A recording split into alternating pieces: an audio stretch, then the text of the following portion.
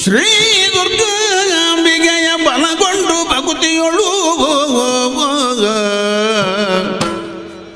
ಅಂಬಿಕಾ ಸುತ ವಿಘ್ನರಾಜನ ಬಿರಿದು ಸಂತುದಿಸಿ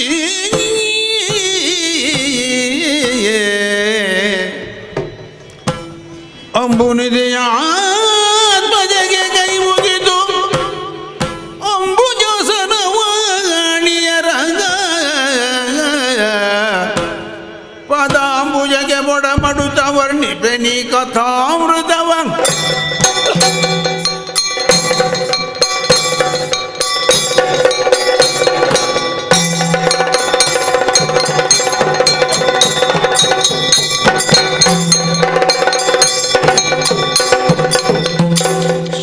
ಶ್ರೀರಾಮಣ ಮನದಿಯೋ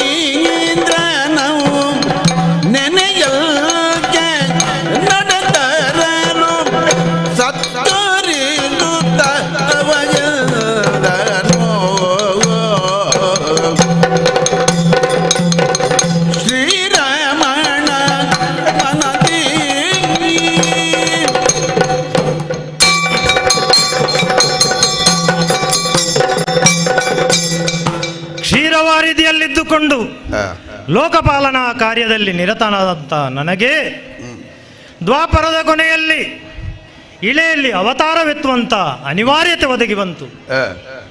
ಭೂದೇವಿಯೇ ಬಂದು ನನ್ನಲ್ಲಿ ಕೋರಿದ್ದುಂಟು, ಸ್ವಾಮಿ, ಯುಗಾಂತರದ ರಕ್ಕಸರೆಲ್ಲರೂ ಮದಾಂಧ ಕ್ಷತ್ರಿಯರಾಗಿ ಇಳೆಯಲ್ಲಿ ಜನ್ಮ ತಾಳಿದ್ದಾರೆ. ಅವರೆಲ್ಲರ ಅಟ್ಟಹಾಸ ಮಿತಿಮೀರಿ ಹೋಗಿದೆ. ಇಳೆಯ ಭಾರ ಹೆಚ್ಚಾಗತೊಡಗಿದೆ ಸ್ವಾಮಿ. ಆ ಭಾರವನ್ನು ನಾನು ಹೊರಲಾರೆ ಎಂದು ನನ್ನಲ್ಲಿ ಕೇಳಿಕೊಂಡಿದ್ದಾಳೆ. ಅದಕ್ಕಾಗಿ ಯದುವಂಶದಲ್ಲಿ ವಸುದೇವ ದೇವಕಿಯರ ಸುತನಾಗಿ ಶ್ರೀಕೃಷ್ಣ ನಾಮಧಾರಿಯಾಗಿ ಅವತರಿಸಿದ್ದೇನೆ. ಹುಟ್ಟುವಾಗಲೇ ಶತ್ರುಬಾಧೆ, ಶೈಶವದಿಂದ ಹಿಡಿದು ಇಲ್ಲಿಯವರೆಗೆ ನಾನು ಕೊಂದಂಥ ರಕ್ಕಸರಿಗೆ ಲೆಕ್ಕವೇ ಇಲ್ಲ. ಮಾವನೆಂದು ಉಳಿಸಲೂ ಇಲ್ಲ, ಭಾವನೆಂದು ಗಣಿಸಲೂ ಇಲ್ಲ. ಹುಟ್ಟಿದ ಕೂಡಲೇ ವಸುದೇವನ ತಲೆಯ ಮೇಲೆ ಬುಟ್ಟಿಯಲ್ಲಿ ಮಲಗಿಕೊಂಡು ಭೋರ್ಗರೆಯುತ್ತಿರುವ ಯಮುನೆಯನ್ನು ಕಾರ್ಗತ್ತಲ ರಾತ್ರಿಯಲ್ಲಿ ಕವಲೊಡೆದು ಹರಿಯುವಂತೆ ಮಾಡಿ ವಸುದೇವನಿಗೆ ನದಿಯನ್ನು ದಾಟುವುದಕ್ಕಾಗಿ ದಾರಿಯನ್ನು ತೋರಿಸಿದವನು ನಾನಲ್ಲವೇ? ಅರ್ಥಾತ್ ದಾರಿಯನ್ನು ತೋರಿಸಿದ್ದಕ್ಕಾಗಿಯೇ ಅವತರಿಸಿದವ ಎಂಬುದನ್ನು ತೋರಿಸಿಕೊಟ್ಟಿದ್ದೇನೆ. ಹುಟ್ಟಿದ 7 ದಿವಸಕ್ಕೆ ದುಷ್ಟಳಾದಂಥ ಪೂತನಿಯನ್ನೂ ಕೊಂದಿದ್ದೇನೆ. ರಾಕ್ಷಸಿಯಾದರೂ ತಾನು ಓರ್ವ ಹೆಣ್ಣು ಎಂಬುದನ್ನು ಮರೆತು ಮಾತೃ ವಾತ್ಸಲ್ಯವೇ ಎಂಬುದು ಇಲ್ಲದೆ ತನ್ನೊಡೆಯನಾದಂಥ ಕಂಸನ ಆಣತಿಯಂತೆ ನನ್ನನ್ನು ಕೊಲ್ಲುವುದಕ್ಕಾಗಿ ಅದೆಷ್ಟೋ ಹಸುಗೂಸುಗಳ ಮಾರಣ ಹೋಮವನ್ನೇ ಮಾಡಿದ್ದಾಳೆ ಆಕೆ. ಅದಕ್ಕಾಗಿ ಆಕೆಯ ಮೊಲೆ ಹಾಲನ್ನು ಹೀರುವುದರೊಂದಿಗೆ ರಕ್ತವನ್ನು ಹೀರಿ ಆಕೆಯ ದಮನವನ್ನು ಮಾಡಿದ್ದೇನೆ. ಈಗ ಹೊರಗಿನ ಶತ್ರುಗಳನ್ನೆಲ್ಲ ದಮನಿಸಿಯಾಗಿದೆ. ನನ್ನ ಅವತಾರದ ಉದ್ದೇಶವೇ ಅದು, ಧರ್ಮ ಸ್ಥಾಪನೆ, ಧರ್ಮ ರಕ್ಷಣೆ. ಆದರೆ ನಮ್ಮವರೇ ಕೊಬ್ಬಿದಾಗ ಏನು ಮಾಡುವುದು? ದಿವ್ಯಾತ್ಮನಾದರೂ ಕೂಡ ದೇಹ ಸಂಬಂಧವೆಂಬುದು ಅದಕ್ಕೆ ಅಡ್ಡಿಯುಂಟು ಮಾಡುತ್ತಾ ಇದೆ. ನಮ್ಮವರಲ್ಲಿ ಯಾದವರು ಕೆಲವರು ಕೊಬ್ಬಿ ಹೋಗಿದ್ದಾರೆ. ಅಹಂಕಾರವು ಅವರಲ್ಲಿ ಮೆರೆದಾಡುತ್ತಾ ಇದೆ. ತಾನು ಎನ್ನುವುದು ಸ್ಥಾಯಿಯಾಗಿ ನೆಲೆಯಾಗಿಬಿಟ್ರೆ ಆಸುರಿ ಪ್ರವೃತ್ತಿ ಬೆಳೆದು ತಮೋಗುಣ ಆವರಿಸಿ ಅವರು ಕೆಟ್ಟ ಕೆಲಸಗಳನ್ನು ಮಾಡಲು ಸಾಧ್ಯವಾಗುತ್ತದೆ. ಆದ್ದರಿಂದ ಅವರ ಗರ್ವವನ್ನು ಇಳಿಸಬೇಕಾಗಿದೆ. ಅಲ್ಲಿ ನನಗೆ ಸ್ವಲ್ಪ ಕಷ್ಟದ ಕೆಲಸವೇ ಅನಿಸ್ತಾ ಇದೆ. ಅದಕ್ಕಾಗಿ ಇದಕ್ಕೆ ಸರಿಯಾದ ವ್ಯಕ್ತಿ ಯಾರು ಎಂದು ಆಲೋಚನೆಯನ್ನು ಮಾಡುವಾಗ ನನ್ನ ಧರ್ಮ ಸಂಸ್ಥಾಪನಾ ಕಾರ್ಯದಲ್ಲಿ ನೆಲವಾಗಿ ನಿಂತಿರುವಂತಹ ನನ್ನ ಅನನ್ಯ ಭಕ್ತರಾದಂಥ ನಾರದರು, ಅದಕ್ಕಾಗಿ ಅವರು ಈ ಕಡೆಗೆ ಬರುವಂತೆ ಪ್ರೇರೇಪಣೆಯನ್ನು ಕೊಡುತ್ತೇನೆ. ನೋಡೋಣ.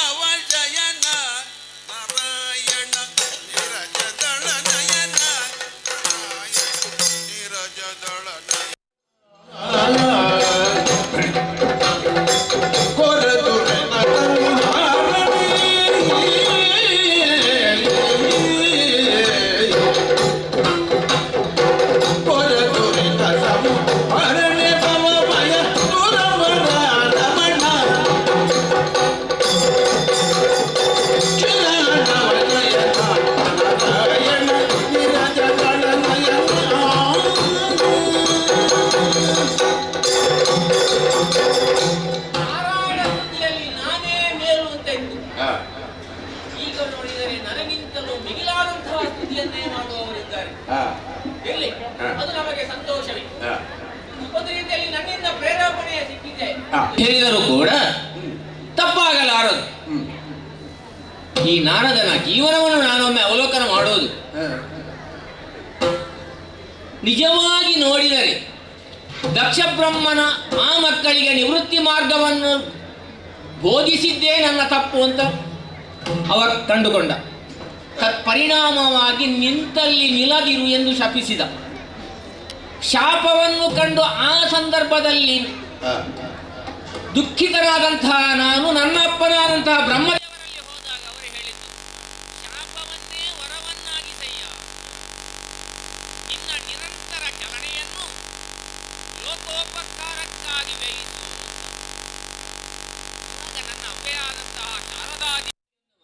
ಎಂಬಂತ ಒಂದು ವೀಣೆಯನ್ನು ಕೊಟ್ಟು ಅದನ್ನು ನುಡಿಸುತ್ತಾ ನಾರಾಯಣ ಸ್ತುತಿಯಲ್ಲಿಯೇ ಇದ್ದೇನೆ ಎಂದು ಏನೋ ದೇವಲೋಕದಲ್ಲಿ ನನ್ನಷ್ಟಕ್ಕೆ ನಾನು ಹೋಗುತ್ತಿರುವಾಗ ಪಕ್ಕನೆ ನನ್ನ ಸ್ವಾಮಿ ನನ್ನನ್ನು ಎಚ್ಚರಿಸಿದಂತಾಯ್ತು.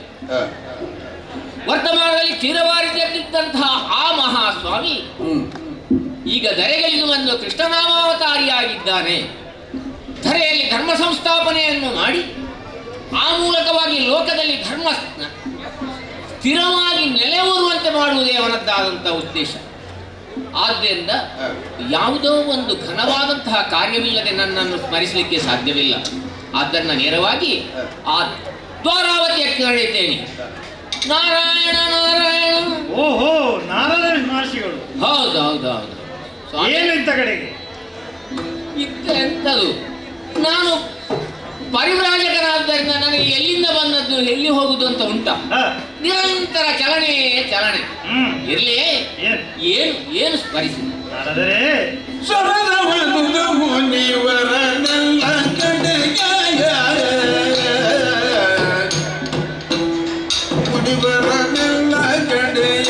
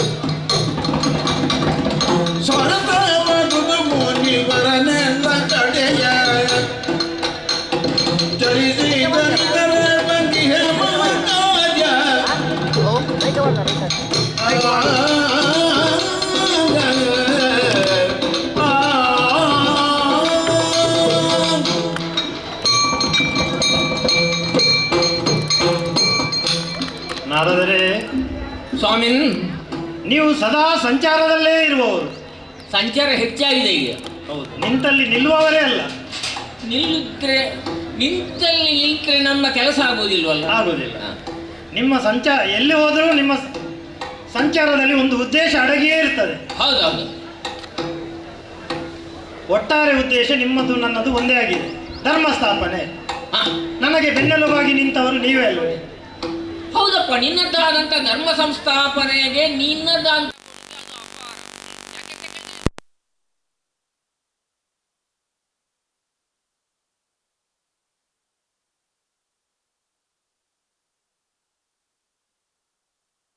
ಆ ಕಾಲದಲ್ಲಿಯೇ ಕೊಟ್ಟಂತ ಅಣತಿ.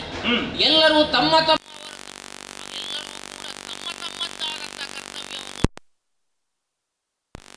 ತಮ್ಮದ್ದಾದಂಥ ಕರ್ತವ್ಯವನ್ನು ಮಾಡ್ತಾ ಇದ್ದೇನೆ.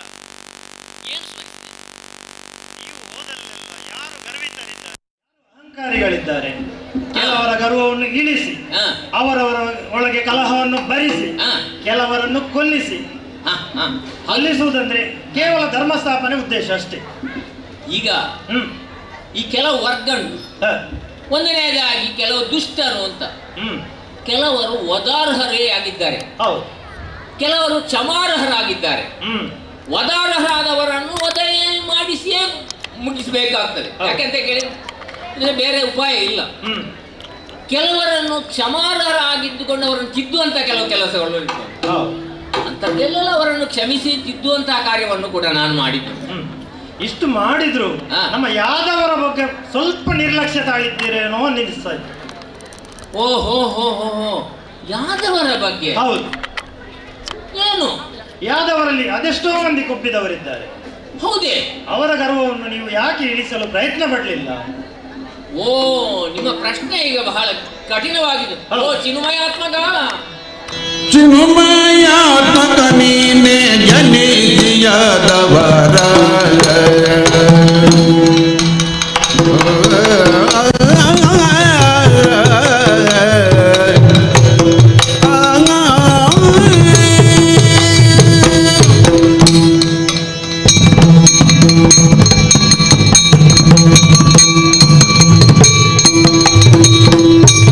ಚಿನ್ಮಯಾತ್ಮಕ ನೀನೆ ಜನಿಸಿಯದವರ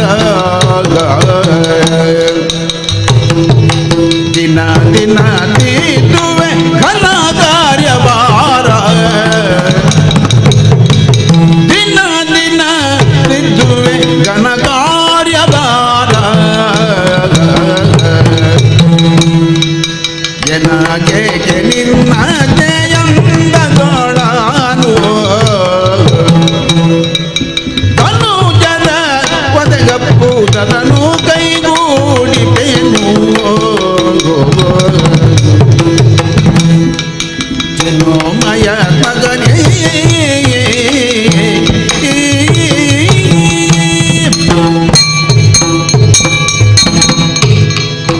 ಓ ಚಿನ್ಮಯನೇ, ನಾರದರೆ ನೀನು ಚಿನ್ಮಯ ಅಂದ್ರೆ ಜ್ಞಾನ ಸ್ವರೂಪಿ ಅಂತ, ನಾವು ಮೃಣ್ಮಯರು. ಹೌದು. ನಿನಗೆ ಗೊತ್ತಿಲ್ಲದಂತಹ ವಿಷಯ ಏನಿಲ್ಲ. ಯಾಕೆಂತ ಕೇಳಿದ್ರೆ ನಿನ್ನ ವಿದ್ಯಾಭ್ಯಾಸವೇ ಹಾಗುಂಟು. ಎಲ್ಲವನ್ನೂ 60 ದಿನಗಳಲ್ಲಿ ತುಂಬಿಸಿದ್ದಂತೆ. ಮತ್ತೆ ಧರೆಯಲ್ಲಿ ಧರ್ಮಾದಿಗಳನ್ನು ರಕ್ಷಿಸುವಂತಹ ಹೊಣೆಗಾರಿಕೆಯನ್ನು ನೀನು ವಹಿಸಿಕೊಂಡ ಮೇಲೆ ಅದಕ್ಕೆ ಸಂದರ್ಭದಲ್ಲಿ ಕಾಲಕಾಲಕ್ಕೆ ನಾವು ಬೇಕಾದಂತಹ ಪೂರಕ ಪಾತ್ರವನ್ನು ನಾವು ಮಾಡಿದ್ದೇವೆ. ಈಗ ಒಟ್ಟಾರೆ ನಿನ್ನದ್ದಾದಂತಹ ಹೇಳಿಕೆ ಸೂಚನೆ ಏನು ಅಂತ ಕೇಳಿದ್ರೆ, ಯಾದವರ ಬಗ್ಗೆ ನಾನು ಯಾಕೆ ನಿರ್ಲಕ್ಷ್ಯವನ್ನು ವಹಿಸಿದ್ದೇನೆ ಅಂತ. ಎಲ್ಲಿ ವಹಿಸಿದ್ದೇನೆ ಅಂತ ನನಗೆ ಅರ್ಥವಾಗುವುದಿಲ್ಲ. ನೀನು ಊನಷೋಡಶ ವರ್ಷದವನಾಗಿರುವಾಗಲೇ ನಿನ್ನ ಮಾವನಾದಂತಹ ಕಂಸನನ್ನು ದಂಡಿಸುವಲ್ಲಿ ನನ್ನದ್ದಾದಂತಹ ಕೊಡುಗೆಯನ್ನು ನಾನು ಕೊಟ್ಟದ್ದುಂಟು. ಒಂದು ರೀತಿಯಲ್ಲಿ ಹೇಳುವುದಿದ್ರೆ ಕಂಸನು ಕೂಡ ಯಾದವರೇ ಅಲ್ವೇ? ಹೌದು. ಹಾಗಾದರೆ ಯಾದವರು ಅಂತ ಹೇಳಿದ್ರೆ ಅವರನ್ನೇ ತಿದ್ದುವುದಕ್ಕೆ ಲೋಕದನ್ನು ತಿದ್ದುವಂತಹ ನೀನು ಯಾದವರನ್ನು ತಿದ್ದಲಿಕ್ಕೆ ನಿನಗೆ ಆಗ್ಲಿಲ್ವಾ? ಏನು ಅಂತಹ ಘನ ಕಾರ್ಯ ಅದು ನನ್ನಿಂದ ಆಗ್ತದೋ? ಹಾಗಾದ್ರೆ ಇದ್ದರೆ ಯಾರು? ನನಗೆ ಸ್ವಲ್ಪ ನೀವು ಅದನ್ನು ಬಿಡಿಸಿ ಹೇಳ್ಬೇಕು. ಹೌದು. ಆದರೆ ಆದರೊಂದುಂಟು ನಿ ಸಾಧಿಪುದೈಯ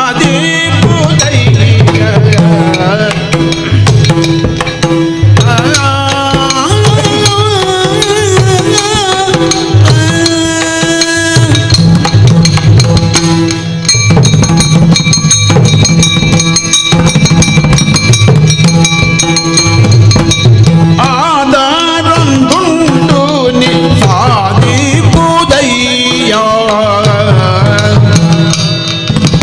ಯಾದವರೆಲ್ಲ ಒಪ್ಪಿಹರು ನಮ್ಮೊಡೆಯ ಸಾಧು ಜನರನ್ನು ವಂದಿಸದಿರುವ ಸಾಧು ಜನರನ್ನು ವಂದಿಸದಿರುವ ಮೇದಿನಿ ಮೂರರೊಳ್ ಅತಿ ಬಲನೆನ್ನುವ ಆದರೊಂದುಂಟು ನೀ ಸಾಧಿಪುದಯ್ಯ.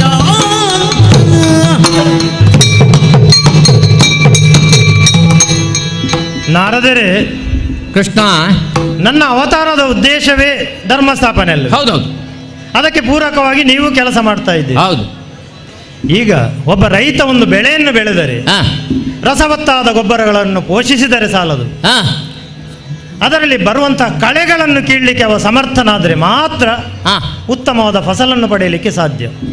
ಫಲ ಒಳ್ಳೆಯದೇ. ಈಗ ನಮ್ಮ ಉದ್ದೇಶ ಏನು? ಧರ್ಮ ಸ್ಥಾಪನೆ. ಹೌದು.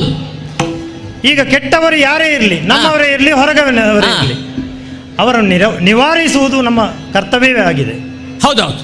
ಧರ್ಮ ಸಂಸ್ಥಾಪನಾ ವಿಚಾರದಲ್ಲಿ ಯಾವನೇ ಆದರೂ ಕೂಡ ಧರ್ಮಕ್ಕೆ ಗ್ಲಾನಿ ಒದಗಿಸಿಕೊಡುತ್ತಾನೆ ಅಂತ ಆದರೆ ಅವನನ್ನೆಲ್ಲ ನಿವಾರಿಸಲೇಬೇಕು. ಇಲ್ಲದ್ರೆ ಧರ್ಮ ಸ್ಥಾಪನೆ ಅಂತ ಅದಕ್ಕೆ ಅರ್ಥ ಏನು? ಹೌದು ಹೌದು. ಹೊರಗಿನವರನ್ನೆಲ್ಲ ನಿವಾರಿಸಿದ್ದೆ. ಹೌದು. ಒಳಗಿನವರ ಎಂದು ಹೇಳುವಾಗ ಈ ಒಳಗಿನವರಂದ್ರೆ ಯಾರು? ಅವರನ್ನು ನಿವಾರಿಸಬಹುದಿತ್ತು. ಹಾ. ಈ ದೇಹ ಸಂಬಂಧ ಎನ್ನುವುದಿಲ್ಲ ಹಾ. ಅದಕ್ಕೆ ಅಡ್ಡಿ ಬರ್ತಾ ಇದೆ. ಓಹೋ, ಭಗವಂತನಿಗೆ ಶುದ್ಧ ಚೇತನನಾದಂತಹ ನಿನಗೆ ಕೂಡ ದೇಹ ಸಂಬಂಧ ಅಂತ ಉಂಟಾ? ಹೌದು. ನಾನು ಇಲ್ಲಿ, ಇಲ್ಲಿ, ಇಲ್ಲಿ, ಅವತರಿಸಿದ್ದರು. ಇಲ್ಲಿ. ದೇವಕಿ ನಂದನ ಅಂತ ಹೇಳ್ತಾ ಇದ್ದಾರೆ, ವಸುದೇವ ಕಂದ ಅಂತ ಹೇಳ್ತಾರೆ. ಆ ಮಟ್ಟಿನಲ್ಲಿ ಹೇಳುವುದಿದ್ರೆ ದೇಹ ಸಂಬಂಧ ಉಂಟೆ. ಇರ್ಲಿ. ಯಾರು ನಿನ್ನ ದೇಹ ಸಂಬಂಧಿಗಳು? ನಮ್ಮವರಲ್ಲಿ ಹಾ. ಹಲದರ ಇದ್ದಾನೆ, ನಮ್ಮ ಅಣ್ಣನಾದಂತ. ನಿನ್ನ ಅಣ್ಣ ಅಲ್ವಾ? ಹೌದು. ಹಾ ಹಾ. ಏನು ಅವನ ಕತೆ? ಅವನ ವಿಷಯ ಹೇಳಿಯೇ ಪ್ರಯೋಜನ ಇಲ್ಲ. ಹಲದರನ ವಿಷಯ? ಹೌದು. ಹಾ. ವಸುದೇವ ಉಗ್ರ ಸೇನಾದಿಗಳು ಲೆಕ್ಕಕ್ಕೆ ಇಲ್ಲ.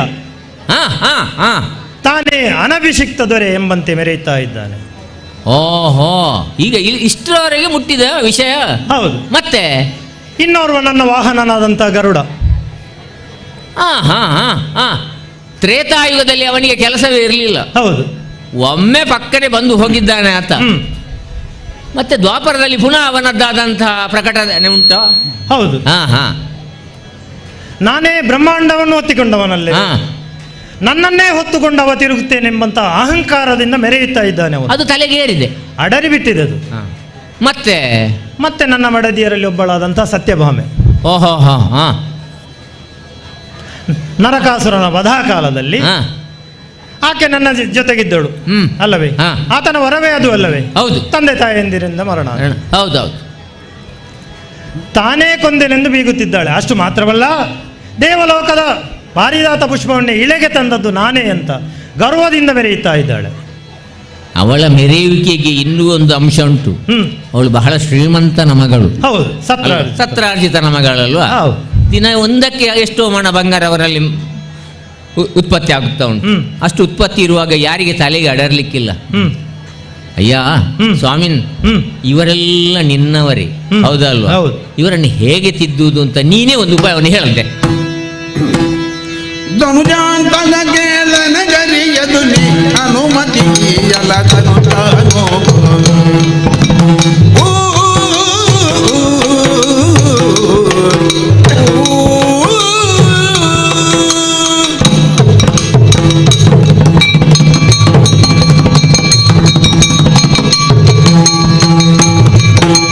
ಧನುಜಾಂತನ ಕೇಳನ ಗರಿಯದು ನೀ ಅನುಮತಿ ಅಲದನು ತಾನು ಅನುಗೊಳಿಸುವೆನೆ ಮನದೊಳು ಯೋಚಿಸಿ ಮುನಿ ಬೈಗೆಂದರು ಚಿನುಮಯನು ತನು ಚಾಂದ ಕೇಳನ ಕರೆಯಲು ನೀ ಅನುಮತಿಯಲದನು ತಾನು ಅನುಮತಿಯಲು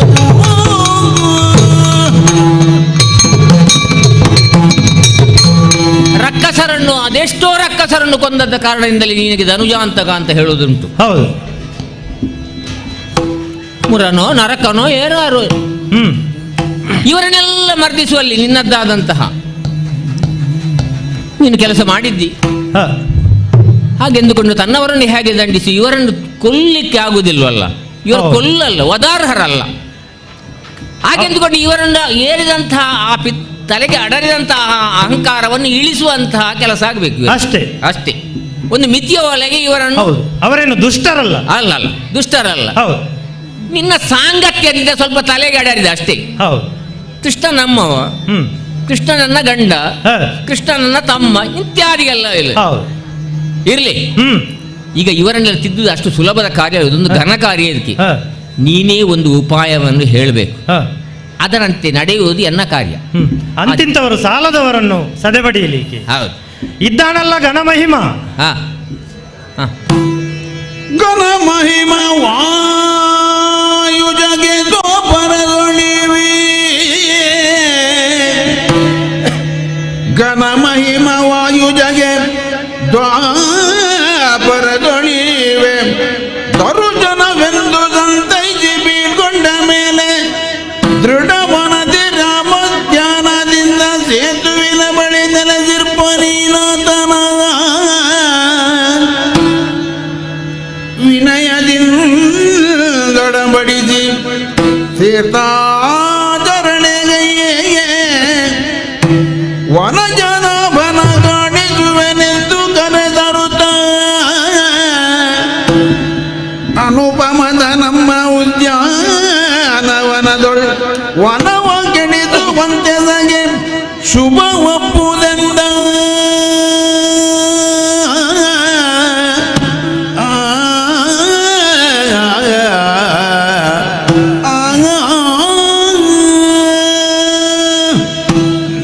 ನಾರದರೆ ಸ್ವಾಮಿನ್ ನಿಮಗೆ ನೆನಪಿರಬಹುದು, ಏನು?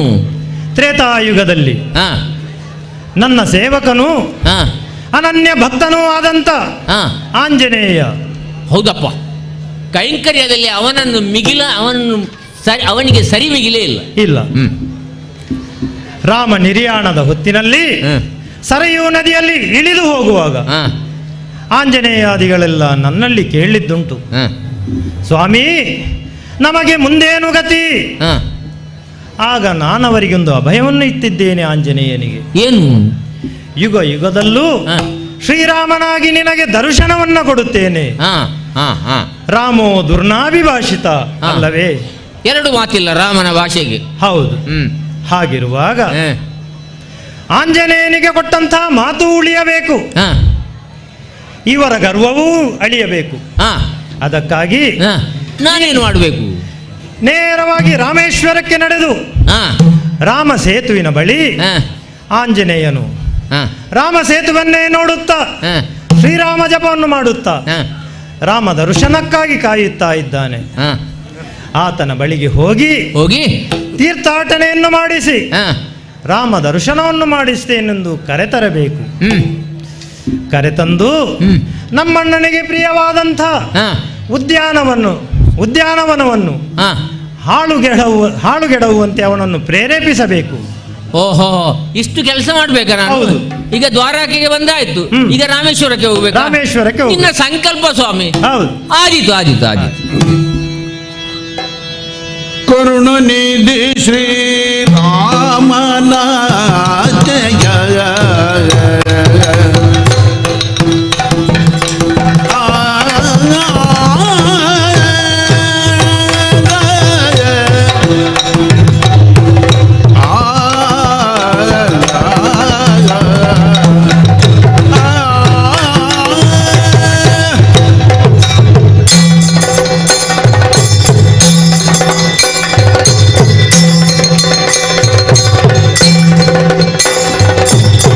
ಕರುಣನಿಧಿ ಶ್ರೀರಾಮನ ಜಯ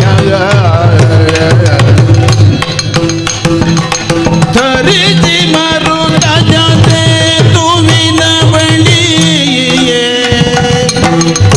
ಧರಿಸಿ ಮರುತ ಜತೆ ತುವಿನ ಬಳಿಯೇ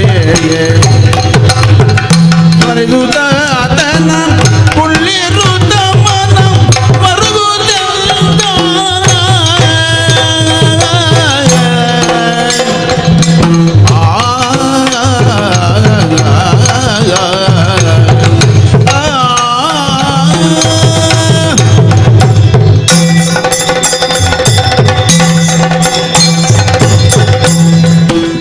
ರಾಮ, ಶ್ರೀರಾಮ, ಜಯರಾಮ, ರಘುರಾಮ,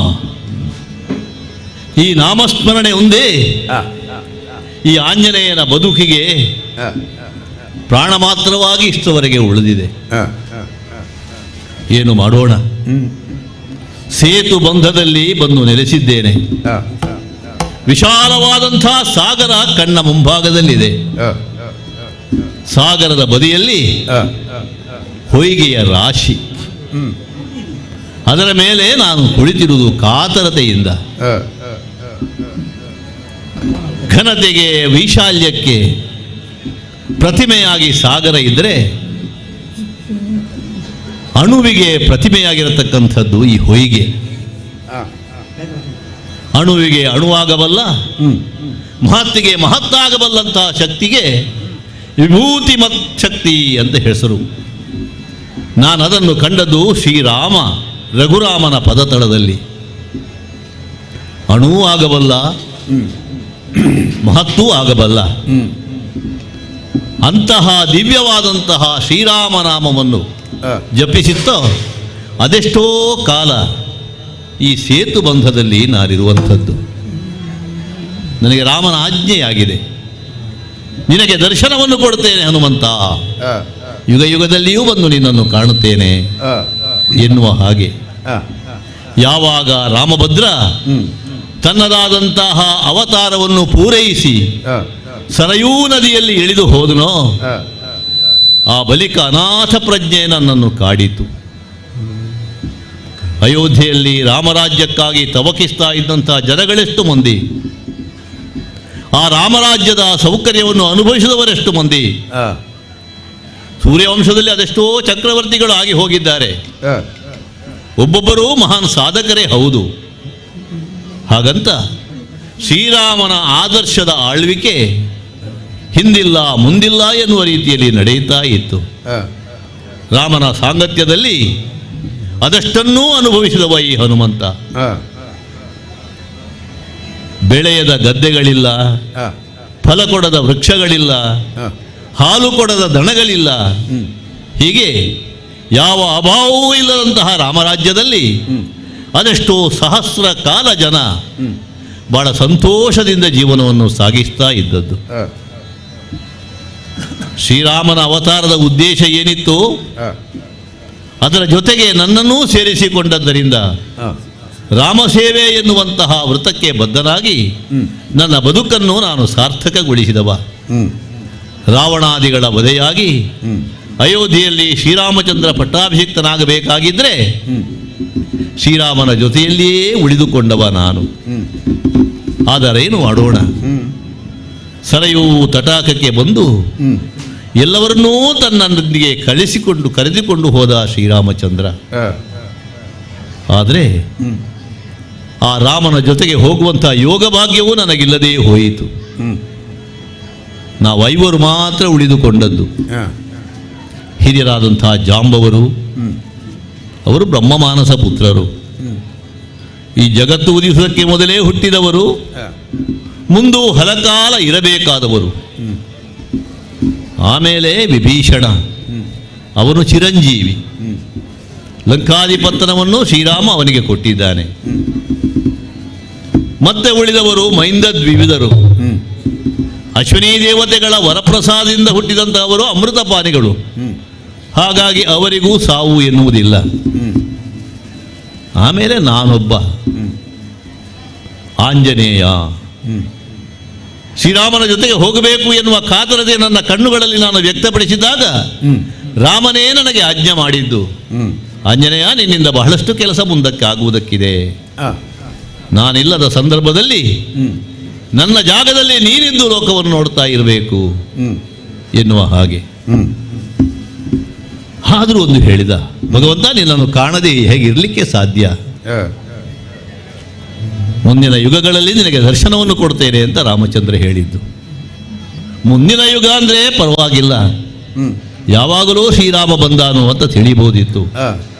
ಆದರೆ ದ್ವಾಪರದಲ್ಲಿಯೇ ದರ್ಶನವನ್ನು ಕೊಡ್ತೇನೆ ಅಂತ ಹೇಳಿದನಲ್ಲ, ಇದಲ್ವೇ ದ್ವಾಪರ? ಅದೆಷ್ಟು ಸಹಸ್ರ ವರ್ಷಗಳು ದ್ವಾಪರದಲ್ಲಿಯೂ ಕೂಡ ಸಂದು ಹೋದವು.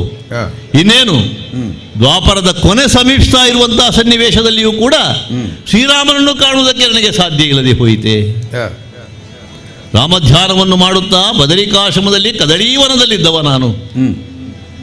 ಅಲ್ಲಿಗೆ ಬಂದಂತಹ ದೇವರ್ಷಿ ನಾರದರು ಸೇತುಬಂಧಕ್ಕೆ ಹೋಗು ಅಂತ ನನಗೆ ಹೇಳಿದರು. ಈ ಧನುಷ್ಕೋಡಿಗೆ ನಾನು ಬಂದೆ. ಶ್ರೀರಾಮಚಂದ್ರ ರಾವಣಾದಿಗಳನ್ನು ಕೊಂದು ಹಿಂದಕ್ಕೆ ಬರುವಾಗ ತನ್ನ ಧನುವನ್ನು ಇಲ್ಲಿ ಊರಿದನಂತೆ. ನವದಕ್ಕೆ ಪ್ರತ್ಯಕ್ಷ ಸಾಕ್ಷಿಗಳು. ಆ ಕಾರಣದಿಂದಲೇ ಇದು ಧನುಷ್ಕೋಟಿ ಆಯಿತು. ನಮ್ಮವರಿಂದ ಅರ್ಚಿಸಲ್ಪಟ್ಟಂತಹ ಶತಯೋಜನ ವಿಸ್ತಾರವಾದಂತಹ ಸೇತು ಕೇವಲ ಕುರುಹು ಮಾತ್ರವಾಗಿಯೇ ಇಲ್ಲಿದೆ. ಶ್ರೀರಾಮನ ಕರ್ಮಭೂಮಿಯಾಗಿರತಕ್ಕಂಥ ಈ ಪ್ರದೇಶದಲ್ಲಿ ರಾಮ ಸಾನ್ನಿಧ್ಯ ಇದೆ ಎನ್ನುವ ಕಾರಣಕ್ಕೆ ನಾನು ಇಷ್ಟವರೆಗೆ ಇದ್ದೇನೆ. ಆದರೆ ಯಾಕೆ ದಯಾನಿಧಿಯಾದ ರಾಮಚಂದ್ರ ಇನ್ನೂ ಬಂದಿಲ್ಲ? ಯಾತಗೆಲ್ಲನು ಮರೆದೆ ದಯಾನಿಧೆ, ಓ ದಯಾನಿಧೆ, ಯಾತಗೆ ನಾನು ಮರೆದೆ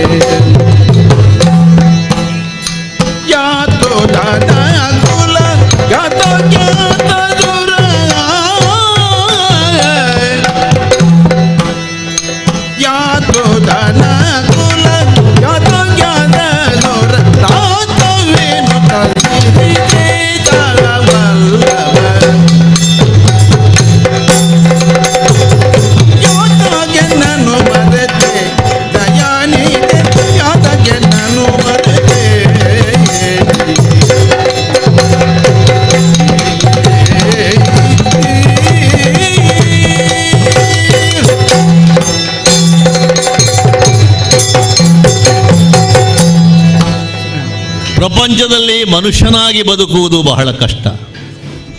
ಅದರಲ್ಲಿಯೂ ಮನುಷ್ಯನಾಗಿ ದೈವತ್ವಕ್ಕೆ ಏರಬೇಕು ಅಂತ ಇದ್ರೆ ಅದೊಂದು ಭಗವತ್ ಶಕ್ತಿಯೇ ಆಗಿರಬೇಕು. ಎಲ್ಲಿಯೂ ತಾನು ದೇವರು ಅಂತ ರಾಮಚಂದ್ರ ಹೇಳಿಕೊಂಡವನಲ್ಲ. ಮನುಕುಲಕ್ಕೆ ಆದರ್ಶವಾದಂತಹ ರೀತಿಯಲ್ಲಿ ಬದುಕಿ ತನ್ನ ಬದುಕಿನ ಪ್ರತಿಯೊಂದು ಹಂತಗಳಲ್ಲಿಯೂ ಕೂಡ ಲೋಕಕ್ಕೆ ಮಾದರಿಯಾದಂತಹ ಜೀವನವನ್ನು ತೋರಿಸಿದವ. ಹಾಗಾಗಿ ವಸಿಷ್ಠರಂತ ಮಹಾತ್ಮರು ಹೇಳಿದ್ದು ರಾಮೋ ವಿಗ್ರಹವಾನ್ ಧರ್ಮ. ಧರ್ಮ ಅಂದ್ರೆ ಏನು ಎನ್ನುವುದಕ್ಕೆ ಬೇರೆ ವ್ಯಾಖ್ಯೆ ಬೇಕಿಲ್ಲ, ಶ್ರೀರಾಮಚಂದ್ರನ ಜೀವನವೇ ಸಾಕು ಎನ್ನುವ ಹಾಗೆ. ಮಾತ್ರ ಅಲ್ಲ, ಏಕಬಾಣ, ಏಕವಚನ, ಏಕಪತ್ನಿ, ಹೀಗೆ ಬದುಕಿನಲ್ಲಿ ಆದರ್ಶವನ್ನು ತೋರಿಸಿಕೊಟ್ಟವ. ಏಕಬಾಣ ಅಂತ ಹೇಳಿದರೆ ಒಂದೇ ಬಾಣ ಅಂತ ಅರ್ಥ ಅಲ್ಲ. ರಾಮನು ಸಂಕಲ್ಪಿಸಿ ಯಾರನ್ನು ಕೊಳ್ತೇನೆ ಅಂತ ಒಂದು ಬಾಣ ಪ್ರಯೋಗವನ್ನು ಮಾಡಿದನೋ ಅಂಥವನಿಗೆ ಬದುಕು ಇಲ್ಲ ಅಂತ ಅರ್ಥ. ಅಂತಹ ಶ್ರೀರಾಮ ಸಟೆಯನ್ನಾಡುವುದಕ್ಕುಂಟೆ. ರಾಮೋ ಧುರ್ನಾಭಿಭಾಷಿತ, ಸ್ವಯಂ ರಾಮನೇ ಹೇಳಿದ ಮಾತು. ಅಯೋಧ್ಯೆಯಲ್ಲಿ ದಶರಥ ಚಕ್ರವರ್ತಿಗಳ ಪರಿಸ್ಥಿತಿಯನ್ನು ಕಂಡು ಅರಣ್ಯಾಭಿಮುಖನಾಗಿ ಹೊರಟಂತಹ ಸಂದರ್ಭದಲ್ಲಿ ಕೈಕಾಮಾತೆ ಒಂದು ಸಂದೇಹವನ್ನು ವ್ಯಕ್ತಪಡಿಸಿದಳಂತೆ. ರಾಮ, ಎಂದಾದರೂ ನಿನ್ನ ಮನಸ್ಸು ಬದಲಿಸಿ 14 ವತ್ಸರಗಳನ್ನು ಪೂರೈಸದೇ ನೀನು ಬಂದ್ರೆ ಅಂತ. ಆಗ ಆ ತಾಯಿಗೆ ಕೊಟ್ಟ ಮಾತು ರಾಮೋ ದುರ್ನಾಭಿಭಾಷಿತ. ರಾಮ ಅಂತ ಹೇಳಿದರೆ ಮತ್ತೊಂದು, ಒಂದು ಆಡುವುದು ಮತ್ತೊಂದು ಮಾಡುವುದಲ್ಲ. ಮನಸ್ಸೇಕಂ ವಚಸ್ಸೇಕಂ ಕರ್ಮಣೇಕಂ ಮಹಾತ್ಮ. ತ್ರಿಕರಣಪೂರ್ವಕವಾಗಿ ನಡೆಸುವಂಥದ್ದು ಅದು ಮಹಾತ್ಮರ ಲಕ್ಷಣ. ರಾಮನಿಗೆ ಆ ದಾರಿಯನ್ನು ಹೇಳಿಕೊಟ್ಟವರು ನೀವು ಹಿರಿಯರಿದ್ದೀರಿ ಅಂತ ಹೇಳಿದ್ರಂತೆ. ಅಂಥ ರಾಮ ಆಂಜನೇಯನಿಗೆ ಕೊಡುವಂಥ ಮಾತನ್ನು ತಪ್ಪುತ್ತಾನೆ? ಖಂಡಿತಕ್ಕೂ ಇಲ್ಲ. ಕರುಣಾಸಾಗರನಿದ್ದಾನೆ, ದಯಾನಿಧೆ ಆಗಿದ್ದಾನೆ. ಜಟಾಯುವಿಗೆ ಮೋಕ್ಷವನ್ನು ಕೊಟ್ಟವ, ಶಬರಿಗೆ ಸಾಯುಜ್ಯ ಪದವಿಯನ್ನು ಕೊಟ್ಟವ, ಅಹಲ್ಯೆಯನ್ನು ಉದ್ಧಾರ ಮಾಡಿದವ. ಅಂಥ ರಾಮಚಂದ್ರ ನಡೆದಾದನ್ನ ಬದುಕದವನ ಜೊತೆಯಲ್ಲೇ ಕಳೆದಂತಹ ಈ ಆಂಜನೇಯನಿಗೆ ಕೊಟ್ಟ ಮಾತನ್ನು ತಪ್ಪುತ್ತಾನೆಯೇ? ಹಾಗಿದ್ರೆ ನನ್ನಲ್ಲೇನೋ ದೋಷ ಇರಬೇಕು. ನಮ್ಮಲ್ಲಿ ಪಾತ್ರತ್ವ ಸರಿಯಾಗಿ ಇಲ್ಲದೇ ಇದ್ದರೆ ನಮಗದು ಒದಗಲಿಲ್ಲ ಅಂತ ನಾವು ಯಾಕೆ ಭಾವಿಸಬೇಕು? ಹಾಗಿದ್ರೆ ಎಲ್ಲಿ ತಪ್ಪಿದೆ? ಏನು ತಪ್ಪಿದೆ? ದ್ವಾರಾವತಿಯಲ್ಲಿ ಈ ಹೊತ್ತಿಗೆ ಭಗವಂತ ಮತ್ತೊಂದು ಅವತಾರವನ್ನು ತಾಳಿದ ಅಂತ ನಾನು ಕೇಳಿದ್ದೇನೆ. ಹಾಗಂತ ನನ್ನ ಹೃದಯದಲ್ಲಿರತಕ್ಕಂಥದ್ದು ಶ್ರೀರಾಮಚಂದ್ರ. ಆ ರಾಮನ ಮೂರ್ತಿಯ ಎದುರಿನಲ್ಲಿ ಮತ್ಯಾವುದನ್ನೂ ನಾನು ಕಾಣುವುದಕ್ಕೆ ಬಯಸುವುದಿಲ್ಲ. ರಾಮನಾಗಿಯೇ ಕಾಣಿಸಿಕೊಳ್ತೇನೆ ಎನ್ನುವಂತಹ ಭಗವಂತ ಎಲ್ಲಿಯವರೆಗೆ ಬರ್ತಾನೋ ಅಲ್ಲಿಯವರೆಗೆ ಈ ಜಾಗ ಬಿಟ್ಟು ಕದಳುವವ ನಾನಲ್ಲ. ಆದರೆ ಇವತ್ತು ನಾಳೆ ಅಂತ ಎಷ್ಟು ಅಂತ ಕಾಯುವುದು? ದ್ವಾರಾವತಿಯ ಕೊನೆ, ದ್ವಾಪರಾಯುಗದ ಕೊನೆ ಸಮೀಪಿಸ್ತಾ ಇರುವಂತಹ ಸಂದರ್ಭದಲ್ಲಿಯೂ ಕೂಡ ಶ್ರೀರಾಮನ ಅನುಗ್ರಹ ನನಗಾಗುವುದಿಲ್ಲ ಅಂತ ಇದ್ರೆ ನನಗೆ ಯೋಗ ಇಲ್ಲದೆ ಹೋಯಿತೆ. ರಾಮನಂತೂ ಮಾತಿಗೆ ತಪ್ಪುವುದಿಲ್ಲ. ಹಾಗಂತ ನನಗೆ ಯೋಗ ಇಲ್ಲದೆ ಇದ್ರೆ ಅವನಾದರೂ ಎಲ್ಲಿಗೆ ಬಂದಾನು? ಏನು ಮಾಡೋಣ? ರಾಮನಿಲ್ಲದ ಬದುಕು ನನಗೆ ಯಾಕೆ? ಈ ಪರಿತಾಪದಿಂದಲೇ ನಾನು ಜೀವನವನ್ನು ಕಲಿಯಬೇಕಾಗಿ ಬಂತಲ್ಲ. ರಾಮ ರಾಮ ರಾಮ ಎಂದು ಕಾಂಬೆ ನಿನ್ನ ನೆನ್ನುತ್ತ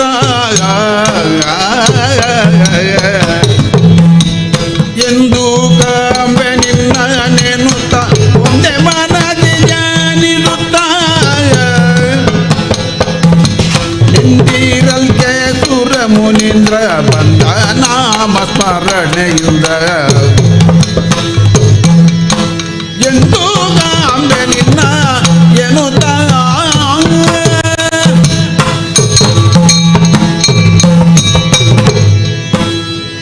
ದ್ವಾರಾವತಿಯ ಪ್ರಭು ಎನಿಸಿಕೊಂಡಂತಹ ಶ್ರೀಕೃಷ್ಣನ ಆಜ್ಞೆಯನ್ನು ಪಡೆದುಕೊಂಡು ಆತನ ಸೂಚನೆ ಮೇರೆಗೆ ಈ ಧನುಷ್ಕೋಡಿಗೆ ಬಂದಿದ್ದೇನೆ.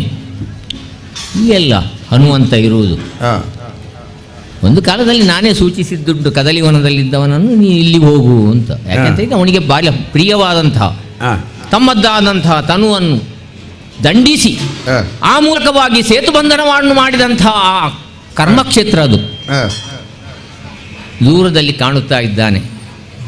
ಅರೆ, ಇವನ ಮುಖಾವಲೋಕನವನ್ನು ನಾನು ಮಾಡಿದಾಗ ಒಂದು ರೀತಿಯಲ್ಲಿ ದುಃಖ, ಒಂದು ರೀತಿಯಾದಂತಹ ದುಗುಡ, ಹತಾಶೆ, ನಿರಾಶೆ.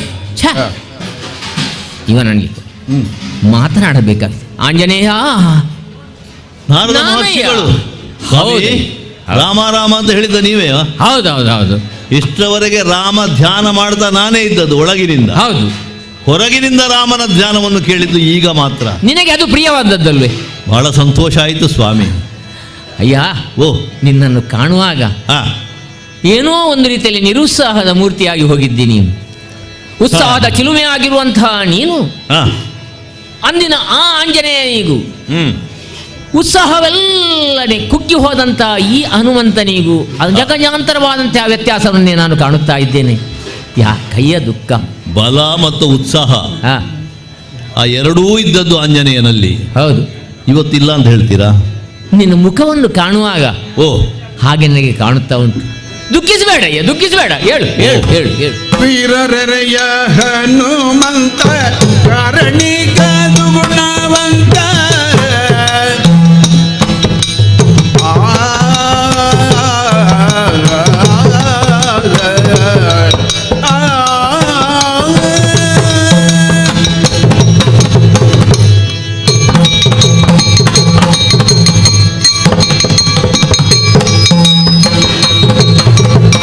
ವೀರರೆಯ ಹನುಮಂತ ಕಾರಣಿಕ ಸುಗುಣವಂತ ಕಾರಣಿಕ ಸುಗುಣವಂತ ಮೂರು ಲೋಕ ಗದಿಕ ನೀನು ಊರಿ ಶೋಕವಾದುದೇನು ಕಾರಣಿಕ ಹನುಮಂತ ಗುಣವಂತ ಮೂರು ಲೋಕ ಗದಿಕ ನೀನು ಊರಿ ಶೋಕವಾದುದೇನು ವೀರರೆಯ ಹನುಮಂತ ಹನುಮಂತ.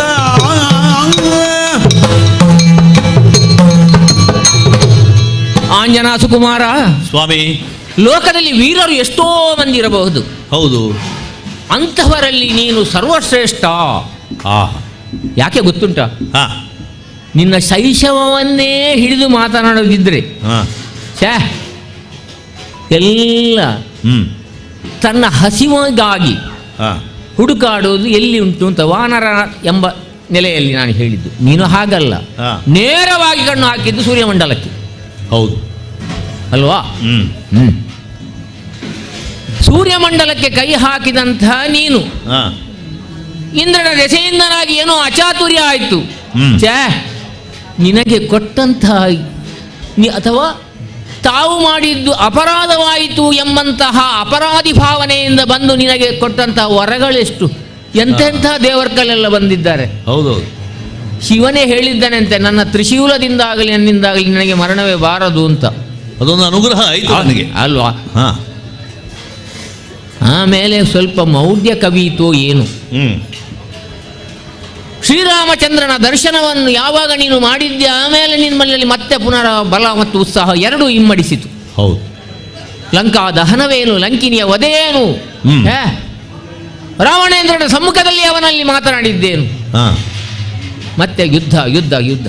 ಹ್ಮ್, ನಿನ್ನದಾದಂತಹ ಪರಾಕ್ರಮ, ಸೇತುಬಂಧನ, ಒಂದೊಂದೇ ವಿಷಯವನ್ನು ಎನಿಸಿಕೊಂಡರೂ ಕೂಡ ನೀನು ವೀರನಿಗೆ. ಹ್ಮ್, ಅಂತಹ ವೀರನ ಮುಖದಲ್ಲಿ ಈ ಶೋಕದ ಛಾಯೆ ಉಂಟು ಅಂತ ಹೇಳಿದರೆ ಹಾ, ನನಗೆ ಆಶ್ಚರ್ಯವಾಗುತ್ತಾ ಉಂಟು.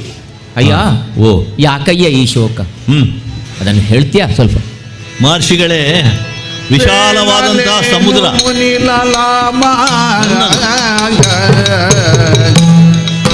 ಬೇಡಲೇನು ಮುನಿಲಲ ಮನಿಲ ಮೇಘ ಶ್ಯಾಮ ರಾಮ ಪಾಲಿಸಿದ ಅಭಯ ಮರೆತ ಮೇಲೆ ಎನ್ನ ಬಾಳುವೆತ ಬೇಡಲೇನು ಮುನಿಲಲ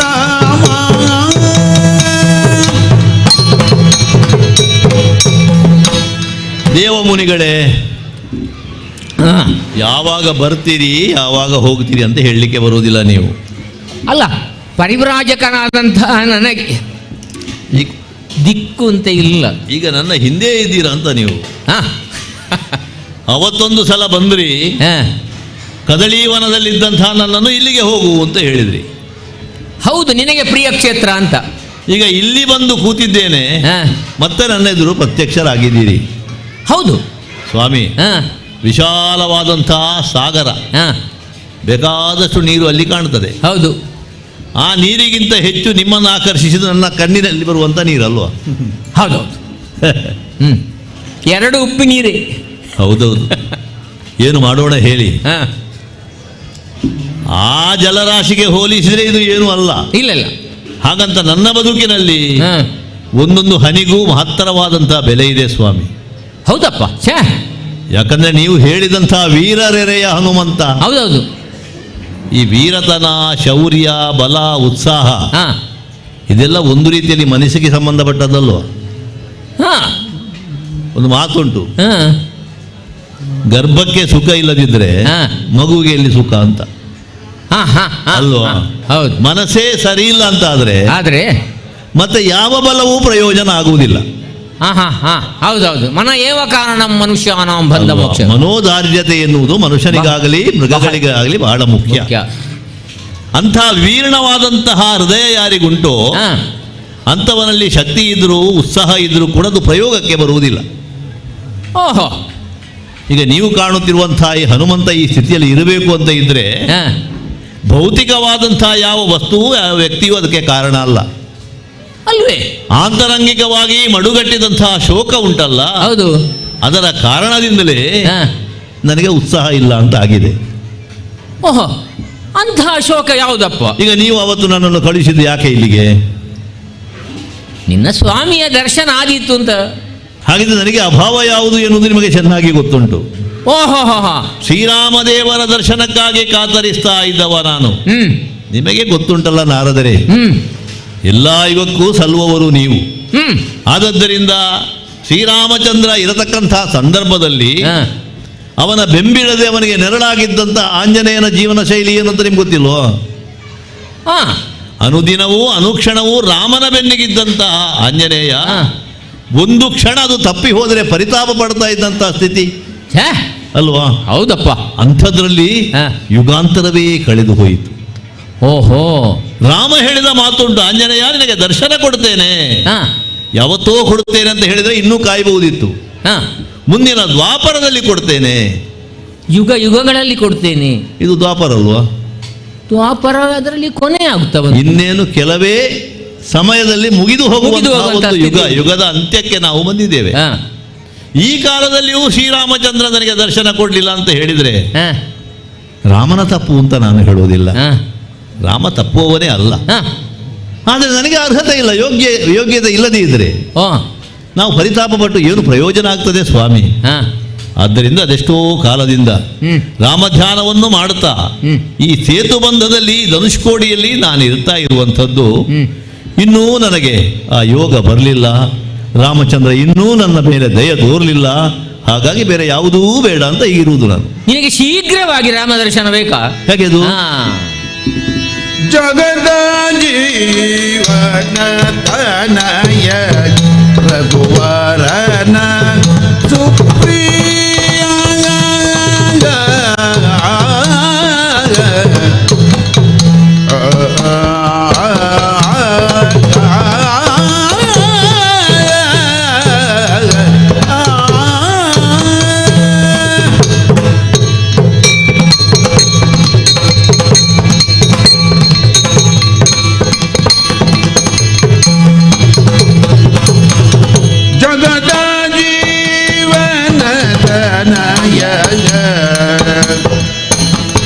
ರಘುವರನ ಸುಪ್ರಿಯ ಸುಗುಣ ಮರೆಯನು ನಿನ್ನ ಖಗರಾಜ ಗಮನ ಯುಗ ಯುಗ ತೊಳವ ತರಿದಿ ವಿಗಡಗಳರನ್ನೊರಗಿ ವಿಗಡ ಯುಗ ಯುಗ ತೊಳವ ತರಿದಿ ವಿಗಡಗಳನ್ನೊರಗಿ ಬಗೆ ಬಗೆಯ ಸುಖವೀವ ಜಗದಾದಿ ದೈವ ಬಗೆ ಬಗೆಯ ಸುಖವೀವ ಜಗದಾದಿ ದೈವ ಜಗದ ಜೀವನ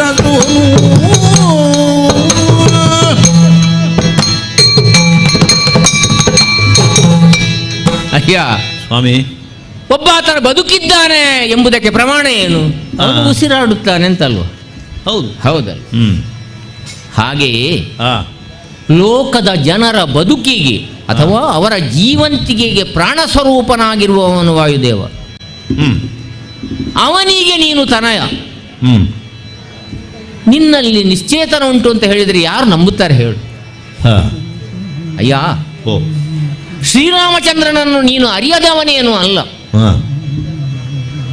ಆ ತ್ರೇತೆಯಲ್ಲಿ ನಿನ್ನದ್ದಾದಂತಹ ಕೈಕರ್ಯವನ್ನು ಕಂಡೆ ಅಲ್ವೇ ನೀನು ಹೇಳಿದ್ದು ಅಂದು, ದಾಸೋಹಂ ಕೋಸಲೇಂದ್ರಸ್ಯ ರಾಮಸ್ಯ ಕ್ಲಿಷ್ಟಕರ್ಮನ ಅಂತ. ಹೌದು ಹೌದು. ಸದಾ ಉತ್ತಮ ಕರ್ಮಗಳನ್ನೇ ಎಸಗುತ್ತಿರುವಂತಹ ಶ್ರೀರಾಮಚಂದ್ರನ ಅನನ್ಯದಾಸ ನಾನು ಅಂತ ಘೋಷಿಸಿ ಬಿಟ್ಟಿದ್ದಿ ನೀನು. ಅದರಲ್ಲೇ ಹೆಮ್ಮೆ ಇದ್ದದ್ದು ನನಗೆ ಅಲ್ವಾ? ಈಗ ಅದು ಇಲ್ಲಲ್ಲ. ಆಮೇಲೆ ನೀನು ಮಾಡಿದ ಒಂದೊಂದು ಉಪಕಾರಕ್ಕೂ ರಾಮಚಂದ್ರ ಹೇಳಿದಂತಹ ಮಾತು, ಆಂಜನೇಯ ನನಗಿರುವುದು 5 ಪ್ರಾಣಗಳು ಮಾತ್ರ. 1ಕ್ಕೆ 2ಕ್ಕೆ 3ಕ್ಕೆ 4ಕ್ಕೆ 5ಕ್ಕೆ 5 ಉಪಕಾರಕ್ಕೆ 5 ಪ್ರಾಣಗಳನ್ನು ಕೊಡಬಹುದು, ಉಳಿದದ್ದೇನು ಅಂತ.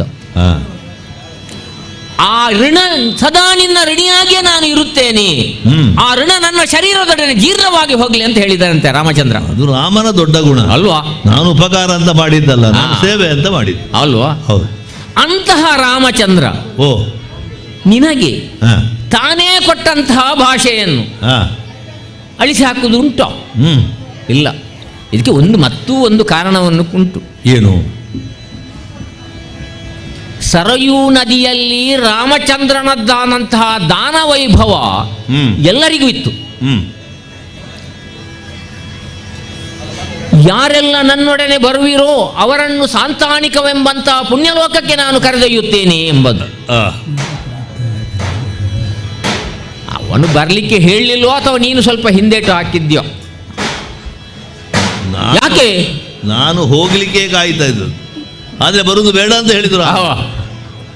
ಯಾಕೆ ಅಂತ ಕೇಳಿದ್ರೆ ನಿಮ್ಗೆ ಗೊತ್ತುಂಟಲ್ಲ, ಚಿರಂಜೀವಿತ್ವನಿಗೆ ಅಡ್ಡವಂತ ನಾವು 5 ಮಂದಿಯೇ ಉಳಿದದ್ದು. ಹೌದೌದು. ಜಾಂಬವರು, ಮಹಿಂದ ದ್ವಿಧರು, ನಾನು ಮತ್ತು ವಿಭೀಷಣ. ಅದು ಬಿಟ್ಟರೆ ಇಡೀ ಅಯೋಧ್ಯೆಯೇ ಹೋಗಿ ಬಿಟ್ಟಿದ್ದಾರೆ ರಾಮನಿಗೆ. ಈಗ ಏನಾಯ್ತು? ತ್ರೇತಾಯುಗದಲ್ಲಿ ನಿನ್ನ ಸಂಪಾದನೆ ಒಳ್ಳೆದಿತ್ತು. ಯಾವುದು ಸಂಪಾದನೆ ಅಂತ ಹೇಳಿದರೆ ಪುಣ್ಯ ಸಂಪಾದನೆ. ದ್ವಾಪರದಲ್ಲಿ ನಿನಗೆ ಕೆಲಸವೇ ಇಲ್ಲ. ಅದೇ ಇಷ್ಟವರೆಗೆ ಏನು ಮಾಡಲಿಲ್ಲ, ಏನು ಮಾಡಲೇ ಇಲ್ಲ. ಯಾವುದಕ್ಕೂ ಕೂಡ ಕಾಲ, ದೇಶ, ಪಾತ್ರ, ಪರಿಚಯ, ಯುಗ ಧರ್ಮವನ್ನು ನಾವು ಮರೆತಿರಬಾರದು. ಆ ಯುಗದಲ್ಲಿ ಅದು ಸರಿಯಾಗಿಯೇ ಇತ್ತು. ಆದರೆ ಅಂದಿನ ನಿನ್ನ ಪುಣ್ಯ ಉಂಟಲ್ಲ, ಹೌದು, ಅದು ಅಪಕರ್ಷೆಯಾಗಿ ಹೋಯಿತೋ ಏನೋ, ಪುಣ್ಯ ಸಂಪಾದನೆ ಸಾಕಾಗಲಿಲ್ಲ ಅಂತ ನಾನು ಹೇಳುವುದು. ಅಲ್ಲ, ಏನು ಮಾಡಬೇಕಿದ್ರು ನನಗೆ ರಾಮಾಜ್ಞೆ ಬೇಕು. ಈಗ ಇಂಥದ್ದು ಮಾಡು ಹನುಮಂತ ಅಂದ್ರೆ ರಾಮ ಹೇಳಿದ್ರೆ ನಾನು ಮುಂದೆ ಮಾಡ್ತೇನೆ ಕೆಲಸ. ಸ್ವಲ್ಪ ನೀನು ಬುದ್ಧಿವಂತನಾದ ಬುದ್ಧಿಮತಾಂ ವರಿಷ್ಠಂ ಅಂತ ಹೇಳಿದ್ದು ಯಾರನ್ನು? ನಿನ್ನನ್ನೇ ಅಲ್ವಾ? ಹೌದು. ಹಾಗಾದ್ರೆ ಆ ಬುದ್ಧಿವಂತಿಕೆ ನಿನ್ನಲ್ಲಿ ಯಾಕೆ ಮೂಡಲಿಲ್ಲ?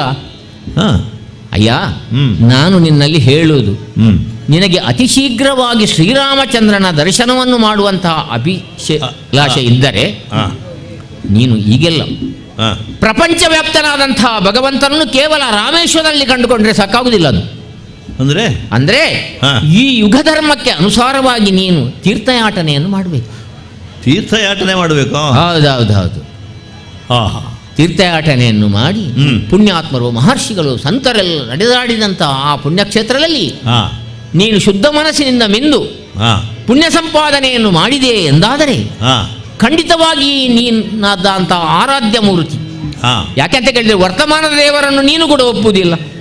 ಅದೇ ದೇವರು ಎಲ್ಲಿಯೂ ಇದ್ದಾನೆ, ಹೌದು, ಆದರೆ ಅವನನ್ನು ಕಾಣುವುದಕ್ಕೊಂದು ಉಪಾಧಿ ಬೇಕು. ಉಪಾಧಿ ಬೇಕು, ಹೌದು. ರಾಮ ಅವತಾರಿ ಎಂಬುದನ್ನು ನೀನು ಕೂಡ ಒಪ್ಪುತ್ತಿ, ಹೌದಾ ಅಲ್ವೋ? ಹಾಗಾದ್ರೆ ಈ ದ್ವಾಪರದಲ್ಲಿ ಅವ ಬೇರೊಂದು ರೂಪದಲ್ಲಿ ಅವತರಿಸಿರಬಹುದು, ಆದರೆ ನಿನಗೆ ಬೇಕೇನು? ರಾಮದರ್ಶನವೇ ಬೇಕು. ನನಗೆ ರಾಮನಾಗಿಯೇ ಕಾಣಬೇಕು. ಇದು ನಿನ್ನ ನಿಬಂಧನೆ ಒಂದು ರೀತಿಯಲ್ಲಿ. ಆಗಿರುವಾಗ ನೀನು ನನ್ನೊಡನೆ ಬಾ, ನಿನಗೆ ಪುಣ್ಯಕ್ಷೇತ್ರವನ್ನು ಮಾಡಿದೆ ಎಂದಾದರೆ ಖಂಡಿತವಾಗಿಯೂ ನಿನಗೆ ರಾಮದರ್ಶನವಾಗ್ತದೆ. ಅದು ಈಗ ನೀವು ಬರ್ತೀರಾ? ಬರ್ತೇನೆ, ನೀವು ಬಂದ್ರೆ ಒಳ್ಳೆದು. ಸ್ವರದವಂತೆನು ಮುನಿ ಪರಮನ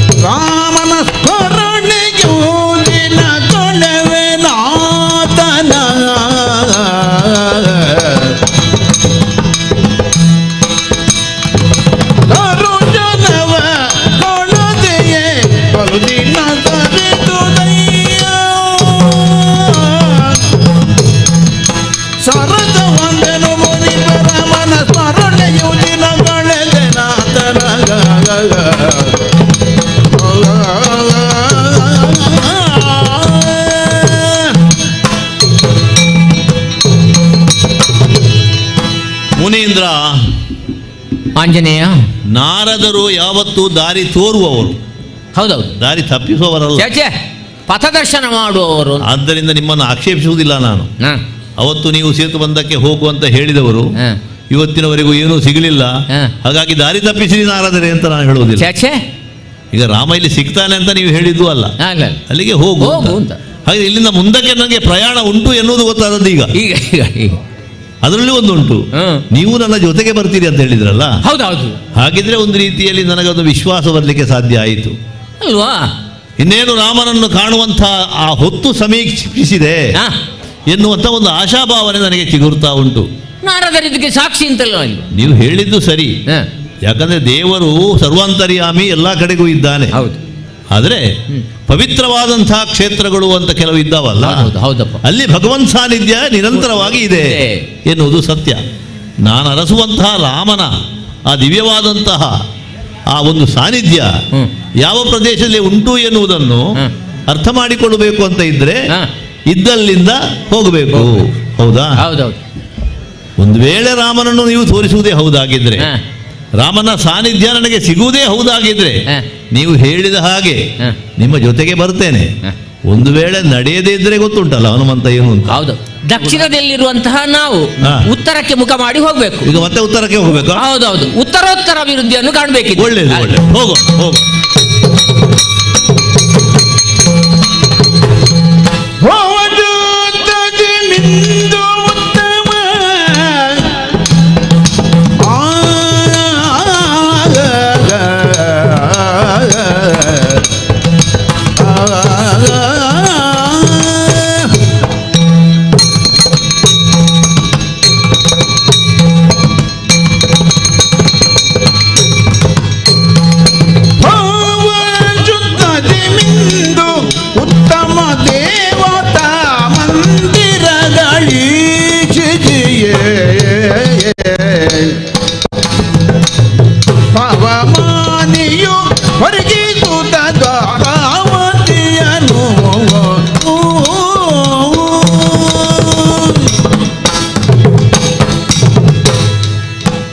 ನಾರದರೆ ಉತ್ತರಾಭಿಮುಖವಾಗಿ ನನ್ನನ್ನು ಕರ್ಕೊಂಡು ನೀವು ಬಂದಿರಿ. ಹೌದೌದು. ಬೇರೆ ಬೇರೆ ಪುಣ್ಯಕ್ಷೇತ್ರಗಳ ದರ್ಶನ ಆಯಿತು.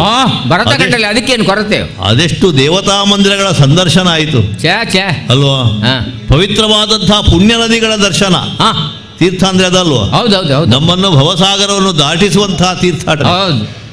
ಗಂಗೆ ಇರಬಹುದು, ತುಂಗೆ ಇರಬಹುದು, ಭದ್ರೆ ಇರಬಹುದು, ಶೋಣಭದ್ರೆ ಇರಬಹುದು, ಕಾವೇರಿ ಇರಬಹುದು, ನರ್ಮದೆ ಇರಬಹುದು, ತಪತಿ ಇರಬಹುದು, ಸರಸ್ವತಿ ಇರಬಹುದು ಅಲ್ವಾ? ಇಂತಹ ನಾನಾ ನದಿಗಳಲ್ಲಿ ಸ್ನಾನವನ್ನು ಮಾಡಿದ ಹಾಗಾಯಿತು. ಪುಣ್ಯಕ್ಷೇತ್ರಗಳ ದರ್ಶನ ಆಯಿತು, ತೀರ್ಥಾಟನೆಯನ್ನು ಮಾಡಿದ ಹಾಗೂ ಆಯಿತು. ಆದರೆ ಎಲ್ಲ ಆಯಿತು, ಆದರೆ ಉದ್ದೇಶ ನೆರವೇರಿದ ಹಾಗಿಲ್ಲ. ಭಗವಂತನಾದಂತಹ ಶ್ರೀರಾಮಚಂದ್ರನನ್ನು ಕಾಣುವಂತಹ ಯೋಗ ಈ ಕ್ಷಣದವರೆಗೂ ಎಲ್ಲಿಯೂ ನನಗೆ ಬಂದದ್ದೇ ಇಲ್ಲ. ಈಗ ನಾವು ಬಂದದ್ದು ಎಲ್ಲಿಗೆ? ಇದು ಈಗ ಹಾಗಲ್ಲ, ಮತ್ತೆ ಈಗ ಇಲ್ಲಿವರೆಗೆ ಬಂದಾಯ್ತಲ್ಲ. ಹೌದು, ನಾವು ಇನ್ನೂ ಮುಂದುವರಿಬೇಕು ಸ್ವಲ್ಪ. ಈಗ ಉತ್ತರಕ್ಕೆ ಬಂದಾಗಿದೆ, ಉತ್ತರಕ್ಕೆ ಬಂದು ಇನ್ನು ಪಶ್ಚಿಮಕ್ಕೆ ತಿರುಗಬೇಕು ನಾವು ಸ್ವಲ್ಪ. ಉತ್ತರದಿಂದ ಪಶ್ಚಿಮಕ್ಕೆ. ಹೌದು, ಪಶ್ಚಿಮಕ್ಕೆ ತಿರುಗಿದ್ರೆ ತಿರುಗಿದ್ರೆ ಈಗ ಅಲ್ಲಿ ಬಂದು ನಿಂತಾಯ್ತಲ್ಲ. ನೋಡಂತೆ ಇದೇನಿದು?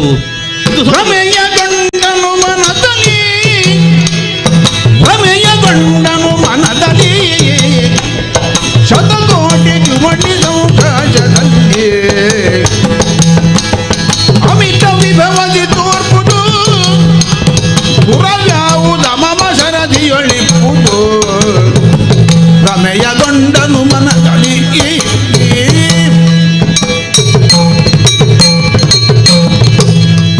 ದಕ್ಷಿಣ ಸಮುದ್ರದ ತಟಾಕದಲ್ಲಿ ನಾನು ಇದ್ದದ್ದು. ಹೌದೌದು. ಅಲ್ಲಿಂದ ನನ್ನನ್ನು ಉತ್ತರಾಭಿಮುಖವಾಗಿ ಕರೆದುಕೊಂಡು ಬಂದ್ರಿ. ಈಗ ಪಶ್ಚಿಮಾಂಬುದಿಯ ಸನಿಹಕ್ಕೆ ನಾವು ಬಂದಿದ್ದೇವೆ, ಮುಟ್ಟಿದ್ದೇವೆ. ಮುನಿಗಳೇ, ವಿಶಾಲವಾದಂತಹ ಸಮುದ್ರ ಇಲ್ಲಿಯೂ ಉಂಟು. ನನಗೆ ಆಶ್ಚರ್ಯ ಆಗುವುದೇನು ಗೊತ್ತುಂಟ? ಏನು?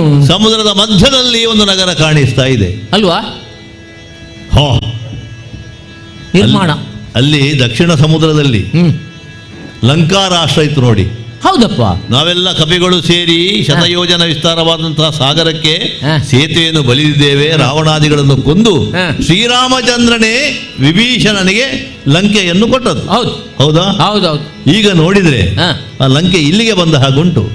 ಯಾರೋ ದುರಾತ್ಮರು ಅದನ್ನು ಕಿತ್ತುಕೊಂಡು ಬಂದು ಇಲ್ಲಿ ಹಾಕಿರಬೇಕು. ಒಂದು ವೇಳೆ ಹೌದೇ ಆಗಿದ್ರೆ ನನಗೆ ಕರ್ತವ್ಯ ಉಂಟು ಶ್ರೀರಾಮನ ಹೌದಪ್ಪ ಸೇವಕನಾಗಿ. ರಾಮಭಕ್ತನಾದಂತಹ ವಿಭೀಷಣನಿಗೆ ಅನ್ಯಾಯ ಮಾಡಿದವ ಯಾರು ಅಂತವರನ್ನು ಹುಡುಕಿ ಶಿಕ್ಷಿಸಿ ಮತ್ತೆ ಯಥಾಸ್ಥಾನಕ್ಕೆ ಲಂಕೆಯನ್ನು ಕೊಂಡು ಹೋಗ್ತೇನೆ. ನೀವು ಸ್ವಲ್ಪ ಅದನ್ನು ಸರಿಯಾಗಿ ಗಮನಿಸಬೇಕು. ಲಂಕೆ ಅಲ್ವೋ ಇದು? ಅಲ್ಲ ಅಯ್ಯ, ಮತ್ತೆಂತದ್ದು?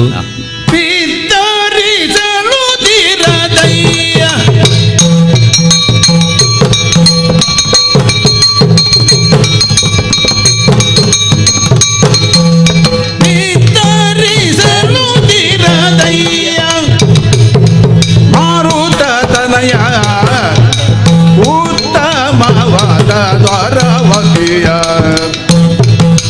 ವಿಸ್ತಾರಂಗಳ ರತ್ನಾಲಂಕೃತ ಯುಕ್ತದ ಪುರವ ವಿಚಿತ್ರವಂತೈ ಬಿತ್ತರಿಸಲು ತೀರದಯ್ಯ. ಆಂಜನೇಯ, ಓ ಅದು ಯಾವುದು ನೋಡಿ ಸ್ವಲ್ಪ ನೀನು ಭ್ರಮೆಗೊಂಡಿದ್ದಿ ಅಂತ ಕಾಣುತ್ತದೆ. ಬಹಳ ದೊಡ್ಡ ನಗರ ಅದು ಯಾಕೆ ಅಂತ ಕೇಳಿದ್ರೆ ಉಂಟು. ಲಂಕೆಗೂ ಈ ನಗರಕ್ಕೂ ಸ್ವಲ್ಪ ಸಾದೃಶ್ಯ ಉಂಟು. ಲಂಕೆ ಅಂತ ಹೇಳಿದ್ರೆ ನಿನಗೆ ಗೊತ್ತು, ನಿನ್ನಷ್ಟು ಚೆನ್ನಾಗಿ ಅದನ್ನು ಬಲ್ಲವರು ಯಾರಿದ್ದಾರೆ? ಫಳ ಫಳ ಫಳ ಫಳ ಅಲ್ವಾ? ಚಿನ್ನದ ಲಂಕೆ. ಚಿನ್ನದ ಇದು ಕೂಡ ಅಷ್ಟೇ ಸೊಬಗಿನಲ್ಲಿ ಉಂಟು. ಹೌದು. ಓ, ವಿಶಾಲವಾದಂತಹ ರಾಜಮಾರ್ಗ, ಉನ್ನತವಾದಂತಹ ಗೋಪುರಗಳು, ಹೌದು, ಬಹುಮಾಲಿಗ ಕಟ್ಟಡಗಳು, ಎಲ್ಲಿ ನೋಡಿದರಲ್ಲಿ ದ್ವಾರಗಳೇ. ಇಂತಹ ಒಂದು ಅಪ್ರತಿಮ ಸೌಂದರ್ಯವುಳ್ಳಂತಹ ಇದಕ್ಕೆ ದ್ವಾರಾವತಿ ಅಂತ ಹೆಸರು. ದ್ವಾರಾವತಿ? ಹೌದೌದೌದು, ಇಲ್ಲಿ ಎಲ್ಲ ದ್ವಾರಗಳೇ. ಹಾಗೆ ಇದು ಪ್ರತ್ಯೇಕ ಲಂಕೆ ಅಲ್ಲ ಇದು? ಹೌದೌದೌದು, ಇದು ನೀನು ಎನಿಸಿಕೊಂಡಂತ ಆ ಲಂಕೆ ಇಲ್ಲ. ಇಲ್ಲಿ ಕೂಡ ರಕ್ಕಸರಿದ್ದಾರೆ ಕಾಣ್ತದೆ. ರಾಮ ಅಲ್ಲಿ ನಿಕ್ಷೇಪಿಸಿದಂತಹ ಆ ಲಂಕೆ ಅಥವಾ ರಾಮನಿಂದ ಅನುಗ್ರಹಿಸಲ್ಪಟ್ಟಂತಹ ಆ ಲಂಕೆಯನ್ನು ಕೀಳಲಿಕ್ಕೆ ಯಾರುಂಟು? ನೀನಿರುವವರಿಗೆ ಸಾಧ್ಯವೇ ಇಲ್ಲ. ಲಂಕೆ ಒಂದು ದ್ವೀಪರಾಷ್ಟ್ರ. ಹೌದೌದು, ಅಲ್ಲಿದ್ದವರು ರಕ್ಕಸರು. ಹೌದು, ಸಮುದ್ರದಲ್ಲಿರುವಂತಹ ಪ್ರದೇಶ ಎಲ್ಲ ಹಾಗೆ ಅಂದ್ರೆ ನಾನು ಹೇಳಿದೆ ಇಲ್ಲಿಯೂ ರಕ್ಕಸರು ಇರಬೇಕು. ಇಲ್ಲಿ ರಕ್ಕಸರಲ್ಲ, ಮತ್ತೆ ಇಲ್ಲಿ ಇರುವವರ ಬಗ್ಗೆ ಸ್ವಲ್ಪ ಕೇಳಬೇಕು ನೀನು. ಯಾರು? ಭಲುಭಟರು ಯಾದವ. ಭೀಮ ವಿಕ್ರಮರು ಯಾದವರು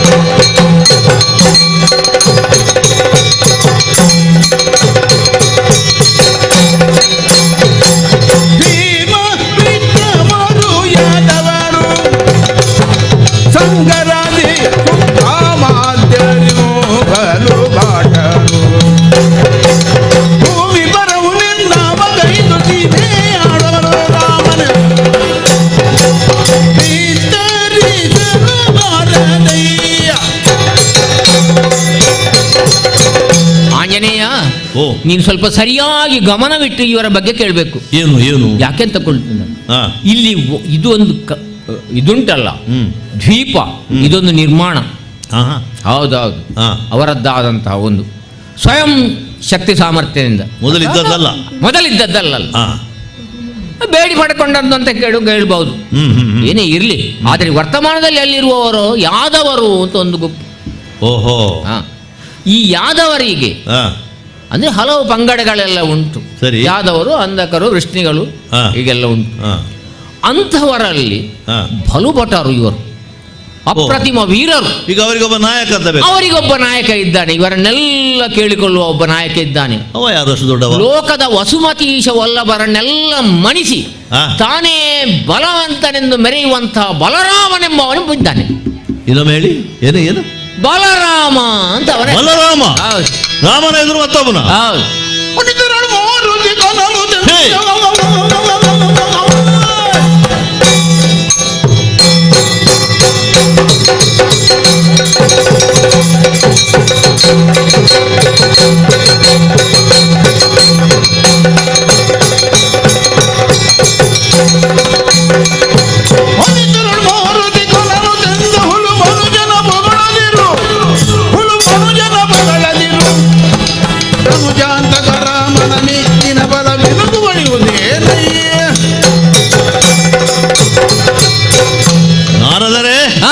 ಬಹಳ ತಡ ಆಯ್ತು ನಾನು ಇಲ್ಲಿಗೆ ಬಂದದ್ದು.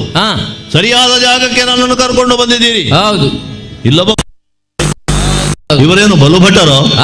ಸ್ವಾಮಿ, ಒಂದು ಕಾಲಕ್ಕೆ ಆ ತ್ರೇತಾಯುಗದಲ್ಲಿ ನಮ್ಮೊಡೆಯನಾದಂತಹ ರಾಮಚಂದ್ರ ಮಾಡಿದ ಸಾಹಸ ಏನು, ಅವನ ಪರಾಕ್ರಮ ಏನು, ಅವನ ಆಡಳಿತದ ವೈಖರಿ ಏನು, ಅದರ ಎದುರಿನಲ್ಲಿ ಮತ್ತೊಂದು ಇದ್ದೀತು ಉಂಟು ಎನ್ನುವುದನ್ನು ಒಪ್ಪುವುದಕ್ಕೆ ನಾನು ಸಾಧ್ಯ ಇಲ್ಲ. ಇಲ್ಲ ಇಲ್ಲ. ಅದರಲ್ಲಿಯೂ ರಾಮನಿಗೆ ಪರ್ಯಾಯವಾಗಿ ಬಲರಾಮ ಎನ್ನುವ ಹೆಸರು ಇಟ್ಟುಕೊಂಡವ. ಹೌದು. ಇದೇ ಕೊನೆ. ಆ ಹೆಸರು ಆ ವಿಶೇಷಣ ಎರಡೂ ಇರಬಾರದು. ಅದನ್ನು ಅಳಿಸಿ ಹಾಕುವುದೇ ನನ್ನ ಉದ್ದೇಶ. ಹಾಗಾಗಿ ಯಾರವ ಬಲರಾಮ ಅವರನ್ನು ತೋರಿಸಿ ನನ್ನ ಎದುರು ತಂದು ನಿಲ್ಲಿಸಿ ನೋಡ್ತೇನೆ.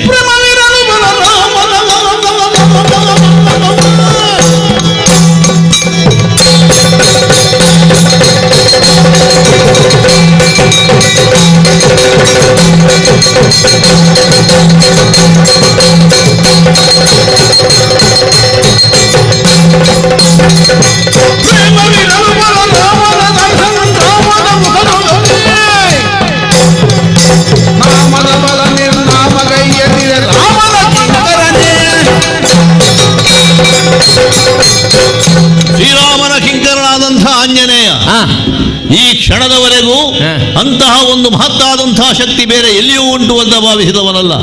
ಅಂಥದ್ರಲ್ಲಿ ರಾಮನಿಗೆ ಪರ್ಯಾಯವಾದಂತಹ ಹೆಸರಿಟ್ಟುಕೊಂಡಂತಹ ಒಬ್ಬ ವ್ಯಕ್ತಿ ಇದ್ದಾನಂತಾದ್ರೆ ಅದು ರಾಮನಿಗೆ ಅವಮಾನ. ಹೌದೌದು. ನಾನಿರುತ್ತಾ ಅಂಥವನನ್ನು ವಿಜೃಂಭಿಸುವುದಕ್ಕೆ ಖಂಡಿತ ಬಿಡುವುದಕ್ಕೆ ಸಾಧ್ಯ ಇಲ್ಲ.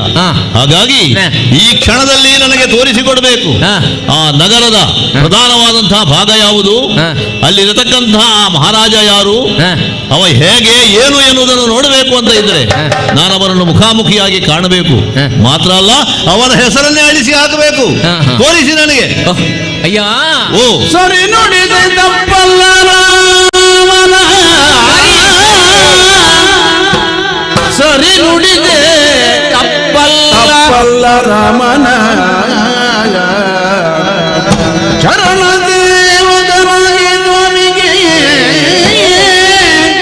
ಚರಣ ಸೇವಕನಾಗಿ ಕೊರತೆ ಬಪ್ಪುದ ಪರಿಗಿದುದಾವುದು ಹಿತವಲ್ಲದಕ್ಕೆ, ಕೊರತೆ ಬಪ್ಪುದ ಪರಿಗಿದುದ ಇಹುದು ಹಿತವಲ್ಲದಕ್ಕೆ, ದೊರಗೆ ನಿನಗಿದಿರಾಗಿ ದುರಗೆ ನಿನಗಿದಿರಾಗಿ ಶೀಘ್ರದಿ ಬರುವುದಗೆ ಕಡೆಗೆ ಲಂಘಿಸಿ ಪುರದ ಉದ್ಯಾನವನ್ನು ಭಂಗಿದ ಕಾರ್ಯವೆದಗ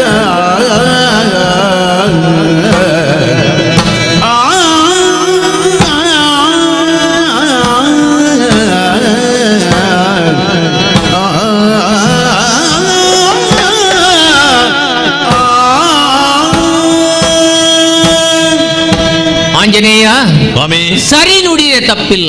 ನಿನ್ನ ಮಾತಿನಲ್ಲಿ ಎಳ್ಳಿನಷ್ಟು ತಪ್ಪಿಲ್ಲ. ಯಾಕೆ ಅಂತ ಹೇಳುವವನಲ್ಲ, ಅದನ್ನು ಆಡುವವನೇ ಅಲ್ಲ ನೀನು. ಯಾಕೆಲ್ಲ ಆ ರಾಮನಿಗೆ ಪರ್ಯಾಯವಾಗಿ ತಾನು ಬಲರಾಮನೆಂದು ಹೆಸರನ್ನು ಇಟ್ಟುಕೊಂಡವನೇ. ಆದ್ದರಿಂದ ನಿನ್ನ ಮೂಲ ರಾಮನಿಗೆ ಅಂದ್ರೆ ಆರ್ ಶ್ರೀರಾಮನಿಗೆ ಕೊರತೆ ಬಪ್ಪುದು. ಹೌದು.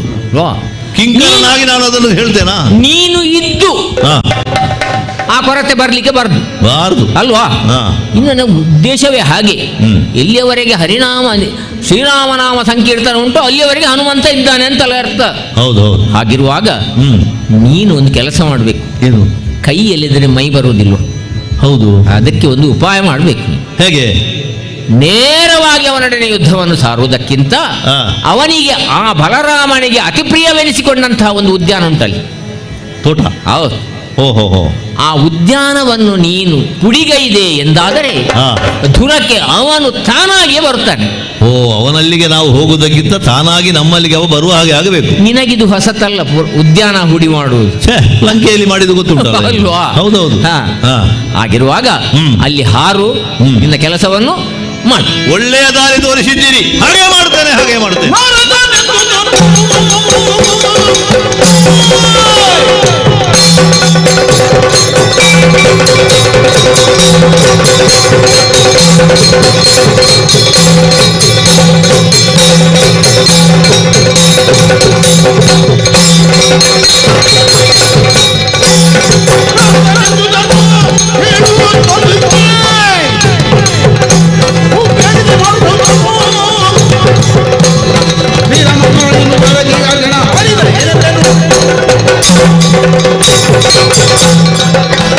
ಸರಿಯಾದ ಅದ್ಭುತವಾದ ತಂತ್ರಗಾರಿಕೆಯನ್ನು ಹೇಳಿಕೊಟ್ಟಿದ್ದಾರೆ ನಾರದರು.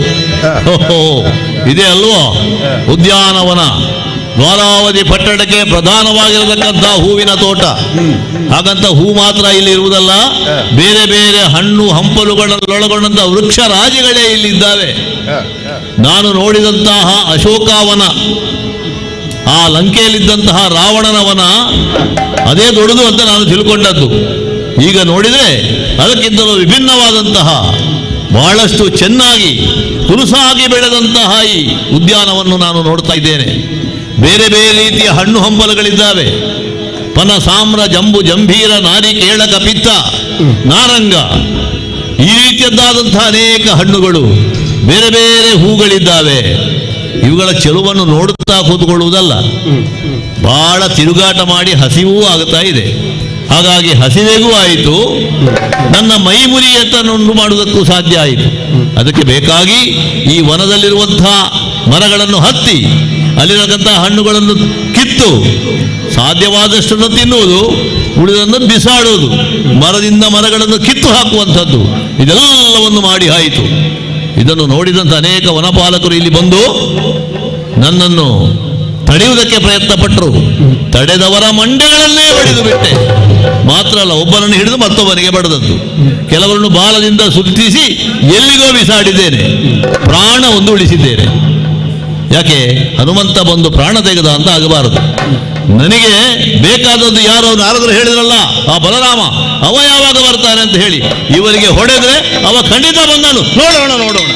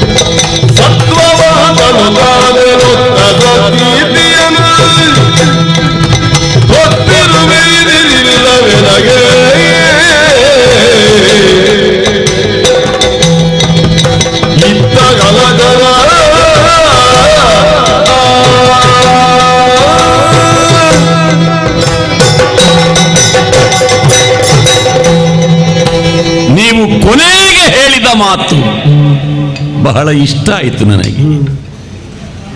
ಇದಿರಿಲ್ಲ ನಿಮಗೆ ಸರಿ, ನನಗೆ ಸರಿ ಇಲ್ಲ. ಈ ಮಾತುಗಳನ್ನು ಕೇಳಿದಾಗ ಸಂತೋಷ. ಬಲರಾಮ, ಬಲಭದ್ರ, ಬಲರಾಮ ದೇವರು, ದ್ವಾರಕೀಶ ನನ್ನ ಆಗಮನವಾದಾಗ ನಮ್ಮ ಪರಿವಾರದವರೆಲ್ಲ ನನಗೆ ನೀಡುವಂತಹ ಗೌರವ, ಗತಿಸಿದ ದಿನಗಳನ್ನು ಸ್ಮರಣೆ ಮಾಡಿಕೊಳ್ಳುವುದಿದ್ರೆ ಗೋಪಾಲಕನಾಗಿ ಬೆಳೆದವ. ಈಗ ಒಂದು ಕಾಲಘಟ್ಟವಿತ್ತು, ಯದುಗಳಿಗೆ ರಾಜತ್ವವಿಲ್ಲ ಎನ್ನುವ ಸ್ಥಿತಿ. ಯದುರಾಜ ನಾನು.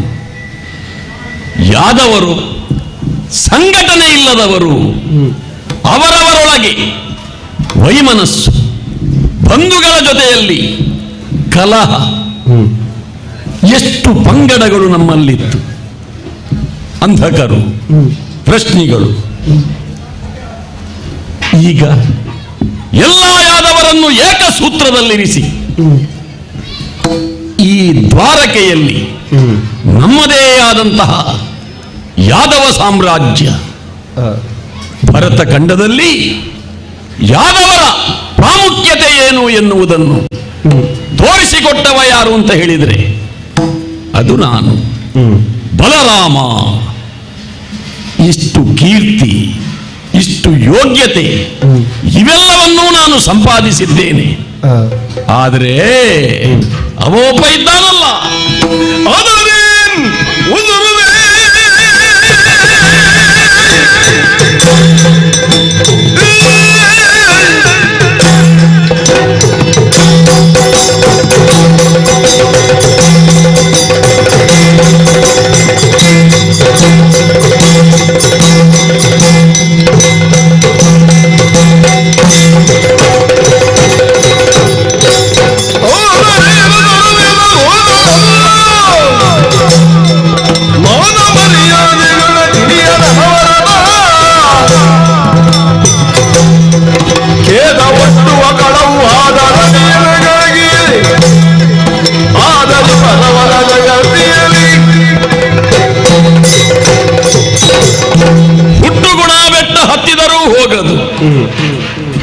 ಈ ಬಾಲ್ಯದಲ್ಲಿ ಒಮ್ಮೆ ಅಂಟಿಕೊಂಡಂತಹ ಚಟ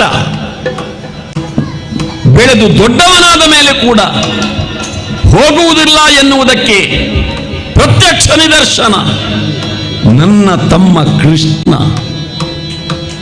ನಮ್ಮಪ್ಪ ವಸುದೇವ ಮದುವೆಯಾಗುವುದರಲ್ಲಿ ವಿಶೇಷ ಪ್ರಾವೀಣ್ಯತೆಯನ್ನು ಪಡೆದವ. ಒಂದೆರಡಲ್ಲ, 18 ಅಧಿಕೃತ ಮದುವೆಗಳು, ಮತ್ತೆ 3 ಸೇರಿದೆ. ನಮ್ಮಪ್ಪ ಪುಣ್ಯಾತ್ಮ ಎಲ್ಲ ಪತ್ನಿಯರಿಗೂ ಮಕ್ಕಳನ್ನು ಅನುಗ್ರಹಿಸಿದ್ದಾನೆ.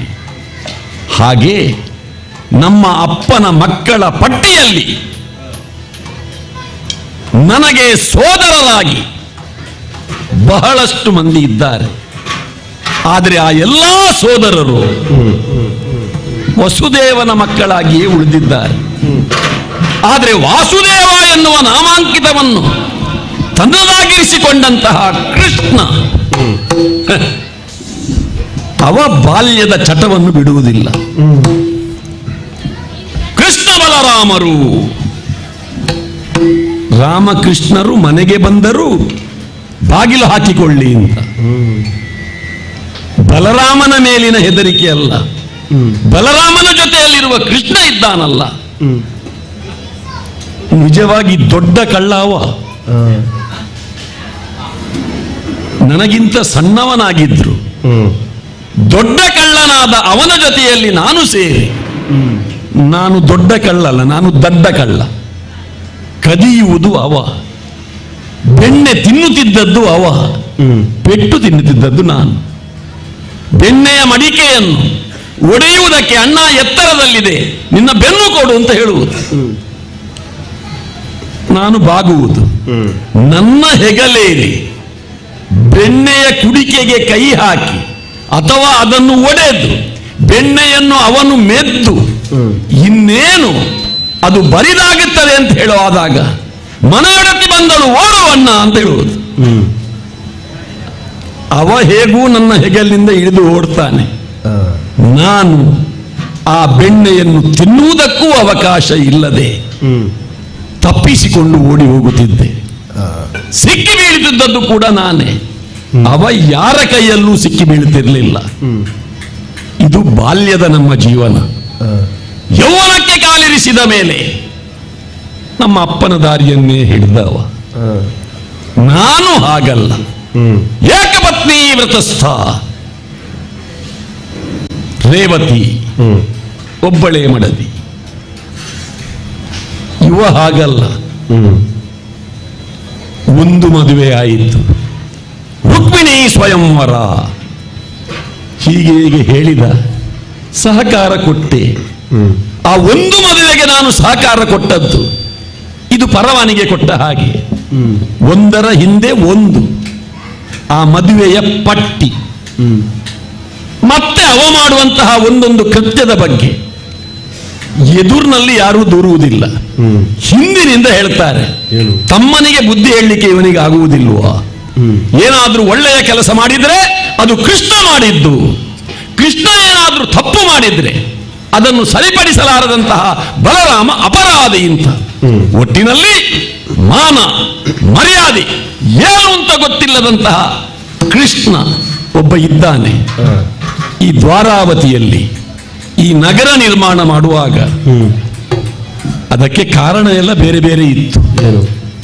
ನಿರ್ಮಾಣ ಮಾಡುವಾಗ ಒಂದು ಕೃಷ್ಣ ನಗರಿ ಪ್ರತ್ಯೇಕ ಒಂದೊಂದು ಭವನಗಳನ್ನು ಆತ ಕಟ್ಟಿಸ್ತಾ ಇದ್ದ.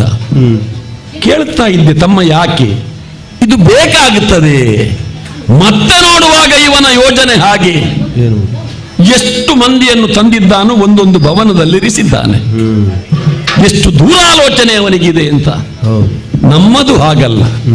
ಬಲರಾಮ ನಿವಾಸ ಅಂತ ಹೇಳಿದ್ರೆ ಒಂದೇ. ಈ ಕೃಷ್ಣ ಭವನ, ಕೃಷ್ಣ ನಿವಾಸ, ಕೃಷ್ಣ ಕೃಪ ಎಷ್ಟು ಬೇಕು? ಒಂದೊಂದು ಭವನಕ್ಕೆ ಒಂದೊಂದು ಹೆಸರು. ಯಾವ ದಿನ ಯಾವ ಮನೆಯಲ್ಲಿರ್ತಾನೆ ಅಂತ ಹೇಳಲಿಕ್ಕೆ ಆಗುವುದಿಲ್ಲ. ಇರಲಿ, ಅವನ ವಿಚಾರ ಹಾಗಿರ್ಲಿ. ಅದ್ಯಾರು ಬರುತ್ತಿರುವುದು? ಯಾರದು? ಮಂದಾಸುರಮತಿ ಬರದುಳು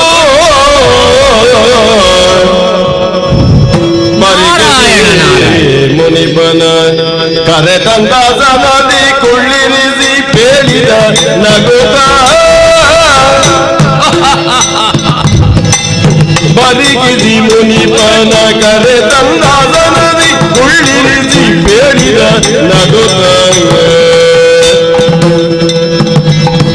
ನಿರತವು ಕೃಷ್ಣನ ದರುಜನ ಮಾತಗೆ ನೀವು ನಿರತವು ಕೃಷ್ಣನ ದರುಜನ ಮಾತಗೆ ಏನಿರುವುದೆನ್ನಲಿ ಕಾರ್ಯವು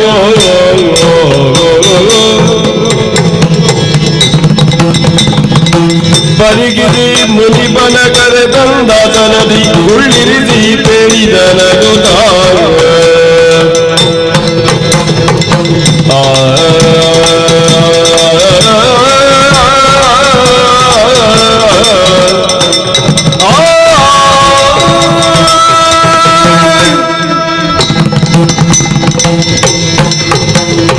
ಮಧ್ಯಾಹ್ನದ ಹೊತ್ತು ಬರುತ್ತಿರುವವರು ನಾರದರ ಹಾಗೆ ಕಾಣಿಸ್ತಾ ಇದ್ದಾರೆ. ನಾರದರೆ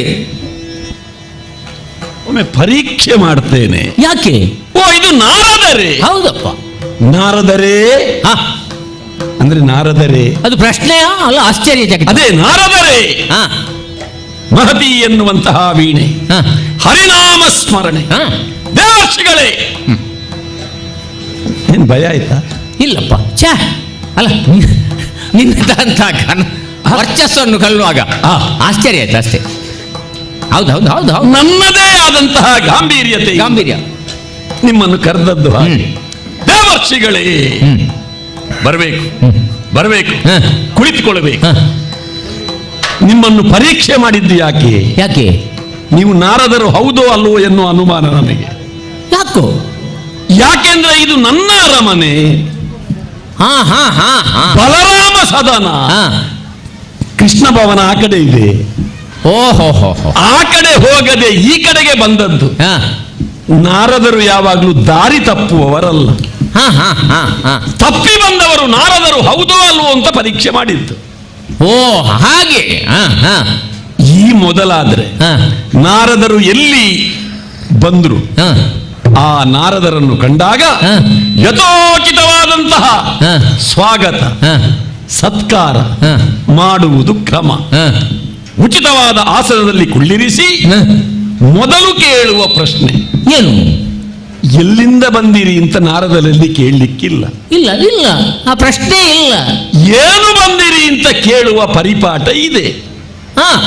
ಯಾವುದೇ ಪ್ರಸಂಗದಲ್ಲಾದ್ರೂ ಕೂಡ ನಾರದರನ್ನು ಸ್ವಾಗತಿಸಿದಾಗ ನಾರದರಲ್ಲಿ ಹೇಳುವ ಮೊದಲ ಮಾತು, ನಾರದರೇ, ಯಾವ ಕಾರಣಕ್ಕಾಗಿ ಇಲ್ಲಿ ಬಂದಿರಿ? ನಾನು ಅದನ್ನು ಕೇಳುವುದಿಲ್ಲ. ಓ ಹಾಗೆ. ಈಗ ನಾನು ನಿಮ್ಮಲ್ಲಿ ಕೇಳುವ ಪ್ರಶ್ನೆಯೇ ಬೇರೆ. ಏನು? ನೀವು ತಿರುಗಾಟದಲ್ಲಿರುವವರು, ಖಂಡಿತವಾಗಿಯೂ ಮುಕ್ಕಾಲು 3 ಗಳಿಗೆಯಲ್ಲಿ 3 ಲೋಕವನ್ನು ಸಂಚರಿಸುವ ಹ, ನೀವು ಹ. ಹೋಗದ ಸ್ಥಳ ಇಲ್ಲ, ಕಾಮಗಮನ ಶಕ್ತಿ ಅದಕ್ಕೆ ಕಾರಣ. ಕಾಣದ ವ್ಯಕ್ತಿ ಇಲ್ಲ, ಹ, ಮಾತನಾಡಿಸಿದಂತಹ ಜನ ಇಲ್ಲ. ಹ. ನಿಮಗೆ ಯಾರು ಕೂಡ ಆಗುತ್ತದೆ, ಹೌದಪ್ಪ. ಯಾವುದು ಕೂಡ ಆಗುತ್ತದೆ. ಹ, ನಿಮಗೆ ಶತ್ರುಗಳೆನ್ನುವವರಿಲ್ಲ, ಇಲ್ಲ ಇಲ್ಲ ಶಾಶ್ವತ ಮಿತ್ರರು ಅಂತ ಇಲ್ಲ. ಇಲ್ಲ. ಎಲ್ಲರನ್ನೂ ಸಮಚಿತ್ತದಿಂದ ಸಮಭಾವದಿಂದ ಕಾಣುವವರು. ಹಾಗೆ ಹ, ತಿರುಗಾಟದಲ್ಲಿ ಪ್ರವೀಣತೆಯನ್ನು ಪಡೆದಂತಹ ಹ, ನಿಮ್ಮಲ್ಲಿ ಹ. ಒಂದು ವಿಜ್ಞಾಪನೆ. ಏನು? ಸ್ವಾಮಿ, ಹ, ಇಷ್ಟು ತಿರುಗಾಟ ಮಾಡಿದಿರಲ್ಲ, ಹ, ಹೇಗೆ ಹೇಗೆ ಹ. ಬಲರಾಮ ಅಂದ್ರೆ ಹೇಗೆ, ಹ್ಮ್. ಬಲಭದ್ರ ಅಂದ್ರೆ ಹೇಗೆ, ಹ, ನಮ್ಮ ಬಗ್ಗೆ ಹ, ನೀವು ಹೋದಲ್ಲಿ ಹ. ಏನು ಹೇಳ್ತಾರೆ? ಹ, ಹ, ಹ, ಹ, ಹ, ಹ. ಓ ಅದ ಆಹಾ. ಕೇಳ್ಬೇಕು. ಬಲಭಟ ಯಾದವ ಬಳಗದ ಪಾಲಿಪೆ ಬಲವಂತನು ಕರೆ ಬಲರಾಮ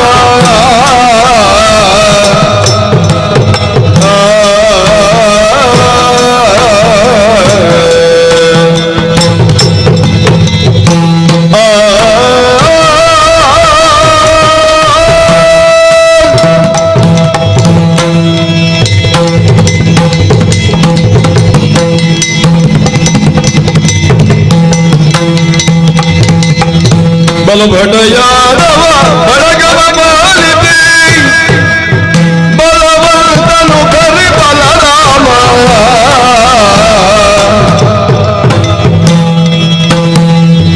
ಇಳೆಯೊಳು ಜನುಮವ ತಳೆದು ಮುಲೋಕದೆ ಇಳೆಯೊಳು ಜನುಮವ ತಳೆದು ಮುಲೋಕದಿ ಕಳಿಸಿದೆ ಕೀರ್ತಿಯ ಗುಣಧಾಮ ಬಲಭಟ ಯಾದವ ಬಳಗವ ಪಾಲಿಪೆ ಬಲವಂತನು ಕರೆ ಬಲರಾಮ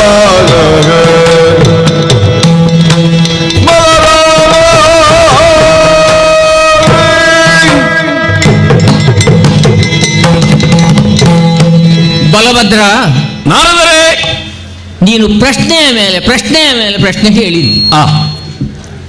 ಉತ್ತರಿಸುವಂತಹ ಹೊಣೆಗಾರಿಕೆ ನನ್ನದ್ದಿ.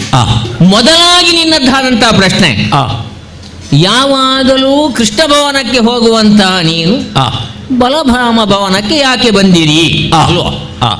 ಸಹಜವಾಗಿ ಯಾಕೆಂತ ಕೇಳಿದ್ರೆ ಇಲ್ಲಿ ರಾಜ ಯಾರು ಅಂತಲೇ ಒಂದು ಅಸ್ಪಷ್ಟ. ಇಲ್ಲಿ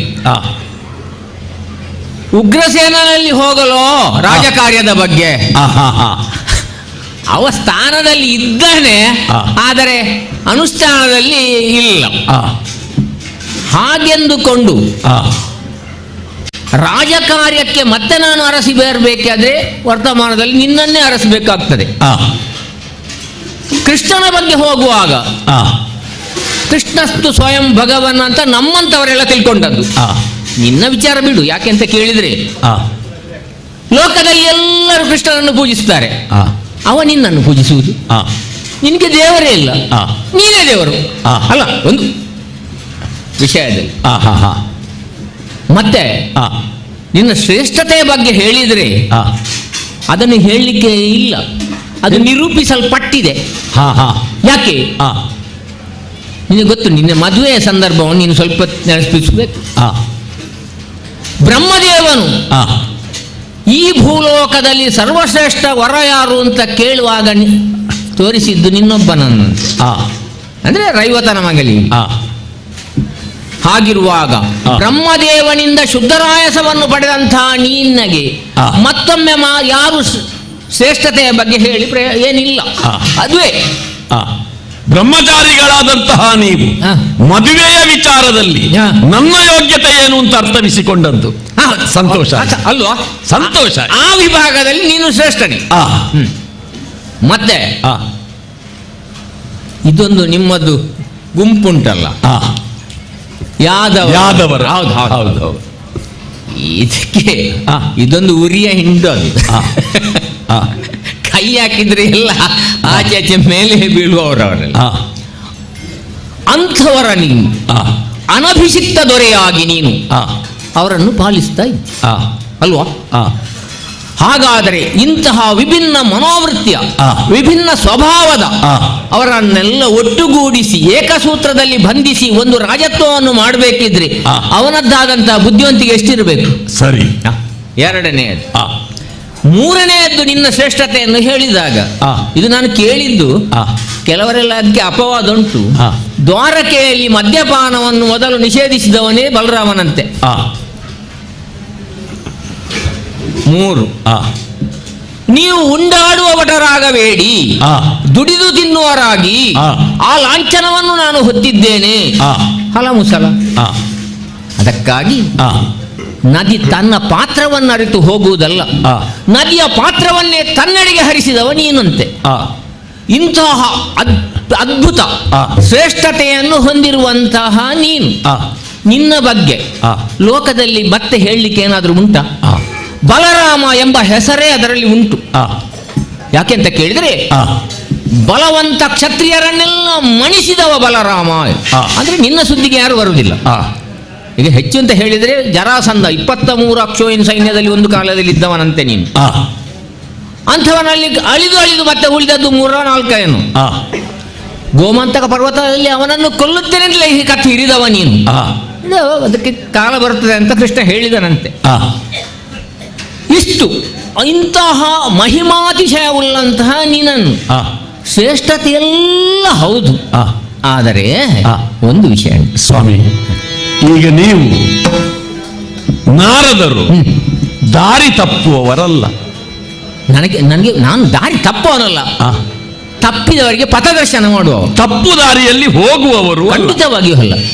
ಈಗ ಬಂದದ್ದು ನನ್ನ ಮನೆಗೆ. ಹೌದು, ನನ್ನ ಯೋಗ್ಯತೆಯನ್ನು ನೀವೇ ಗುರುತಿಸಿದ್ದೀರಿ. ಹೌದಪ್ಪ, ಸಂತೋಷ ಆಯ್ತಲ್ಲ? ಹೇಗೆ?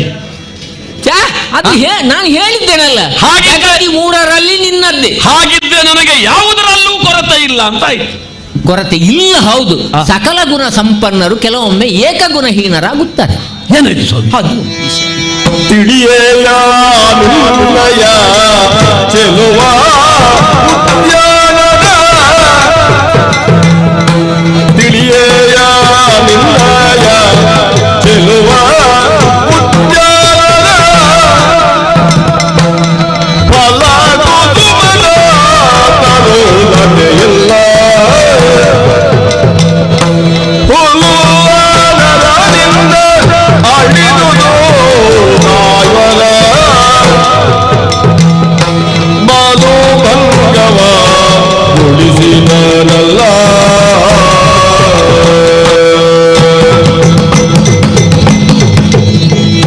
ಅಯ್ಯ, ಯಾವ ದೇಶದಿಂದ ಬಂದದ್ದು ಸ್ವಾಮಿ ತಾವು? ಈಗ ಯಾವ ನನಗೆ ದೇಶ ಅಂತ ಉಂಟ? ಪರಿವ್ರಾಜಕನಿಗೆ ಇಂಥದ್ದೇ ಅಂತ ನನಗೆ ಉಂಟು. ಅಲ್ಲ, ಈಗ ಬಂದದ್ದು ಯಾವ ಕಡೆಯಿಂದ ಅಂತ? ಅಲ್ಲೇ ನಾನು ಹೆಚ್ಚು ಹೇಳಿದ್ರೆ ದೇವಲೋಕದಿಂದಲೇ ಬಂದವನು. ಬರುವಾಗ ಮಾರ್ಗ ಮಧ್ಯದಲ್ಲಿ ಒಂದು ವಿಶೇಷತೆಯನ್ನು ನಾನು ಕಂಡೆ. ಏನು ಸ್ವಾಮಿ? ಹೌದು, ಈ ಬಲರಾಮನಿಗೆ ಪ್ರಿಯವಾದ ದ್ವಾರಕೆಯಲ್ಲಿ ಕೆಲವು ಕ್ಷೇತ್ರಗಳು ಆಹಾರ ವಿಹಾರ ಎಲ್ಲ ಉಂಟು. ಅದರಲ್ಲಿ ಒಂದಾದದ್ದು ನಿಮ್ಮದ್ದಾದಂಥ ಉಪವನ. ಉಪವನದಲ್ಲಿ ನಾನು ನೋಡಿದಂತಹ ಒಂದು ವಿಶೇಷ ಘಟನೆಯನ್ನು ಬಿತ್ತರಿಸುವ ಸಲುವಾಗಿ ನಿನ್ನಲ್ಲಿ ಬಂದು ಹೇಳಿದ್ದು. ನಮ್ಮ ಉಪವನದಲ್ಲಿ? ಹೌದು, ನಿಮ್ಮ ಉಪವನದಲ್ಲಿ. ನಾನು ಕೇಳಿದ ಮಟ್ಟಿಗೆ ರಾಜನಾದವನಿಗೆ ಚಾರರೇ ಕಣ್ಣುಗಳಂತೆ ಅಲ್ವಾ? ಚಾರಚಕ್ಷು ರಾಜ. ಅಂತಹ ನಿನ್ನ ಚಾರಕ ವರ್ಗ ಅಥವಾ ನಿನ್ನ ಗೂಢಚಾರ ವರ್ಗ ಏನೋ ತಮ್ಮ ಕರ್ತವ್ಯದಲ್ಲಿ ಹಿಂದುಳಿದೆಯೋ ಎಂಬಂತ ಒಂದು ಅನುಮಾನ ನನಗೆ ಬಂತು. ಹೌದೇ? ಹೌದು. ಎಲ್ಲಿ, ಯಾವಾಗ, ಹೇಗೆ? ಅದನ್ನು ಬಿತ್ತರಿಸುವ ಸಲುವಾಗಿ, ಆ ವಿಷಯವನ್ನು ವಿಶದೀಕರಿಸುವ ಸಲುವಾಗಿ ನಿನ್ನಲ್ಲಿ ನಿನ್ನ ಹಿತೈಷಿಯಾಗಿ ನಾನಿಲ್ಲಿ ಬಂದದ್ದು. ನಮ್ಮಲ್ಲಿ ನಡೆದ ಘಟನೆ, ನನಗೆ ಸಂಬಂಧಪಟ್ಟ ವಿಚಾರ, ನಮ್ಮವರು ಆ ಮಾಹಿತಿಯನ್ನು ಕೊಡುವ ಪೂರ್ವದಲ್ಲಿ ನೀವು ಅದನ್ನು ನನಗೆ ಹೇಳ್ತಾ ಇದ್ದೀರಿ. ಇದು ಹಿತೈಷಿಗಳ ಲಕ್ಷಣ. ನನಗೆ ಗೊತ್ತಿಲ್ಲದೆ ಇರುವ ವಿಷಯ ಅದು ಪ್ರಿಯವಾದ ಸತ್ಯವೂ ಆಗಿರಬಹುದು, ಅಪ್ರಿಯವಾದ ಸತ್ಯವೂ ಆಗಿರಬಹುದು. ಅಪ್ರಿಯ ಸತ್ಯವನ್ನು ಹೇಳಬಾರದು ಅಂತ ಉಂಟು. ಹಾಗೆಂದುಕೊಂಡು ಇದು ಅದು ಅಪ್ರಿಯ ಸತ್ಯವೆಂದು ಸತ್ಯವೇ ಅದು. ಹಾಗೆಂದುಕೊಂಡು ಅದನ್ನು ಪ್ರಿಯ ರೂಪದಲ್ಲಿ ಹೇಳುವಂತ. ಅಲ್ಲ, ಪ್ರಿಯ ಆಗುತ್ತದೆ ಅಂತ ಹೇಳಿ ಅಸತ್ಯವನ್ನ ಆಡಕೂಡದು. ಛೆ, ಅದು ಅದು ಅದು ಆಗ್ಲೇಬಾರದು. ಅಪ್ರಿಯವಾಗುತ್ತದೆ ಅಂತ ಹೇಳಿ ಕಾರಣಕ್ಕಾಗಿ ಅದನ್ನು ಹೇಳಬೇಕು, ಸತ್ಯವನ್ನು ನುಡಿಯದೇ ಇರಕೂಡದು. ಇಂತಹದ್ದೆಲ್ಲ ಉಂಟು ಶಾಸ್ತ್ರದಲ್ಲಿ. ನಿನ್ನ ಕಲಿಯಬೇಕು ನಾವೆಲ್ಲ ಶಾಸ್ತ್ರ. ಯಾಕೆ ಗೊತ್ತುಂಟಾ? ಕೃಷ್ಣ 60 ದಿನದಲ್ಲಿ ಮುಗಿಸಿದ, ನೀನು 59ರಲ್ಲೇ ಮುಗಿಸಿದ್ಯೋ ಏನು? ಅಲ್ಲ, ಕೇಳಿದ್ದು ನಾನು. ಇರ್ಲಿ, ಯಾಕೆಂದ್ರೆ ಶಾಲಾ ಪಾಠದಿಂದ ಬೀಳ್ಕೊಡುಗೆ ಸಮಾರಂಭ ನಿಮಗೆ ಇಬ್ಬರಿಗೂ ಒಟ್ಟಿಗೆ ಆದದ್ದು, ಜೊತೆಗೆ ಆದದ್ದು. ಆದ್ದರಿಂದ ನಿನ್ನದಂತ ಜ್ಞಾನ ಸಂಗ್ರಹ ಅಲ್ಲಿ ಉಂಟು ಅಂತಲೇ ಇರ್ಲಿ. ಅದಲ್ಲ, ಅಲ್ಲಿ ಏನಾಯ್ತು ಗೊತ್ತುಂಟ? ಹೇಳಲಿಕ್ಕೆ ಸತ್ಯ ಹೇಳ್ತೇನೆ, ನನಗೇನು ಸ್ವಲ್ಪ ಹಿಂಜರಿಕೆ. ಬರೇ ಒಂದು ಮಂಗ. ಯಾರು? ಉಪವನದಲ್ಲಿ ಮಂಗ ಹೊಸತಲ್ಲ. ಯಾಕೆಂತ ಕೇಳಿದ್ರೆ ಈ ಕೃಷಿಕ ವರ್ಗದವರಿಗೆ ಅದರ ಒಳ್ಳೆ ಪರಿಚಯ ಉಂಟು. ಬರೇ ಒಂದು ಮಂಗ. ಈಗ ಅರ್ಥ ಆಯ್ತು ನನಗೆ ಸ್ವಾಮಿ. ಆಗ ನೀವು ಬಂದು ನನ್ನ ಮದುವೆ ವಿಷಯ ಮಾತಾಡಿ, ಈಗ ಬಂದು ಮಂಗನ ವಿಷಯ ಮಾತಾಡ್ತೀರಿ. ಮದುವೆ, ಮಂಗ, ಇನ್ನೊಂದು ಕರಡಿ ಸಹ ಬರ್ಬೇಕಲ್ಲ. ಇರ್ಲಿ. ಅಲ್ಲ, ಶ್ರೀಮತಿ ಪರಿಣಯದ ಕತೆ ನನಗೆ ನೆನಪಾದ. ನಿಮ್ಮ ಮದುವೆಯ ಪ್ರಕರಣ, ಅಂಬರೀಷನ ಮಕ್ಕಳು. ಅದೇ ಈಗ ನನ್ನಲ್ಲಿ ಬಂದು ನೀವು ನನ್ನ ಮದುವೆಯ ವಿಷಯ ಮೊದಲು ಹೇಳಿದ್ರಿ. ಅದರ ನಂತರ ಈ ಮಂಗನ ವಿಷಯ ಹೇಳುವುದಕ್ಕೆ ಆರಂಭ ಆದಾಗ ನೀವು ಕೂಡ ಮದುವೆ ಆಗ್ಲಿಕ್ಕೆ ಹೋದಾಗ ನೋಡು, ಒಬ್ಬನ ಮುಸುಡು ಮಂಗನಾಗಿ ಆದದ್ದು. ಈಗ ವರ್ತಮಾನದಲ್ಲಿ ನಾನು ಅತಿಥಿ, ಒಂದು ರೀತಿಯಲ್ಲಿ ತಿಥಿ ನೋಡಿ ಬರುವವನಲ್ಲ, ಆದ್ದರಿಂದ ನಾನು ಅತಿಥಿ, ನೀನು ಅತಿಥೇಯ. ಬಂದ ಕೂಡಲೇ ನಿನ್ನ ಉತ್ತಮಾಂಶಗಳನ್ನೇ ಹೇಳಬೇಕೇ ಹೊರತು ನಿನ್ನದ್ದಾದಂತಹ ಅವಗುಣಗಳನ್ನೆಲ್ಲ ನಾನು ಹೇಳಿದ್ರೆ ಒಳ್ಳೆ ಆಗ್ತದೆ. ಅದು ಅತಿಥಿ ಧರ್ಮಕ್ಕೆ ಒಂದು ರೀತಿಯಲ್ಲಿ ವಿರೋಧ. ಆದರೆ ನಿಮ್ಮ ಮೇಲಿದ್ದಂತಹ ಪ್ರೀತಿ, ಗೌರವ, ಸಲುಗೆಯಿಂದ ನಾನಾಗಿಯೇ ನಿಮ್ಮಲ್ಲಿ ಕೇಳಿಕೊಂಡದ್ದು ಅಲ್ವಾ? ನನ್ನ ಬಗ್ಗೆ ಏನು ಹೇಳುತ್ತೀರಿ? ನಾನೇ ಕೇಳಿಕೊಂಡ. ಹೌದಪ್ಪ, ಹೌದೌದು. ಒಂದು ರೀತಿಯಲ್ಲಿ ಕೆಲವರೆಲ್ಲ ಹೇಳುವುದುಂಟು ಆತ್ಮ ಪ್ರಶಂಸೆ ಅಲ್ಲ, ಕೆಲವರು ಹೇಳ್ತಾರೆ ಆತ್ಮಹತ್ಯೆಗೆ ಸಮಾನ ಅಂತ. ಇರ್ಲಿ, ನಿನ್ನದ್ದು ಮಾಡಿದ್ದು ಅದೊಂದು ಹೆಮ್ಮೆ ಹೆಮ್ಮೆ ಹೆಮ್ಮೆ. ನಮ್ಮಲ್ಲಿ ಆಡು ಭಾಷೆಯಲ್ಲಿ ಒಂದು ಹೇಳಿಕೊಂಡು, ಈ 1000 ತೊಂಡೆಕಾಯಿಯನ್ನು ಅದನ್ನು ಕತ್ತರಿಸುವ ಬದಲು ಒಂದು ಕುಂಬಳಕಾಯಿಯನ್ನು ಕತ್ತರಿಸಿದ್ರೆ, ಹಾಗೆ ಇಲ್ಲಿ ಬಂದಂತಹ ಒಬ್ಬೊಬ್ಬರಲ್ಲಿ ಬಲರಾಮ ಹೇಗೆ ಅಂತ ಅವರಲ್ಲಿ ಕೇಳುವ ಬದಲು ಒಬ್ಬ ನಾರದರಲ್ಲಿ ಕೇಳಿದ್ರೆ ಸಾಕು ಅಲ್ವಾ? ಅಲ್ಲ, ಒಳ್ಳೆ ಉಪಮೆಯನ್ನು ಕೊಟ್ಟೆ ನೀನು. ಹಾಗಿರುವಾಗ ಆ ಒಂದು ಮಂಗ ಇಡೀ ನಿನ್ನ ಉಪವನವನ್ನು ಹಾಳುಗೆಡವದ್ದು ಮಾತ್ರವಲ್ಲ, ಅಲ್ಲಿರುವಂತಹ ತರುಲತೆಗಳನ್ನು, ಹಣ್ಣುಹಂಪಲುಗಳನ್ನೆಲ್ಲ ತನಗೆ ಬೇಕಾದಷ್ಟು ತಿಂದು ಉಳಿದವನ್ನೆಲ್ಲ ಬೀಸಾಡಿದ್ದು ಮಾತ್ರವೂ ಅಲ್ಲ ಸ್ವಾಮಿ. ಉಪವನ ಅಂತ ಹೇಳಿದ್ರೆ ಹಣ್ಣು ಹಂಪಲು ಎಲ್ಲ ಇರ್ತದೆ. ಮಂಗ ಬರುವುದು ಸ್ವಾಭಾವಿಕ. ಹೌದಪ್ಪ, ಮಂಗ ಫಲವನ್ನು ತಿನ್ನುವುದು ಸ್ವಾಭಾವಿಕ. ಸ್ವಲ್ಪ ಚಪಲ ಚಿತ್ತ ಉಳ್ಳ ಮಂಗ ಅಂತ ಹೇಳಿ ಆದ್ರೆ ಸ್ವಲ್ಪ ಮಂಗನಾಟ ತೋರಿಸ್ತದೆ. ಈ ಮಂಗನ ಕಥೆಯನ್ನು ಹೇಳಲಿಕ್ಕೆ ದೇವ ಋಷಿಗಳಾದಂತಹ ನಾರದರು ನಿಜವಾಗಿ ನೋಡಿದ್ರೆ ಒಂದು ಬಹಳ ಕಷ್ಟದ ವಿಷಯ ಅದೇ. ಯಾಕೆಂತ ಕೇಳಿದ್ರೆ ಯಾವ ಕೆಲಸ ಆದ್ರೂ ಆದಿತ್ತು, ಇದು ನನ್ನ ಸ್ವಂತ ಅನುಭವ. ಈ ಮಂಗನನ್ನು ಓಡಿಸುವ ಕೆಲಸ ಅಲ್ಲ ಅದು. ಅಲ್ಲ, ಇದು ಸಣ್ಣ ವಿಷಯ ಅಂತ ಹೇಳುದು ನಾನು. ಈ ಸಣ್ಣ ಒಂದು ಮಂಗನ ವಿಷಯವನ್ನು ಹೇಳಲಿಕ್ಕೆ ಇಷ್ಟು ದೊಡ್ಡ ಜನ ಇಷ್ಟು ದೂರ ಬರ್ಬೇಕಾ ಅಂತ. ಮಂಗ ವಿಷಯ ಸಣ್ಣದಲ್ಲ. ಈಗ ಹಣ್ಣು ತಿಂದದ್ದಲ್ವ ಹೇಳುವುದು? ಹಣ್ಣು ತಿಂದದ್ದಲ್ಲ, ಮತ್ತೆ ಅದನ್ನು ಬಡಿದಟ್ಟಿಸಲು ಹೋದಂತಹ ಚಾರಕ ವರ್ಗವನ್ನೇ ಭಂಗಿಸಿದೆ ಅದು. ಏನೇನು ಚಾರಕ ವರ್ಗ ಅರ್ಥಾತ್ ಇನ್ನ ಕಾವಲು ಭಟರಿದ್ದಾರಲ್ಲ, ಹೌದು, ಅವರನ್ನೆಲ್ಲ ಹೊಡೆದು ಅಟ್ಟಿದೆ ಅದು. ಅದು ಕೆಲವು ಸಲ ಮಂಗ. ಈಗ ನೀವು ಪಾನ ನಿಷೇಧ ಅಂತ ಹೇಳಿದ್ದೀರಲ್ಲ, ಹೌದೌದು. ನಮ್ಮ ಉಪವನದಲ್ಲಿ ಈಚಲು ಮರ ಕೂಡ ಇದೆ, ಗೊತ್ತುಂಟು ನನಗೆ. ನೀನು ಅದಕ್ಕೆ ಒಂದು ಪ್ರತ್ಯೇಕವಾದ ಒಂದು ಈಚಲು ಮಾಡದೆ ಒಂದು ತೋಟ ವ್ಯವಸ್ಥೆ ಮಾಡಿದ್ದೇವೆ. ಹೌದೌದು. ಅದರಲ್ಲಿ ಬೇಕಾದಂತಹ ವಸ್ತುಗಳು ಕೂಡ ಸಿಗುತ್ತದೆ. ಬಹುಶಃ ಅದನ್ನು ಸ್ವಲ್ಪ ಕುಡ್ದಿರ್ಬೇಕು ಅದು. ಅಲ್ಲ, ಈಚಲು ಮರದ ವಿಷಯ ಹೇಳುವಾಗ ನಿನ್ನದು ಒಂದು ನೆನಪಾಯ್ತು ನೆನಪು. ಕೃಷ್ಣನಿಗೆ ಮದ್ರದೇಶದಿಂದ ಒಂದು ಹೆಣ್ಣು ಸಂಬಂಧ ಮತ್ತೆ ಯಂತ್ರವನ್ನು ಭೇದಿಸಿ ಬರುವಾಗ ನೀನು ಅದಕ್ಕೆ ಮೊದಲು ಹೊರಟವ ನೀನಂತೆ. ಯಾಕೆಂತ ಕೇಳಿ ಅಲ್ಲಿ ನಾವು 4 ದಿವಸ ಮೊದಲೇ ಹೋಗ್ಬೇಕು ಅಂತ. ಯಾಕೆಂತ ಕೇಳಿದ್ರೆ ಮದ್ರದೇಶದಲ್ಲಿ ಸಿಗುವಷ್ಟು ಈ ಸೋಮಪಾನ ಆ. ಮತ್ತೆ ಎಲ್ಲಿ ಸಿಗುವುದಿಲ್ಲ ಒಂದು ಪ್ರತೀತಿ ಅದು ಆ. ಇರ್ಲಿ ಆ. ಅಂತಹ ನಿನ್ನ ಈಚಲು ಮರವೂ ಉಂಟು ಆ. ಹಾಗೆಂದುಕೊಂಡು ಆ. ಅಷ್ಟು ಮಾತ್ರವಲ್ಲ ಅದಕ್ಕಿಂತ ದೊಡ್ಡ ಸಂಗತಿ ಗೊತ್ತುಂಟ ನಿನಗೆ ಅದು. ಏನು? ಅವರು ಹೇಳಿದರಂತೆ ಮಂಗ ಆ. ಮಂಗ ಮಾತಾಡ್ತದೆ. ಓ, ಇದು ನೇತನಾಡುವ ಮಂಗ ಅಲ್ಲ, ಆ, ನೇತಾಡುವ ಮಂಗ ಅಲ್ಲ, ಅಲ್ಲ. ಮಾತಾಡುವ ಮಂಗ. ಮಾತಾಡುವ ಮಂಗ. ಆ. ಮಾತಾಡಿದ್ದು ಮಾತ್ರವಲ್ಲ ಆ. ಅವರು ಹೇಳಿದರಂತೆ ಆ. ಇದನ್ನು ನನ್ನೊಡೇನಾದಂತಹ ಬಲರಾಮನಲ್ಲಿ ಹೋಗಿ ಆ. ನಿನ್ನನ್ನು ದಂಡಿಸದಿದ್ರೆ ಆ. ನಾವು ಆ. ಇಲ್ಲಿಯ ಕಾವಲು ಭಟರೇ ಅಲ್ಲ ಅಂತ ಅವರು ಹೇಳಿದಾಗ ಆ. ಮಂಗ ಹೇಳಿದನಂತೆ ಆ. ನಾನು ಒಬ್ಬ ರಾಮನನ್ನು ಮಾತ್ರ ನೋಡಿದ್ದು ಆ. ಇವ ಯಾವ ರಾಮ ಅಂತ ಆ ಮಂಗ ಹೇಳಿದ್ದು. ಒಟ್ಟಾರೆ ನಿನ್ನನ್ನು ಕೆಣಕಿದ್ದು. ಸ್ವಾಮಿ, ಆ. ಬೇಸರ ಮಾಡಬೇಡಿ. ಆ. ನಮ್ಮ ವನದಲ್ಲಿ ಹ್ಮ್. ನೀವು ಮಂಗನನ್ನು ನೋಡಿದ್ದು ಹ್ಮ್. ಅಥವಾ ಮಂಗ ಮಾಡಿದಂತ ಕೆಲಸವನ್ನು ಆ. ನೀವು ಕೇಳಿ ತಿಳಿದದ್ದು. ಆ. ಈ ಸಣ್ಣ ಸಣ್ಣ ವಿಷಯವೆಲ್ಲ ಆ. ನಮ್ಮಂತ ದೊಡ್ಡವರ ಹತ್ರ ಬರಬಾರ್ದು. ಇದನ್ನೆಲ್ಲ ನನ್ನ ತಮ್ಮನ ಹತ್ರ ಹೋಗಿ ಹೇಳಬೇಕಿತ್ತಲ್ಲ ನೀವು. ಹಾ ಹಾ ಹಾ ಹಾ ಹಾ ಓ, ನಿನ್ನ ತಮ್ಮನ ವಿಷಯವ ಅಲ್ಲೇ ಹೋಗಿ ಹೇಳಿದ್ರೆ ಆ. ಅವ ಅದನ್ನು ಓಡಿಸಿ ಬಿಡ್ತಿದ್ದ. ನಾವು ಮಾತನಾಡ್ಲಿಕ್ಕೆ ಬೇರೆ ದೊಡ್ಡ ದೊಡ್ಡ ವಿಷಯಗಳೆಲ್ಲ ಇತ್ತು. ನೋಡು, ಆ. ನೀನು ತಮ್ಮನಲ್ಲಿ ಹೋಗಿ ಹೇಳಬಹುದಿತ್ತು. ಆ. ಅವ ಮಂಗನಿಗೆ ಹೋಗಿ ಏನು ಮಾಡಿಯಾನು ಗೊತ್ತಂತೆ. ಆ. ಅವನಿಗೆ ಮೋಕ್ಷವನ್ನು ಕರುಣಿಸಿಯಾನೆ ವಿನಃ ಆ.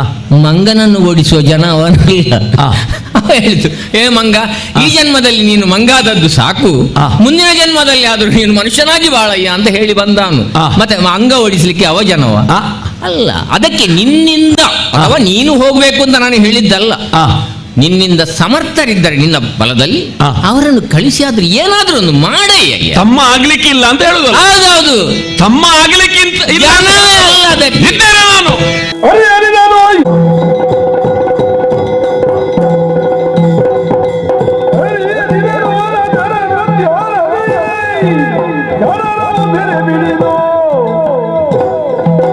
ಬರಿ ಬರಿ ಸುಮ ಫಲ ತರುಲತೆ ಮುರಿಯುವುದಲ್ಲಿರುವರೆ ಗೊತ್ತಿನಲ್ಲಿ ದೇವಋಷಿಗಳಾದಂತಹ ನಾರದರೆ, ಗೋಪಾಲಕರಾಗಿದ್ದಂತಹ ನಾವು, ಕೃಷಿಯಲ್ಲೂ ಕೂಡ ಸಾಧನೆಯನ್ನು ಮಾಡಿದವರು. ಹೌದೌದು, ನಮ್ಮ ವನವನ್ನು ಬೆಳೆಸಿದಂತಹ ಪರಿ, ಕೃಷಿಯಲ್ಲಿ ನನಗಿದ್ದಂತಹ ಆಸಕ್ತಿ, ವನಕ್ಕೆ ನೇಗಿಲು ಇದು ನನ್ನ ಲಾಂಛನ. ಹೌದಪ್ಪ. ಹಾಗಿರುವಾಗ ನಾನು ಬೆಳೆಸಿದಂತಹ ಉಪವನ ಅದನ್ನು ಒಬ್ಬ ಕಪಿ ಛಾನಾಹಾನಿಗೈಯುತ್ತಾನೆ ಅಂತ ಹೇಳಿ ಆದರೆ ಅದನ್ನು ನಿಗ್ರಹಿಸುವುದಕ್ಕಾಗಿ ಮನಸ್ಸು ಮಾಡಬೇಕು. ಆ ಕಪಿಯ ನಿಯಂತ್ರಣಕ್ಕಾಗಿ ನಾನು ಮನ ಮಾಡಬೇಕು. ವನಚರನೊಬ್ಬ ನನ್ನ ಕಾವಲು ಭಟರನ್ನು ಹಿಂಸಿಸಿದನೆ, ಕೊಂದು ಬಿಟ್ಟನೆ. ಹಾಗಿದ್ರೆ ಸುಮ್ಮನಿರುವುದಕ್ಕೆ ಆಗುತ್ತದೆ? ಶಿಕ್ಷೆ ಕೊಡಬೇಕಲ್ಲ ಮಂಗನಿಗೆ. ಶಿಕ್ಷೆ ಕೊಡಬೇಕು. ಆ ಮಂಗನಿಗೆ ಶಿಕ್ಷೆ ಯಾವ ರೀತಿಯಾಗಿ ಕೊಡಬೇಕು ನಾನೇ ಹೊರಡುತ್ತೇನೆ. ಆ ಕಪಿಯನ್ನು ನಾರದರು ಬಂದು ಹೇಳಿದ ಕಾರಣ ಆ ಕಪಿಯನ್ನು ಹಾಗೆಯೇ ಬಿಡುವುದಕ್ಕಾಗುವುದಿಲ್ಲ. ನೀವು ಹೇಳಿದ ಮಾತನ್ನು ಕೇಳಿ ನೇರವಾಗಿ ಹೋಗಿ ಆ ಕಪಿಯ ಬಾಲವನ್ನು ಹಿಡಿದು ಕತ್ತರಿ. ಈ ಮಂಗನ ಬಾಲ ಕತ್ತರಿಸಲ್ಪಟ್ರೆ ಅದು ಜೀವಂತ ಶವವೇ. ಮಂಗನನ್ನು ಕೊಂದು ಮುಗಿಸುವುದಕ್ಕಿಂತ ಮಂಗನ ಬಾಲವನ್ನು ಕತ್ತರಿಸಿ ಬಿಟ್ಟರೆ ಜೀವನ ಪರ್ಯಂತ ಆ ಶಿಕ್ಷೆಯನ್ನು ಆತ ಅನುಭವಿಸ್ತಾ ಇರ್ತಾನೆ. ಆ ಮಂಗ ಅವ ಬದುಕಿರುವವರೆಗೆ ಆ ಶಿಕ್ಷೆಯನ್ನು ನಾನು ವಿಧಿಸಬಹುದಿತ್ತು, ನಿಮ್ಮ ಮಾತನ್ನು ಕೇಳಿ. ಆದರೆ ಈಗ ಹಾಗಲ್ಲ. ಮತ್ತೆ ಆ ಮಂಗನಿಗೆ ತಾನು ಮಾಡಿದ ತಪ್ಪು ಏನು ಎನ್ನುವುದನ್ನು ತಿಳಿಸಿ ಮತ್ತೆ ಅವನ ಬಾಲ ಕತ್ತರಿಸುವುದು, ಶೂಲಕ್ಕೇರಿಸುವುದು ನಿರ್ಧಾರ ಮಾಡಬೇಕಾಗಿದೆ. ಹೌದು, ಮಂಗ ತಪ್ಪಿಸಿಕೊಳ್ಳಕೂಡದು. ಅದಲ್ಲ, ಮಂಗ ತಪ್ಪಿಸಿಕೊಳ್ಳಕೂಡದು. ಹೌದೌದು. ಅದಕ್ಕಾಗಿ ನಮ್ಮ ಯದು ಸೇನೆಯನ್ನು, ಯಾದವ ಪ್ರಮುಖರನ್ನು ಎಲ್ಲರನ್ನು ಸಿದ್ಧಗೊಳಿಸಿದ್ದೇನೆ.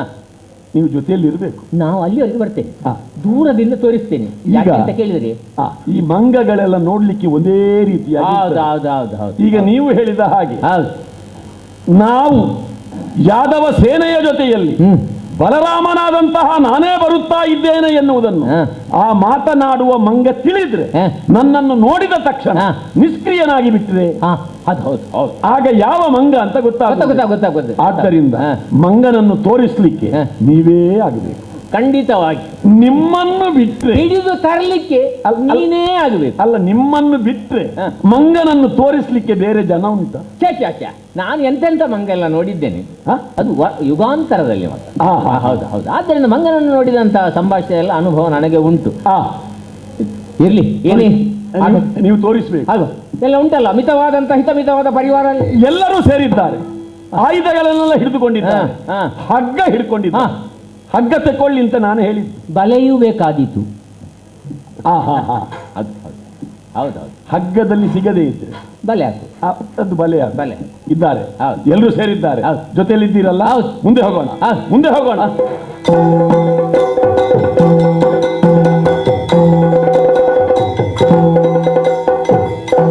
ನೋಡು. ಓಹೋ,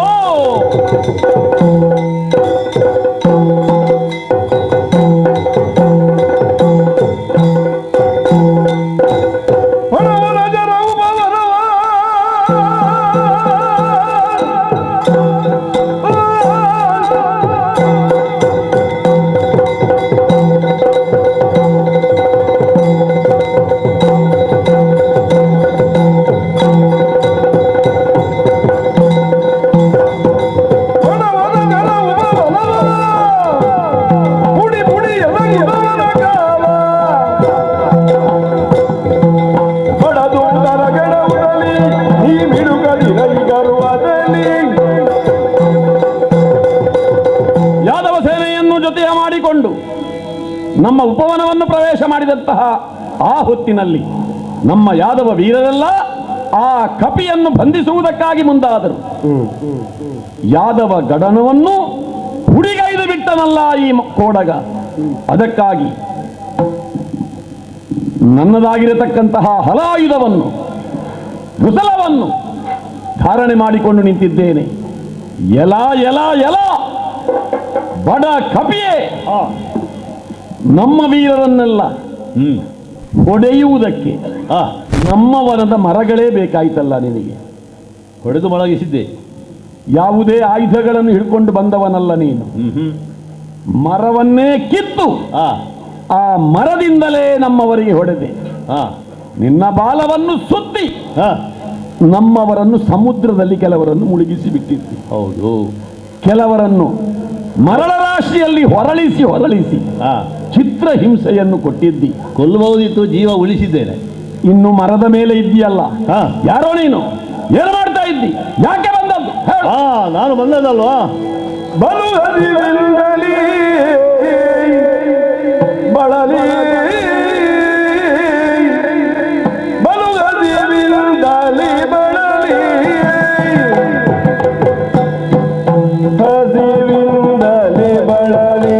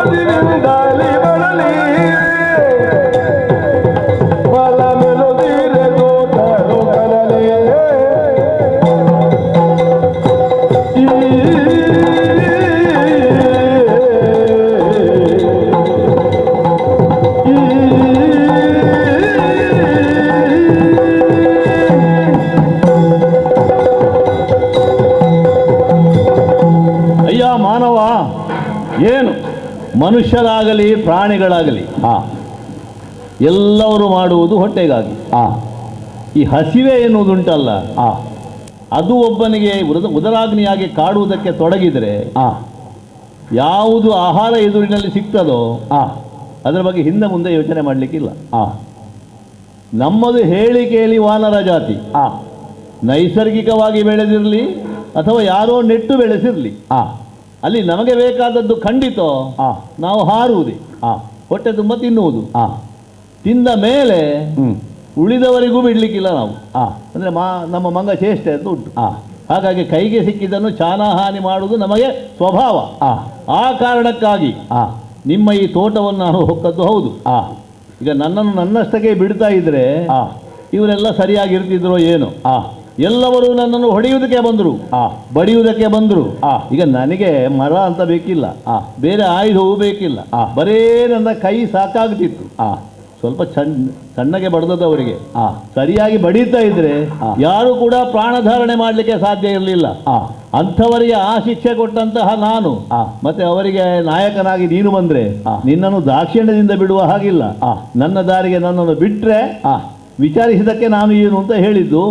ಎಲ್ಲಿಯಾದರೂ ಅಡ್ಡಿ ಬಂದ್ರೆ ಅದೇ ಗತಿ ನಿನಗೂ ಆದೀತು. ವೃದ್ಧ ಕಪಿ ನೀನು. ಹೌದು, ಹೆದರಬೇಡ. ಹೆದರಿದರೆ ನಾನು ಇಷ್ಟೇ ಬದುಕಿ ಇರ್ತೇನೆ. ಅಲ್ಲ, ನೇರವಾಗಿ ಮಾತನಾಡದೆ ನಾನು ಹೊಡೆಯುವುದಿಲ್ಲ. ಓಹೋ, ಎಲ್ಲ ಸುಮ್ಮನೆ ಇರಿ. ಎದೆ ಒಡೆದು ಸಾಯುವುದು ಬೇಡ. ನಮ್ಮ ಸ್ವಭಾವ ಏನೊಂದು ಹೊಡೆದು ಮಾತಾಡುವುದು ಅಲ್ಲ, ಎದೆ ಒಡೆದು ಸಾಯುವುದು ಬೇಡ. ಹೌದಾ? ಮನಸ್ಸು ಗಟ್ಟಿ ಮಾಡಿಕೋ. ನಾನು ಯಾರು ಎನ್ನುವುದನ್ನು ಹೇಳ್ತೇನೆ. ಯಾರಯ್ಯ ನೀನು? ಕೇಳು ಕೇಳು.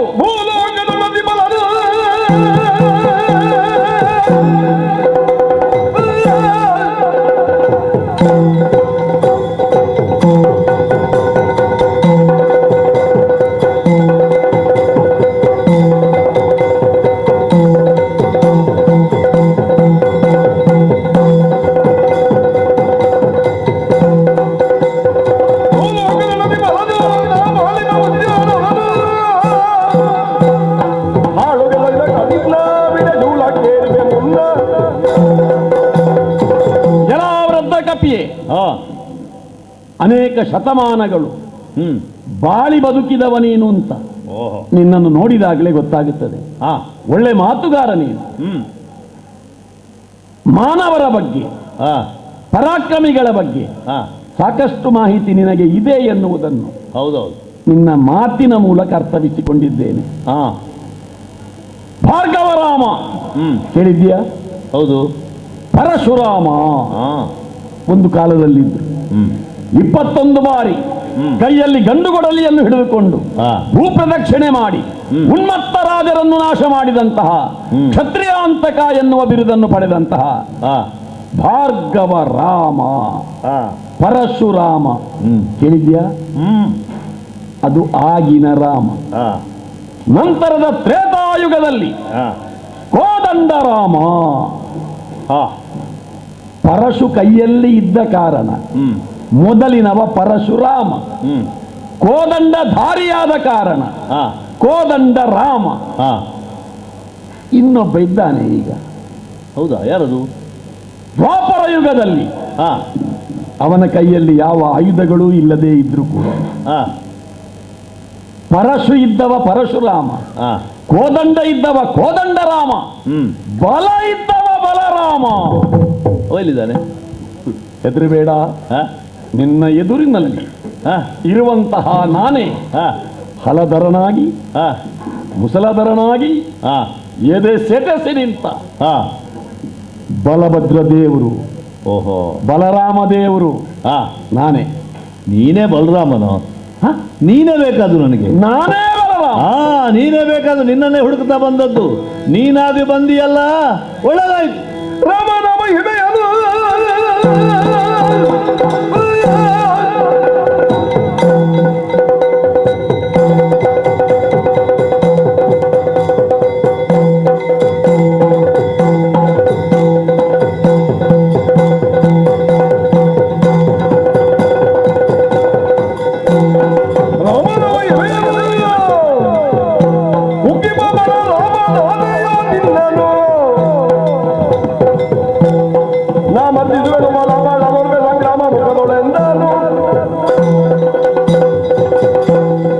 ಅಯ್ಯ ಹೆಸರು ಯಾರಿಗೆ ಯಾವ ಹೆಸರನ್ನು ಇಡಬಹುದು, ಆದರೆ ಹೆಸರಿಗೆ ತಕ್ಕದಾದಂತಹ ಸ್ವಭಾವವು ಅದಕ್ಕೆ ಅನುಗುಣವಾದಂತಹ ಜೀವನ ಶೈಲಿಯು ಅವನಲ್ಲಿ ಇರಬೇಕಾದದ್ದು ಬಹಳ ಮುಖ್ಯ.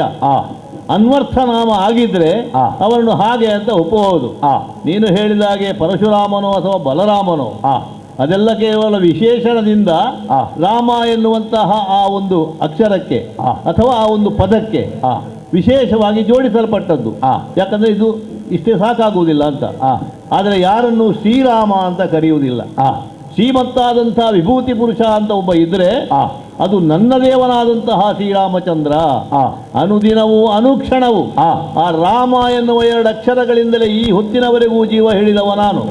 ನನ್ನಂಥವನ ಎದುರಿನಲ್ಲಿ ನಾನು ಬಲರಾಮ ಎನ್ನುವ ಹಾಗೆ ಎದೆ ಸೆಟೆಸಿ ನೀನು ಬರ್ತಿದೆಯಲ್ಲ, ರಾಮ ಎನ್ನುವುದನ್ನು ನಿನ್ನಿಂದ ಹೇಗೂ ಕಿತ್ತು ಬಿಡ್ತೇನೆ, ಕೊನೆಗೆ ಬಲವೂ ಇಲ್ಲ ಅಂತ ಮಾಡ್ತೇನೆ. ನೀನು ಅಕ್ರಮ ಪ್ರವೇಶ ಮಾಡಿದವ, ಓಹೋ, ನಮ್ಮ ವನವನ್ನು ಹಾಳು ಮಾಡಿದವ, ನಮ್ಮವರನ್ನೆಲ್ಲ ಕೊಂದವ, ತಸ್ಕರ.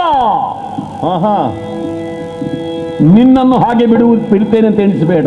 ಏನು? ನಿನ್ನನ್ನು ಶೂಲಕ್ಕೇರಿಸ್ತೇನೆ. ಈಗ ಅಕ್ರಮ ಪ್ರವೇಶ ಆಗಬೇಕು ಅಂತ ಇದ್ರೆ ಎಲ್ಲಿಯೋ ಮಧ್ಯರಾತ್ರಿಯಲ್ಲಿ ಬಂದು ನುಗ್ಗಬೇಕು, ಕಾವಲುಗಾರರಿಗೆ ಕಣ್ಣು ತಪ್ಪಿಸಿ ನುಗ್ಗಬೇಕು. ಹಾಗೆ ಬಂದದಲ್ಲ, ನಾವು ನೇರವಾಗಿ ಮಹಾದ್ವಾರದಿಂದಲೇ ಪ್ರವೇಶ ಮಾಡಿದ್ದು. ಯಾರೆಲ್ಲ ಎದುರಿಗೆ ಬಂದಿದ್ದಾರೋ ಅವರನ್ನೆಲ್ಲ ಹೇಗೆ ಶಿಕ್ಷಿಸಬೇಕು ಹಾಗೆ ಶಿಕ್ಷಿಸಿದ್ದೇನೆ. ಕೆಲವರನ್ನು ನೀರಲ್ಲಿ ಅದ್ದಿದ್ದೇನೆ, ಮರಳಲ್ಲಿ ಒದ್ದಿದ್ದೇನೆ. ಅಂತಹವರು ಜೀವ ಹಿಡ್ಕೊಂಡು ನಿನ್ನಲ್ಲಿಗೆ ಬಂದಿರಬೇಕು ಅಂತ ಇಲ್ಲದ್ರೆ ಅವರ ಕೈ ಸಾಗಲಿಲ್ಲ ಅಂತ ಆಯ್ತು. ಅವರ ಪರಿಸ್ಥಿತಿ ನಿನಗೆ ಬರುವುದು ಬೇಡ, ಯಾಕಂದ್ರೆ ಅವರ ನಾಯಕ ಅಂತ ನೀನು ಹೇಳಿದ್ಯಲ್ಲ.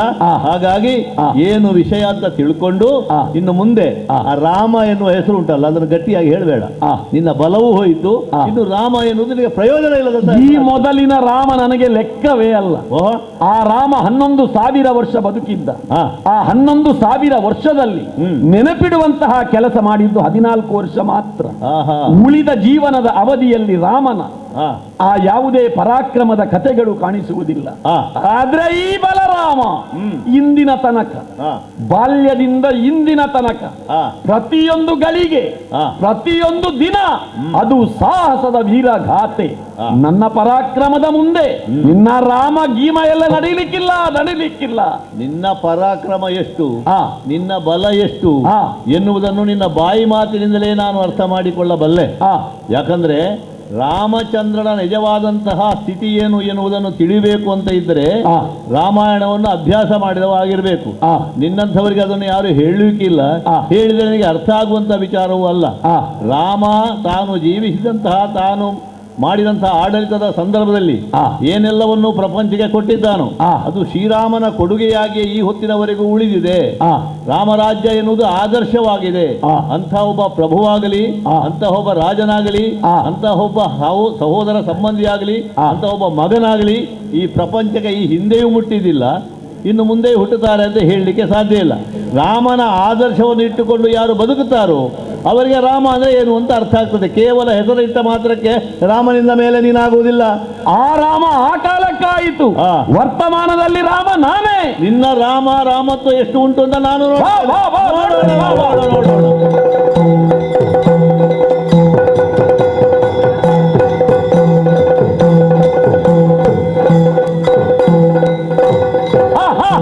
ನಿನ್ನನ್ನು ಹೀಗೆ ಬಿಡುವುದಲ್ಲ. ಇಕೋ ಅದರಿಂದ ಕೈಯಲ್ಲಿ ಒಂದು ಒನಕೆ ಮತ್ತೊಂದು ನೇಗಿಲು. ಒನಕೆಯನ್ನು ಸೆಳೆದು ಬಿಸಾಡಿದ್ದೇನೆ, ಸಮುದ್ರದಲ್ಲಿ ಮುಳುಗಿ ಹೋಯಿತು. ಈಗ ಬಾಲದಲ್ಲಿ ನಿನ್ನನ್ನು ಸುತ್ತಿದ್ದೇನೆ, ನಿನ್ನ ಮುಸಲವನ್ನು ತೆಗೆದು ಕೆಳಗೆ ಹಾಕಿದ್ದೇನೆ. ಸಾಕ, ಇನ್ನು ಸುಮ್ಮನೆ ಇಲ್ಲಿದ್ದರೆ ನಿನ್ನ ಪ್ರಾಣ ಹೋದಿದ್ದು ಜಾಗ್ರತೆ. ನಡಿ. ಹೋದನ ಕುಂಜರನು ಬರಾದ ತರದಲ್ಲಿ ಅಂಜನಾತ್ಮಜನೊಡನೆ ಭಂಗವ ಪಟ್ಟು ಯದುವರನು. ಅಯ್ಯೋ ಅಂಜುದಳುಗುದ ಮೆಲ್ಲ ಮೆಲ್ಲನೆ ಹಿಂಜರಿದು ನಡೆದರುವ ಪಥದೊಳು ಕಂಜನಾಭನು ಬಂದು ಮಣೆಯುತ್ತಲೆಂದ ನಾ ತಂಗೆ.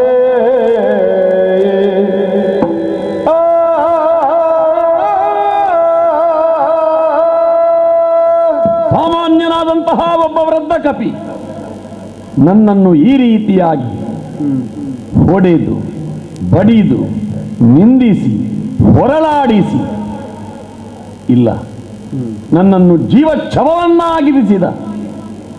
ಸರಿ, ಸಮುದ್ರದ ನೀರಿನ ರುಚಿಯನ್ನು ಅನುಭವಿಸಿದೆ. ಉರಿಯುತ್ತಿರುವಂತಹ ಮರಳ ರಾಶಿಯ ಬಿಸಿಯೇನು ಎನ್ನುವುದನ್ನು ಅರಿತುಕೊಂಡಿದ್ದೇನೆ. ಪರಚಿದ್ರೆ ಇಷ್ಟು ನೋವಾಗುತ್ತದೆ ಅಂತ ಈಗ ಗೊತ್ತಾದದ್ದು. ಈ ಮಂಗ ಬರೀ ಪರಚಿದ್ದು ಮಾತ್ರ ಅಲ್ಲ, ಕಚ್ಚಿದ್ದಾನೆ, ಪರಚಿದ್ದಾನೆ, ಹೊಡೆದಿದ್ದಾನೆ, ಒದ್ದಿದ್ದಾನೆ, ಹೊರಳಿಸಿದ್ದಾನೆ, ಮುಳುಗಿಸಿದ್ದಾನೆ. ಅಬ್ಬಾ, ಒಂದು ಒಳ್ಳೆ ಕೆಲಸ ಮಾಡಿದ್ದೆ ನಾನು. ನನಗಿಂತ ಮೊದಲೇ ನಮ್ಮವರನ್ನೆಲ್ಲ ಕಳುಹಿಸಿತ್ತು. ಅವರೆಲ್ಲ ಪೆಟ್ಟು ತಿಂದು ಓಡಿ ಹೋದ ಮೇಲೆ ನಾನು ಪೆಟ್ಟು ತಿಂದಾಗ ಯಾರೂ ನೋಡಲಿಲ್ಲ. ಸರಿ ಸರಿ ಸರಿ, ಎಲ್ಲ ಹೊರಡ್ತೇನೆ. ಸಿಂಹವೊಂದು ನರಿಯ ಮೇಲೆ ತನ್ನ ಪರಾಕ್ರಮವನ್ನು ತೋರಿಸಿ ರಾಜ ಟಿವಿಯಿಂದ ಹಿಂದೆ ಹೋಗುವ ರೀತಿಯಲ್ಲಿ ಆ ಮಂಗ ಆ ಕಡೆ ಹೋಗಿದ್ದಾನೆ. ಬಾಲ ಮಡಚಿ ಮೆಲ್ಲಗೆ ಸಂದಿಗೊಂದಿನಲ್ಲಿ ಮರೆಯಾಗುವ ಜಂಬೂಕದಂತೆ ಮನೆ ಸೇರಿಕೊಳ್ಳಬೇಕು.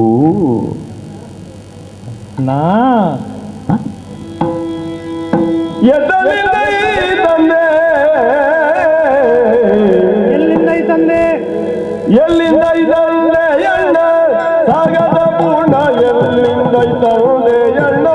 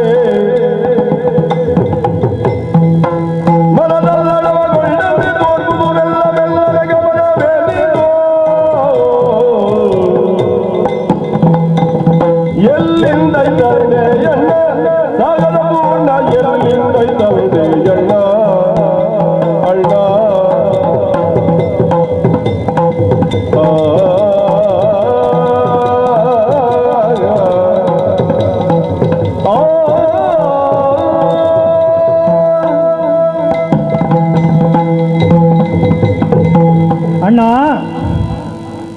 ನೀನು ಯಾವಾಗ ಬಂದದ್ದು? ಅಲ್ಲ, ನಾನು ಯಾವಾಗ ಬಂದದ್ದು ಅಂತಲ್ಲ, ನೀನು ಇಲ್ಲಿ ಏನು? ಒಂದು ಪದ್ಧತಿ ಉಂಟು. ಮನೆಯ ಯಜಮಾನ ಕಾರ್ಯಾರ್ಥಿಯಾಗಿ ಹೊರಗೆ ಹೋಗುವಾಗ ಎಲ್ಲಿಗೆ ಅಂತ ಕೇಳುವ ಕ್ರಮ ಇಲ್ಲ, ಅಥವಾ ಎದುರು ಬರುವ ಕ್ರಮವೇ ಇಲ್ಲ. ಯಾಕೆ ಅಂದ್ರೆ ಕಾರ್ಯಭಂಗ ಆಗಬಾರದು, ಅದೊಂದು ಪದ್ಧತಿ ಇದೆ. ಅವ ಕಾರ್ಯ ಮುಗಿಸಿಕೊಂಡು ಮನೆಗೆ ಹಿಂದಿರುಗುವಾಗ ಎಲ್ಲರೂ ಎದುರುಗೊಳ್ಳುವವರೇ. ಹೆಂಡತಿ ಗಂಡನ ಸಂಪಾದನೆ ಎಷ್ಟಿರಬಹುದು ಎಂದು, ಮಕ್ಕಳು ಅಥವಾ ವಯಸ್ಸಿನವರು ಏನಾದರೂ ತಿಂಡಿ ತಿನಿಸು ತಂದಿರಬಹುದೆಂದು. ಆದರೆ ನಿನ್ನಲ್ಲೂ ಅದೇ, ನೀನೀಗ ಹೋಗುವುದಲ್ಲ, ಬಂದದ್ದು. ಎಲ್ಲಿಂದ ಬಂದೆ? ಎಲ್ಲಿಂದ ಬಂದದ್ದು? ಹೌದು. ಅಷ್ಟು ಮಾತ್ರವಲ್ಲ, ನೀನು ಬರುವ ದಾರಿಯೇ ಅಲ್ಲ ಇದು. ನಿನ್ನ ಶೈಲಿ ಎಂಥದ್ದು? ಸಿಂಹದ ನಡಿಗೆ, ರಾಜಗಾಂಭೀರ್ಯದ್ದು, ಹಿತಮಿತವಾದ ಪರಿವಾರ, ವಂದಿಮಾಗದರು, ಅಗತ್ಯ ಬಿದ್ದರೆ ಹಗಲು ದೀವಟಿಗೆ, ಅದೆಲ್ಲ ನಿನ್ನ ಶೈಲಿ. ನಿನ್ನದು ವಿಭಿನ್ನ ಶೈಲಿ ಅಲ್ಲವೇ? ನಿನಗೊಂದು ಹೆಸರುಂಟು, ಏಕಕುಂಡಲ ಅಂತ ಅಲ್ಲವೇ? ಒಂದೇ ಕಿವಿಗೆ ಆಭರಣ ಧರಿಸುವ. ನಿನ್ನನ್ನು ಅನುಕರಣೆ ಮಾಡುವವರು ವರ್ತಮಾನದಲ್ಲಿ ಬಹಳಷ್ಟು ಮಂದಿ ಇದ್ದಾರೆ, ಒಂದೇ ಕಿವಿಗೆ ಆಭರಣ ಧರಿಸಿ ಅಲ್ಲವೇ? ಹಾಗೆ ಅಂಥವ ಇವತ್ತು ಹಿಂಬಾಗಿಲಿನಿಂದ ಬಂದು ಅದು ಮೆಲ್ಲ ಮೆಲ್ಲನೆ ಯಾರಾದರೂ ನೋಡುತ್ತಾ ಇದ್ದಾರೋ ಎಂಬಂತ ಭಯ ನಿನ್ನಲ್ಲಿ ಆವರಿಸಿದಾಗಿ ಕಾಣ್ತಾ ಉಂಟು. ಇದು ಹೊಸ ಶೈಲಿಯಾಗಿ ಕಾಣುವುದಿಲ್ಲಲ್ಲ ನಿಮಗೆ? ಹೊಸ ಶೈಲಿ ಅಂತಲ್ಲ, ನಿನ್ನ ಯೋಗ್ಯತೆಗೆ ತಕ್ಕದಾದದ್ದಲ್ಲ ಇದು. ಬಲರಾಮ ದೇವರಲ್ಲವೇ ನೀನು? ಹಾ ಹಾ ಅಲ್ಲವೇ? ಹಾ ಯದುಗಳಿಗೆ ಒಂದು ಕೀರ್ತಿಯನ್ನು ತಂದುಕೊಟ್ಟವ ಯಾರು? ಹರಿದು ಹಂಚಿ ಹೋಗಿದ್ದ ಯದುಗಳನ್ನು ಒಂದುಗೂಡಿಸಿದವ ಯಾರು? ಬಲರಾಮನಲ್ಲವೇ? ನಾನು ಇದ್ದೆ, ಅದು ಬೇರೆ ವಿಚಾರ. ಆದರೆ ಹೆಸರಾದದ್ದು ನಿನಗೆ ಅಲ್ಲವೇ? ಅಂಥವ ಹಿಂಬಾಗಿಲಿನಿಂದ ಭಯದಿಂದ ಅತ್ತ ಕಡೆ ಇತ್ತ ಕಡೆ ನೋಡುತ್ತಾ ಯಾರಾದರೂ ನನ್ನನ್ನು ಗಮನಿಸುತ್ತಾರೋ ಎಂಬ ಭಾವನೆಯಿಂದ ಮೆಲ್ಲನೆ ಬರುತ್ತಾ ಇದ್ದಿ. ಏನನ್ನ, ಎಲ್ಲಿಂದ ಬಂದೆ ನೀನು? ಈ ರೀತಿ ಬರುವುದಕ್ಕೆ ಕಾರಣ ಏನು? ಅಷ್ಟು ಮಾತ್ರವಲ್ಲ, ನಿನ್ನನ್ನು ಹತ್ತಿರದಿಂದ ಪರೀಕ್ಷಿಸಿ ನೋಡಿದಾಗ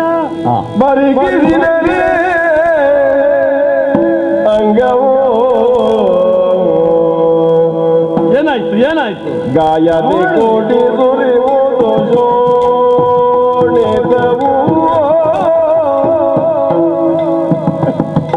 ಪರಿಗಿಸಿದರೆ ಗಂಗವು ಗಾಯದಿ ಕೂಡಿ ಸುರಿಯುವುದು ಜೋಣಿದವು ಸುರಗ ಗಜರದ ಅಡವಿ ನಿದಂಗರಿ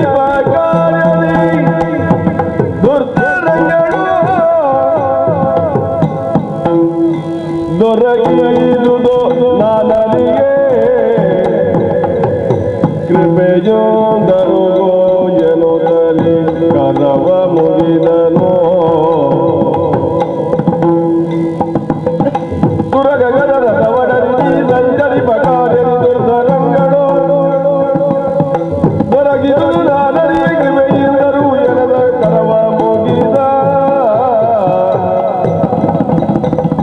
ಪರಿಕೀಸಿದರೆ ಗಂಗವು ಗಾಯದಿ ಕೂಡಿ ಸುರಿಯುವುದು ಜೋಣಿದವು. ಅಣ್ಣ ಅಣ್ಣ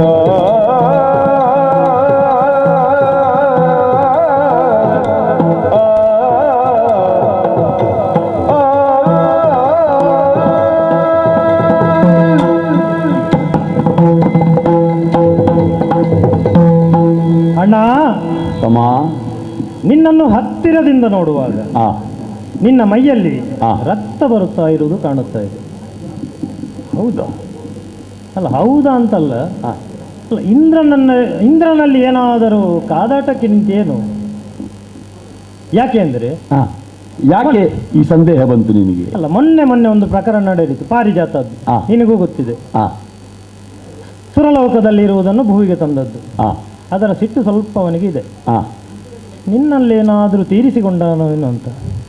ಅವ ಇಲ್ಲಿ ಬಂದ ಅಥವಾ ನಾನು ಅಲ್ಲಿ ಹೋಗಿಯ? ಅದೇನೆ, ಅದು ನೀನು ಹೇಳಬೇಕು. ಅಲ್ಲ, ನನ್ನ ಅನುಮಾನ ಅಷ್ಟೇ ಇದು. ಎಲ್ಲಿ ಆದ್ರೂ ಐರಾವತ ತಿವೀತು, ವಜ್ರಾಯುಧದಿಂದ ಘಾಸಿಗೊಳಿಸಿದನು. ಹತ್ತಿರದಿಂದ ನೋಡುವಾಗ ಇದು ಯಾವುದೂ ಅಲ್ಲ, ಪರಚಿದ ಗಾಯದ ಹಾಗೆ ಕಾಣುತ್ತಾ ಉಂಟು. ಎಲ್ಲಿಯಾದರೂ ಆನೆಯನ್ನು ಏರುವಾಗ, ಕುದುರೆಯನ್ನು ಏರುವಾಗ ಆಯ ತಪ್ಪಿ ಏನಾದರೂ ಬಿದ್ದು ಬಿಟ್ಟು ಏನೋ ಅಣ್ಣ. ಏನು ಏನು ನಿನ್ನ ಅವಸ್ಥೆ? ಅಲ್ಲ, ಉಪಮೆ ಕೊಟ್ಟದ್ದು ಒಳ್ಳೇದಾಯ್ತು. ನನ್ನನ್ನು ಸಣ್ಣದು ಮಾಡಲಿಲ್ಲ. ಇಲ್ಲ, ಈ ಗಾಯ ಆದದ್ದು ಅಲ್ಲ, ನಿನ್ನ ಐರಾವತದ ತಿರಿತದಿಂದ ಆದ ಗಾಯ. ಹೌದು, ನಿನ್ನ ಯೋಗ್ಯತೆಗೆ ತಕ್ಕದಾಗಿ ನಾನು ಹೇಳಬೇಕಲ್ಲವೇ?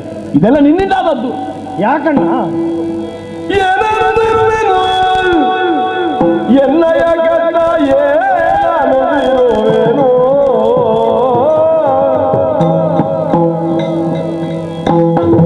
ಏನನುದಿರುವೆನು ಎನ್ನಯ ಗಂಡ ಏನನುದಿರುವೆನು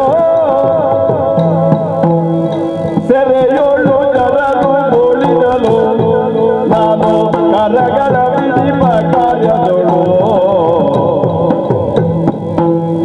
ನಿರತನಾಗಿರೆವನ ಜನನಿರವೆಲ್ಲವ ಮರೆಯಿಂದ ನೋಡಿದನು ಮೊದಲಗೊಂಡು ಮರಗಿ ಮೈಯೋಡಿದನು ಎನ್ನಯ ಮನ ಹರಣವ ಮಾಡಿದನು ಏನಾನು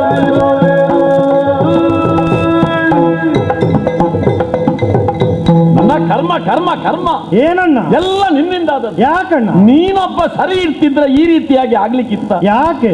ನನಗೆ ಈ ಗಾಯ ಆದದ್ದು, ನನ್ನ ಮೈ ಮೇಲೆ ಇರುವಂತಹ ಈ ಗಾಯಗಳು, ಈ ಅಪಮಾನ, ನಾನು ಈ ರೀತಿಯಾಗಿ ಬಂದದ್ದು ಎಲ್ಲ ಕಾರಣ ನೀನು. ಯಾಕಣ್ಣ? ಯಾರಿಗೂ ತಿಳಿಯದ ಹಾಗೆ ಅಡ್ಡದಾರಿಯಲ್ಲಿ ನೀನು ಬಂದಿದ್ದಿ, ನಿನ್ನ ಕೈಗೆ ಸಿಕ್ಕಿಬಿದ್ದೆ ನೋಡು ನಾನು. ಹೌದು. ಆದ್ರೆ ನೀನಾದ್ರೆ ಹಾಗಲ್ಲ ಕೃಷ್ಣ. ಹೇಗಣ್ಣ? ನೀನು ಓಣಿ ಗೋಪಾಲ, ನಿನ್ನ ಹೆಸರೇ ಓಣಿ ಗೋಪಾಲ.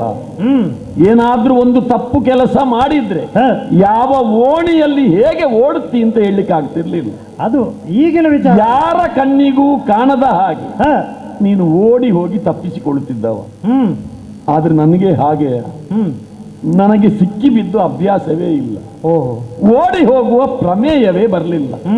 ಓಡಿ ಹೋಗುವುದಿದ್ರೆ ನಿನ್ನ ಜೊತೆಯಲ್ಲಿ ಜರಾಸಂಧನ ಪ್ರಕರಣದಲ್ಲಿ ಆಗ ನಾವು ಓಡಿ ಹೋಗ್ತಾ ಇದ್ದೀವಿ. ಆಗ ಜೊತೆಯಲ್ಲಿ ನೀನಿದ್ದೆ. ಹೌದು. ಈ ಪ್ರಕರಣದಲ್ಲಿ ನೀನಿರ್ಲಿಲ್ಲ. ನಿನಗೆ ಕಾಲಾವಕಾಶ ಕೂಡ ಇಲ್ಲ. ಈ ದ್ವಾರಾವತಿಯಲ್ಲಿ ಏನು ನಡೆಯುತ್ತಾ ಇದೆ, ಸ್ವಲ್ಪ ಹೊಣೆಗಾರಿಕೆ ಬೇಕು, ಗೊತ್ತಾಯ್ತಾ? ತಮ್ಮನಂತೆ ತಮ್ಮ. ಇಲ್ಲಿ ಏನು ನಡೀತದೆ ಅಂತ ನಿನ್ಗೆ ಗೊತ್ತಿಲ್ಲ. ನಿನ್ನ ಏನು ಕೆಲಸ ಇದ್ರು ಒಂದು ಮದುವೆ ಆಗುವುದು, ಯಾವುದಾದರೂ ಒಂದು ಹೆಣ್ಣಿನ ಪ್ರಕರಣದಲ್ಲಿ ಸಿಕ್ಕಿ ಬೀಳುವುದು ಅಲ್ಲ. ಮತ್ತೆ ನೋಡಿ, ಈಗ ಹೇಳಿದ್ದೆಲ್ಲ ಆ ಪಾರಿಜಾತ ಪ್ರಕರಣ ಮತ್ತೆ ಮರುಕಳಿಸಿತೆ. ತಪ್ಪು ಮಾಡುವುದು ನೀನು, ಹೊಣೆಗಾರನನ್ನಾಗಿ ಮಾಡುವುದು ನನ್ನನ್ನು. ಈಗ ನಿನಗೆ ಪಾರಿಜಾತ ಪ್ರಕರಣದ ಕತೆ ನೆನಪಿಗೆ ಬರುತ್ತದೆ ಅಂತ ಹೇಳಿದ್ರೆ ಅದರ ಅರ್ಥ ಏನು? ನೀನು ತಪ್ಪು ಮಾಡ್ತಾ ಇದ್ದಿ, ಅಥವಾ ಈ ಪೂರ್ವದಲ್ಲಿ ತಪ್ಪು ಮಾಡಿದ್ದಿ, ಅದನ್ನು ಫಲ ಅನುಭವಿಸುವುದಕ್ಕೆ ನಮ್ಮ ಅಣ್ಣ ಒಬ್ಬ ಇದ್ದಾನೆ. ನೋಡವ ನೋಡ್ತಾನೆ. ಏನಣ್ಣ? ಜವಾಬ್ದಾರಿ ಇಲ್ಲದವ, ಹೊಣೆಗಾರಿಕೆ ಇಲ್ಲದವ. ನಿನ್ನಿಂದಲೇ ಇದು ಹೀಗಾದದ್ದು. ಅಣ್ಣ, ನಮ್ಮ ಊರಲ್ಲಿ ಏನು ಕತೆ ನಡೆದಿದೆ ಅಂತ ಗೊತ್ತುಂಟ ನಿನಗೆ? ಏನಣ್ಣ? ನಮ್ಮ ಉಪವನ, ಆ ಉಪವನಕ್ಕೆ ಒಂದು ಕಪಿ ಬಂದದ್ದು ಗೊತ್ತುಂಟ ನಿನಗೆ? ಇಲ್ಲ. ಆಗ ಅದೇ ಹೇಳಿದ್ದು, ನಿನಗೆ ಹೊಣೆಗಾರಿಕೆ ಇಲ್ಲ. ಅಲ್ಲ, ನೀನು ಯಜಮಾನ ಇದ್ದೀಯಲ್ಲ ಅಣ್ಣ. ನಿಮ್ಮಂತವರ ಧೈರ್ಯದಲ್ಲಿ ನಾನಿದ್ರೆ ಹೀಗಾಗುವುದು ನೋಡು. ತಮ್ಮ ನೋಡಿಕೊಂಡಾನು ಅಂತ ನಾನಿದ್ದದ್ದು. ನಿನಗೆ ಆ ಸಂಗತಿಯೇ ಗೊತ್ತಿಲ್ಲ. ಇಲ್ಲಣ್ಣ. ಯಾರ ಮನೆಯಲ್ಲಿ ಹೇಗೆ ಮಲಗಿದ್ಯಾ ನೀನು ಪುಣ್ಯಾತ್ಮ. ಹಾಗಲ್ಲಣ್ಣ, ನಿನ್ನ ಮೇಲಿನ ನಂಬಿಕೆಯಿಂದ ಮಾತ್ರ. ಅಲ್ಲ, ನಿನಗೆ ಅಂತ ಘನಕಾರ್ಯ ಬೇರೆ ಏನಿತ್ತು? ಅಲ್ಲ, ಏನಿಲ್ಲದಿದ್ರು ನಿನ್ನ ಯೋಗ್ಯತೆಗೆ ತಕ್ಕಾಗಿ ನೀನು ಕೆಲಸವನ್ನು ನಿರ್ವಹಿಸ್ತಾ ಇದ್ದೀಯಲ್ಲ. ನೀನು ಲೋಕನಾಯಕ ಅಂತ ಒಂದು ಹೆಸರನ್ನು ನಿನ್ನಷ್ಟಕ್ಕೆ ಇಟ್ಟುಕೊಂಡವ. ಆದ್ರೆ ನಮ್ಮ ದ್ವಾರಾವತಿಯಲ್ಲಿ ಆಗುವಂತಹ ಕತೆ ನಿನಗೆ ಗೊತ್ತಿಲ್ಲ. ನಮ್ಮ ಉಪವನದಲ್ಲಿರುವಂತಹ ವನರಕ್ಷಕರು ಎಷ್ಟು ಮಂದಿ ಸತ್ತಿದ್ದಾರೆ ಅಂತ ಗೊತ್ತುಂಟ ನಿನಗೆ? ಇಲ್ಲ ಅಣ್ಣ, ಆ ಲೆಕ್ಕ ಗೊತ್ತಿಲ್ಲ ನಿನಗೆ. ಮತ್ತೆ ಊರವರ ಲೆಕ್ಕಾಚಾರ ಮಾಡಲಿಕ್ಕೆ ಹೋಗ್ತಿ. ಮತ್ತೊಬ್ಬರಿಗೆ ಏನಾದ್ರೂ ಸಹಾಯ ಬೇಕಿದ್ರೆ ಸಹಾಯ ಕೊಡುವುದಕ್ಕೆ ನೀನು ಹೋಗ್ತಿ. ನಮ್ಮ ಮನೆ ಅಂಗಳದಲ್ಲಿ ಇಂತಹ ಒಂದು ಕೃತ್ಯ ನಡೆಯುತ್ತಾ ಇದ್ರೆ ಹೊಣೆಗಾರಿಕೆ ಇಲ್ಲದಂತಹ ಬದುಕು ನಿಂದು. ವನ ಹಾಳಾಯಿತು. ನಾರದರೆ ಬಂದು ದೂರ ಹೇಳಿದ್ರು ನನಗೆ. ಹೋದದ್ದು ನಾನು. ಹೋದಾಗ ಅಲ್ಲೊಂದು ಕಪಿ, ದೊಡ್ಡ ಕಪಿ. ಕಪಿಯಲ್ಲಿ ಇನ್ನೊಂದು ದೊಡ್ಡ ಕಪಿ ಅಂತ. ದೊಡ್ಡ ಕಪಿ ಅಂದ್ರೆ ವೃದ್ಧ ಕಪಿ. ಆ ಒಂದು ಕಪಿ, ಈ ಒಂಟಿ ಕಪಿ ಯಾವಾಗಲೂ ಸ್ವಲ್ಪ ಎಚ್ಚರಿಕೆಯಿಂದ ಇರಬೇಕು. ಅದು ಒಂಟಿ ಸಲಗಲ್ಲ, ಇದು ಒಂಟಿ ಕಪಿ. ಇದು ಆ ಸಲಗಕ್ಕಿಂತಲೂ ತನ್ನದಾದಂತಹ ಹುಚ್ಚಾಟವನ್ನು ಮೆರೆಸಿ ನಮ್ಮವರನ್ನೆಲ್ಲ ಘಾಸಿಗೊಳಿಸಿದಾಗ ಅದನ್ನು ಬಂಧಿಸುವುದಕ್ಕೆ ಎಲ್ಲ ಯಾದವ ಪ್ರಮುಖರನ್ನೆಲ್ಲ ಕರ್ಕೊಂಡು ಹೋದದ್ದು. ಈಗ ಪೆಟ್ಟು ತಿಂದದ್ದು ನಾನೊಬ್ಬನೇ ಅಲ್ಲ. ಪೆಟ್ಟು ತಿಂದ ನಾನೊಬ್ಬ ಮಾತ್ರ ನಿನಗೆ ಕಾಣಿಸಿದ್ದು. ಪೆಟ್ಟು ತಿಂದು ಅವರಷ್ಟಕ್ಕೆ ಮನೆಗೆ ಹೋಗಿ ಮಲಗಿದವರು ಯಾರೂ ನಿನ್ನ ಕಣ್ಣಿಗೆ ಬೀಳಲಿಲ್ಲ ಕೃಷ್ಣ. ಈಗ ಕಣ್ಣಿಗೆ ಬಿದ್ದವ ನಾನು ಮಾತ್ರ. ಈಗ ಏನಾಯ್ತು? ಹೊರಟು ಬರುವಾಗ ಈ ಬೆಣ್ಣೆ ಹಾಕಿ ಊಟ ಮಾಡಿ ಬಂದದ್ದು. ಹಾಗೆ ಕೈಯಲ್ಲಿ ಹಿಡಿದ ಆಯುಧ. ಅಲ್ಲ, ಎಲ್ಲಿ ಈಗ ಹಲ ಎಲ್ಲಿ ಉಂಟು? ಅದೇ ಸ್ವಲ್ಪ ಊಟ ಮಾಡುವಾಗ ಅದು ಜಾರಿ ಹೋಯ್ತು. ಅದು ಎಣ್ಣೆ ಬೆಣ್ಣೆ ಅದು ಕೈಯಲ್ಲಿ ಸರಿ ಹಿಡಿತಕ್ಕೆ ಬರಲಿಲ್ಲ. ಜಾರಿ ಹೋಯ್ತು. ಮತ್ತೆ ಮುಸುಲ ಜಾರಿ ಹೋದ ಮೇಲೆ ಮತ್ತೆ ಹಲ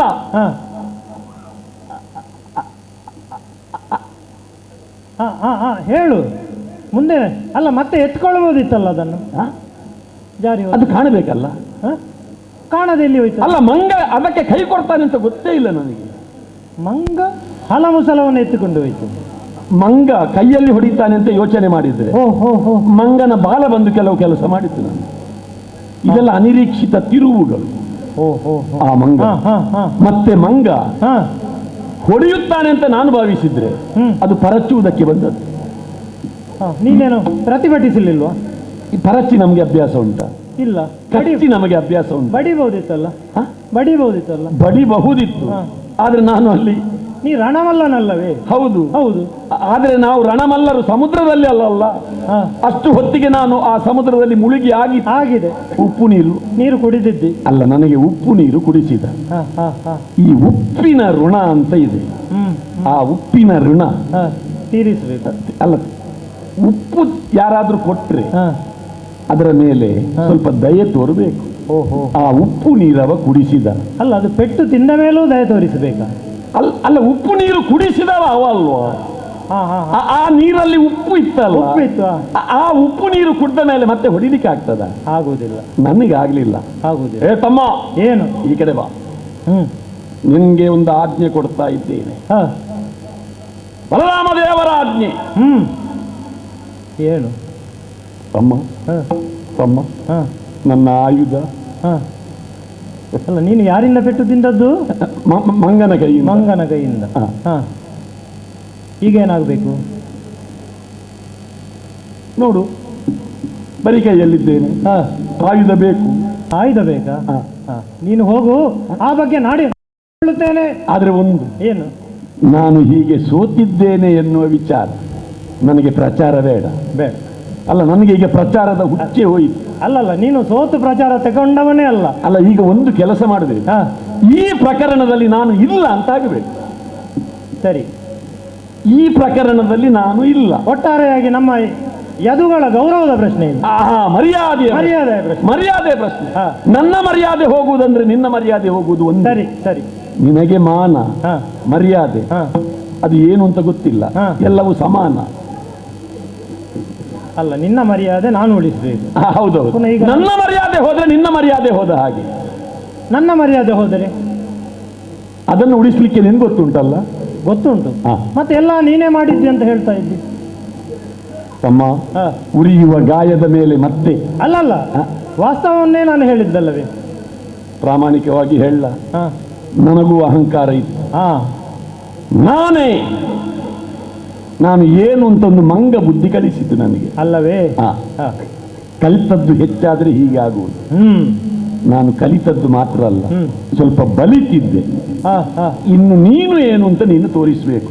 ಹೌದು, ನನಗೂ ಅವಕಾಶ ಬಂತು ಈಗ ತೋರಿಸ್ಲಿಕ್ಕೆ, ಅಲ್ಲವೇ? ಮುಂದೆ ನೀನು ತೋರಿಸ್ಬೇಕು. ಆಯ್ತು, ಹೋಗ್ತೇನೆ. ಆಯ್ತು, ಸರಿ ಸರಿ.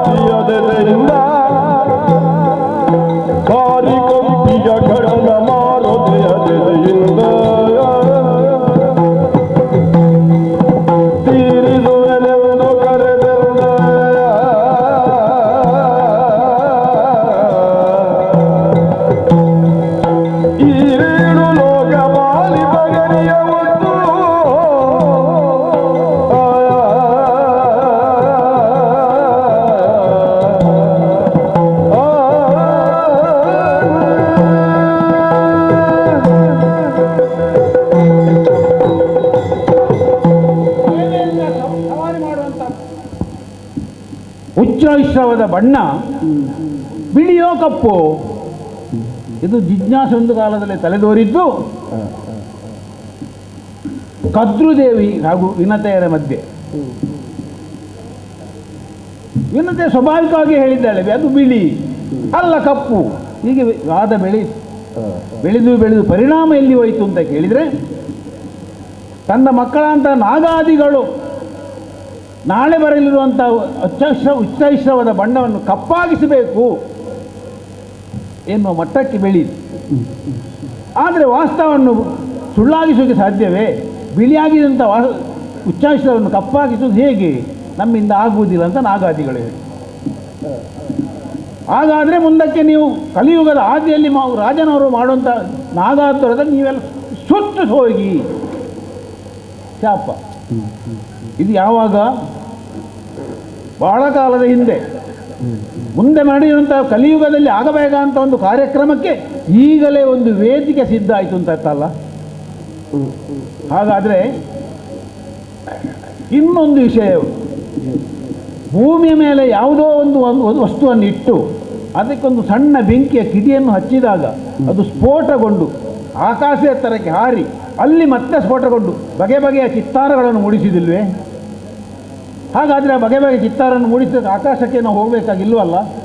ಹಾಗಾದರೆ ಒಂದು ಕೆಲಸವನ್ನು ಮಾಡುವುದಕ್ಕೆ ತಾನೇ ಹೋಗಿ ಮಾಡಬೇಕಾದ್ದಿಲ್ಲ, ಸಂಕಲ್ಪ ಇದ್ದರೆ ಸಾಕಾಗ್ತದೆ. ನಾರದರು ಬಂದರು ಹೇಳಿದಾಗಲೂ ಅವರಿಗೆ ಸಮಾಧಾನ ಹೇಳಿದ್ದ ಹಾಗೆ ರಾಮನ ದರ್ಶನಾಪೇಕ್ಷೆಯಿಂದ ಆಂಜನೇಯನಿಗೆ ರಾಮಾವತಾರವನ್ನು ತೋರಿಸಿಕೊಡಬೇಕಾದನ್ನು ಕರ್ತವ್ಯವಾಗಿತ್ತು ಯಾಕಂದರೆ ಅಂದುಕೊಟ್ಟಂಥ ಮಾತು. ಈಗ ಯೋಚನೆ ಮಾಡೋದು, ನನ್ನ ಸಂಕಲ್ಪದಂತೆ ಆಗಿದೆ, ಆಂಜನೇಯನ ಮೂಲಕವಾಗಿ ನಮ್ಮ ಅಣ್ಣನ ಗರ್ವ ಮುರಿಯಿತು. ಗರ್ವ ಮುರಿಯಿತು ಎನ್ನುವುದು ಅವನನ್ನು ನನಗೆ ಆ ಕಡೆಯಿಂದ ಅಣ್ಣ ಬರುವಾಗಲೇ ನನಗೆ ಬಹಳ ಆಶ್ಚರ್ಯ ಆಯಿತು. ಯಾಕೆ ಎಲ್ಲಾದರೂ ಹೆಜ್ಜೆಯನ್ನು ಕಡಿಯುತ್ತೆ, ಅವನ ಪರಿಸ್ಥಿತಿ ಆಗಿತ್ತು. ಆದರೆ ಬಂದು ಹೇಳ್ತಾನೆ, ನಾನೊಂದು ಕಾಪಿ ಬಂದಿತ್ತು, ನಾನು ಓಡಿಸ್ಲಿಕ್ಕೆ ಹೋದೆ, ಅವ ನನಗೆ ಹೊಡೆದ. ಹಾಗಾದರೆ ನಮ್ಮ ಅಣ್ಣನಿಗೆ ಶಾಸ್ತಿ ಆಯಿತು. ಅಣ್ಣನಿಗೆ ಶಾಸ್ತಿ ಆಯಿತು ಅಂತ ನಾವು ಸುಮ್ಮನೆ ಇರಲಿಕ್ಕೆ ಆಗ್ತದೆಯೇ? ಇನ್ನೂ ಇದ್ದಾರಲ್ಲ, ಒಬ್ಬನ ವಾಹನ ಗರುಡ, ಬ್ರಹ್ಮಾಂಡೋದರ ಬರಿತಾನಂದ ಶ್ರೀಕೃಷ್ಣನನ್ನು ಬೆನ್ನ ಮೇಲೆ ಹೊತ್ತುಕೊಂಡು ಪ್ರಪಂಚದಾದ್ಯಂತ ಸುತ್ತುತ್ತೇನೆ, 3 ಲೋಕದಲ್ಲಿ ಸುತ್ತು ಬರ್ತೇನೆ ಅಂತ ಅವನಿಗೊಂದು ಅಹಂಕಾರ. ಅವನಿಗೆ ಅಭಿಮಾನ ಇರಬೇಕು ನಿಜ, ಯಾಕಂದರೆ ಆ ಅಮೃತವನ್ನು ತಂದವ ದೇವೇಂದ್ರನ ಸೋಲಿಸುವ ಮೂಲಕವಾಗಿ. ಆದರೆ ಅಭಿಮಾನ ಇರಬೇಕು, ದುರಾಭಿಮಾನ ಇರಬಾರ್ದು ಎಂಬುದ ಕಾರಣಕ್ಕಾಗಿ ಅವನ ಅಹಂಕಾರವೂ ಮುರಿಬೇಕು. ಆದರೆ ಎಲ್ಲಿದ್ದಾನೆ ಅವ ಗರುಡ?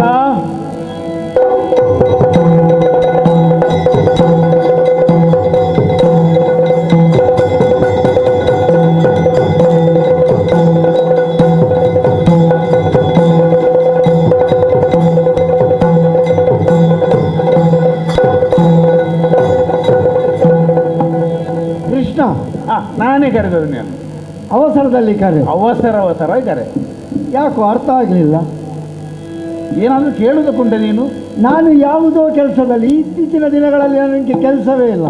ನೀನು ನಿನ್ನ ಕೆಲಸದಲ್ಲಿ ತನ್ಮಯನಾಗಿದ್ದವ. ಎಲ್ಲಿಯೋ ಮೇಲಿನಿಂದ ಕಣ್ಣಿನಲ್ಲಿ ಸಿಕ್ಕಿದ್ದನ್ನು ಸೆರೆ ಹಿಡಿಯುವುದು, ಅದು ಬಿಟ್ಟರೆ ಬೇರೆ ಕೆಲಸವೇ ಏನೂ ಇಲ್ಲ. ಆದರೆ ಈಗ ನಿನ್ನ ಕೆಲಸ ಆಗಬೇಕಲ್ವಾ ನನ್ನಿಂದ? ಹೌದಯ್ಯ. ಏನಾಗಿದೆ?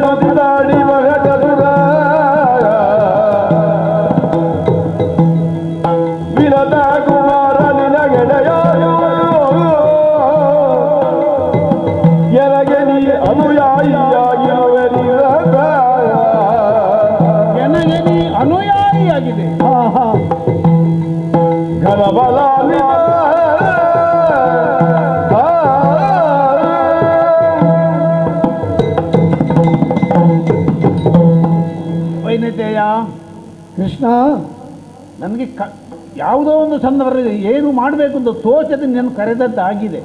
ಕಾಣುವಾಗಲೇ ಅರ್ಥ ಆಯಿತು. ಗೊಂದಲ, ಒಟ್ಟು ಗೊಂದಲ. ಅಲ್ಲ, ಮೊದಲೇ ನೀನು ಹಾಗೆ ನಿಂತಲ್ಲಿ ನಿಲ್ಲುವುದಿಲ್ಲ. ನಿನ್ನ ಕಣ್ಣು ಯಾವ ದಿಕ್ಕಿಗೆ ತಿರುಗಿದದೆ ಅಂತ ಕಂಡು ಹಿಡಿದವರು ಯಾರು ಇಲ್ಲ. ಒಮ್ಮೆ ಇತ್ತ ಒಮ್ಮೆ ಅತ್ತ, ಚಂಚಲ ಚಿತ್ತ ಅಂತ ಹೇಳ್ತಾರೆ. ಹಾಗಾಗಿ ಕರೆದಿದ್ದೇನೆ, ಹೌದು. ನಿನಗೆ ಯಾವ ಕೆಲಸ ಕೊಡುವುದು ನನಗೆ ಗೊಂದಲ. ಈಗ ಕರೆದವರಿಗೆ ಕೆಲಸ ಕೊಡ್ಲಿಕ್ಕೆ ಗೊತ್ತಿಲ್ಲ. ಅಲ್ಲ, ಎಂತ ಯಾವ ಕೆಲಸ ನಿನ್ನ ಯೋಗ್ಯತೆಗೆ ಅನುಸಾರ ಕೊಡ್ಬೇಕಲ್ವೇ? ಅಲ್ವೇ? ನಾನು ಅಷ್ಟು ದೊಡ್ಡ ಜನ ಅಲ್ವ? ಏನು ಸುಮ್ಮನೆಯ? ಅಲ್ಲ, ನೀನು ಅವತ್ತು ಇಂದ್ರನಲ್ಲಿ ಹೋರಾಟ ಮಾಡಿ ಅಮೃತ ಕಲಶವನ್ನು ತಂದವ ನೀನಲ್ಲ, ಪರಾಕ್ರಮ. ಕೇವಲ ಹೋರಾಟ ಮಾತ್ರ ಮಾಡಿದ್ದಲ್ಲ, ಅಮೃತ ಕಲಶ ತರುವಾಗ ಇಂದ್ರ ತನ್ನ ವಜ್ರಾಯುಧವನ್ನೇ ಬಿಸಾಡಿದ. ಈ ಸಲ ಆದ್ರೂ ಗರುಡನನ್ನೊಮ್ಮೆ ಸೋಲಿಸಬೇಕು ಅಂತ ಹೇಳಿಕೊಂಡು ಆ ವಜ್ರಾಯುಧ ನನಗೆ ಏನೂ ಮಾಡಲಿಲ್ಲ. ಕೊನೆಗೆ ಇಂದ್ರನಿಗೆ ಬೇಕಾಗಿ ಅಲ್ಲ, ಆ ವಜ್ರಾಯುಧದ ಮಹತ್ತಿಗೆ ಬೇಕಾಗಿ. ಯಾಕೆ? ದದೀಚಿ ಮಹರ್ಷಿಗಳು ಕೊಟ್ಟಂತಹ ಬೆನ್ನೆಲುಬಿನ ಆಯುಧ, ಅದಕ್ಕೊಂದು ಗೌರವ ಕೊಡಬೇಕು ಅಂತ ಹೇಳಿ ನನ್ನ ಒಂದು ಗರಿಯನ್ನು ತೆಗೆದು ಬಿಸಾಡಿದ್ದೆ. ಅಂತ ಕೆಲಸ ಮಾಡಿದ್ರೆ ನಿನಗೆ ನಾನು ಯಾವ ಕೆಲಸ ಕೊಡ್ಲಿ ಅಂತ ಅದೇ ನನಗೆ ಚಿಂತೆ. ಅಷ್ಟು ದೊಡ್ಡ ಜನ ನಾನು. ನೀನು ದೊಡ್ಡ ಪರ್ವತವನ್ನು ಎತ್ತವಲ್ಲವ, ಈ ಕಲ್ಲನ್ನು ಇಲ್ಲಿಂದ ಆಚೆಗೆ ಇಡುವುದು ಹೇಳಿ ಕಲ್ತಿದ್ದೀನಿ. ನಿನ್ನನ್ನೇ ಹೇಳ್ತಾರೆ ಬ್ರಹ್ಮಾಂಡೋದರ ಅಂತ ಹೇಳಿಕೊಂಡು. ಬ್ರಹ್ಮಾಂಡೋದರ ಬರಿತಾನದ ನನ್ನನ್ನೇ ನಿನ್ನನ್ನು ಹೊತ್ತು ತಿರುಗುತ್ತೇನೆ, ಪ್ರಪಂಚ ಊರಲ್ಲಿ ಸುತ್ತಾಡುತ್ತಾ ಇದ್ದೀನಿ. ಹಾಗಿದ್ರೆ ಅಂತ ಬ್ರಹ್ಮಾಂಡೋದರ ಬರಿತಾನ ಅಂತ ನನ್ನನ್ನೇ ಎತ್ತಿ ಕೊಂಡೊಯ್ಯುವಂತ ನಿನಗೆ ನಾನು ಯಾವ ಕೆಲಸ ಕೊಡ್ಲಿ ಅಂತ ಯೋಚನೆ ಮಾಡುದು ನನಗೆ. ಅಲ್ಲ, ಕೆಲಸ ಇಲ್ಲದೆ ನನ್ನನ್ನು ನೀನು ಕರ್ತದ. ಈಗ ಕೆಲಸ ಇಲ್ಲ ಅಂತಲ್ಲ, ಆದ್ರೆ ನೀನು ಮಾಡುವಂತ ಕೆಲಸ ಇಲ್ವಲ್ಲ. ಈಗ ನಾನು ಮಾಡುವಂತಹ ಕೆಲಸ ಇಲ್ಲದೆ ತುಂಬಾ ದಿನ ಆಯಿತು. ನಿನ್ನ ಯೋಗ್ಯತೆ ಇರಕ್ಕಂತ ಕೆಲಸ ನಾನು ಆಲೋಚನೆ ಮಾಡಿದ್ದು ಹೇಗೆ ಗೊತ್ತೇ? ಈ ಸಲ ಇನ್ನು ನನ್ನ ಅಗತ್ಯವೇ ಕೃಷ್ಣನಿಗೆ ಇಲ್ಲ. ಅವ ಇಲ್ಲಿ ಅವತಾರಿಯಾಗಿದ್ದುಕೊಂಡು ಇಲ್ಲೇ ಇರ್ತಾನೆ. ನಾನು ನನ್ನಷ್ಟಕ್ಕೆ ಎಲ್ಲಿಯಾದ್ರೂ ಹೋಗಬಹುದು ಅಂತ ಆಲೋಚನೆ ಮಾಡಿ. ಹಾಗೆಂದು ಉದಾಸೀನ ತಾಳು ಆಗಿಲ್ಲ. ಈಗ ಪರಿಸ್ಥಿತಿ ಹಾಗಾಗಿದೆ. ನಾನು ಮಾತು ಕೊಟ್ಟು ಸಿಕ್ಕಿಬಿದ್ದದ್ದು. ಹೇಗೆ? ಜೀವನ ಪರ್ಯಂತ ನಿನ್ನ ಒಟ್ಟಿಗೆ ಇರ್ತೇನೆ, ನಿನ್ನ ವಾಹನ ಆಗಿರ್ತೇನೆ. ಹೌದು. ಇಲ್ಲದಿದ್ರೆ ಯಾವಾಗಲೂ ಹೋಗಿ ಬಿಡುತ್ತಿದ್ದೆ ನಾನು. ಅವತ್ತು ಅಮೃತ ತಂದೆ ಅಲ್ಲ, ಈ ಅಮೃತ ನಾಗಾದಿಗಳು ಕುಡಿದಿದ್ದಾರೆಯೇ?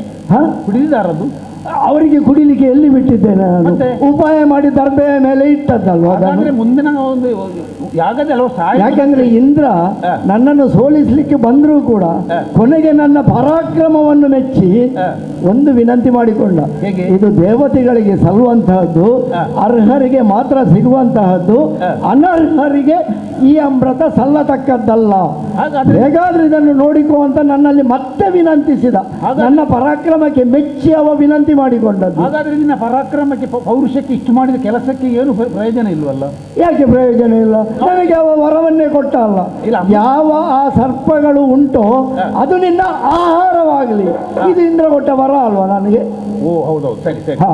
ಮತ್ತೆ ಹಾಗಾದ್ರೆ ಮೊದಲು ನಾಗಾದಿಗಳು ಸಾಯುವುದಂತ ಸತ್ಯ.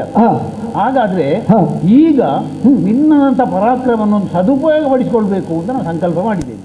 ನಿನಗೆ ಎಷ್ಟು ಸಲ ಉಪಕಾರ ಮಾಡಿದವ ನಾನು ಅಲ್ವಾ? ಆದ್ದರಿಂದ ನನ್ನ ಮಾತನ್ನು ನೀನು ಅಲ್ಲಗಳೆಯುವುದಿಲ್ಲ ಎನ್ನುವ ಧೈರ್ಯ ಉಂಟು. ಹೇಳಲಿಕ್ಕಾಗುವುದಿಲ್ಲ, ನನ್ನ ಕೆಲಸದ ಮೇಲೆ ನಿಂತಿದೆ ಅದು. ಯಾಕೆಂದ್ರೆ ಗರುಡ ಅಂದ್ರೆ ಈಗ ದೊಡ್ಡ ಜನ ಆಗಿದ್ದಾನೆ. ಗರುಡ ದೇವ, ಅದು ನನ್ನ ಹೆಚ್ಚುಗಾರಿಕೆ. ನಾನು ಕೂಡ ಒಪ್ಪಿಕೊಂಡಿದ್ದೀನಿ. ನಿನ್ನನ್ನೆಲ್ಲರೂ ಕೃಷ್ಣ ದೇವ ಅಂತ ಹೇಳ್ತಾರೆ. ನಿನ್ನನ್ನೇ ಹೊತ್ತು ತಿರುಗುವ ನಾನು ಹಾಗಿದ್ರೆ ದೇವ ಆದ್ರೆ ತಪ್ಪೇನು? ನೀನು ದೇವ ಅಂತ ಒಪ್ಪಿಕೊಂಡ ಮೇಲೆ ಇತರರು ಒಪ್ಪಿಕೊಳ್ಳೋದು ಅಲ್ವಾ? ಅಲ್ವಾ? ಆದ್ದರಿಂದ ಈಗ ನಿನ್ನಿಂದೊಂದು ಕೆಲಸ ಆಗ್ಬೇಕಯ್ಯ. ಏನು ಕೆಲಸ? ಹೇಳ್ತೀನಿ. ಅಲ್ಲ, ಏನು ಕೆಲಸ ಅಂತ ಹೇಳಿದ್ರೆ ಮತ್ತೆ ಆಲೋಚಿಸುವ.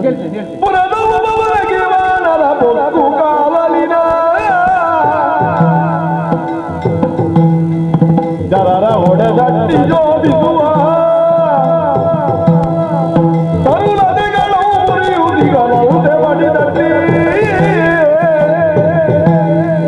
ತ್ವರಿಯದಿಯು ಮಾರೆರಲು ಬೇಡ ಪುರನವುವವನಿಗೆ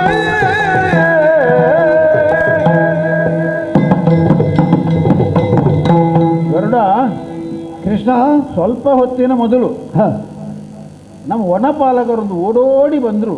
ಏನಂತೆ? ನಮ್ಮಲ್ಲಿ ಒಂದು ಹೊಸ ಪ್ರಾಣಿ ಬಂದಿದೆ ಅಂತ ಹೇಳಿದ್ರು. ಎಲ್ಲಿಗೆ? ನಮ್ಮ ಉಪವನಕ್ಕೆ. ಹೊಸ ಪ್ರಾಣಿ ಬಂದ ನಂತರ ಸುಮ್ಮನೆ ಹೊಸ ಪ್ರಾಣಿ ಅಂದ್ರೆ ಅದು ಈವರೆಗೆ ಅವರು ನೋಡದ್ದ ಪ್ರಾಣಿಯ?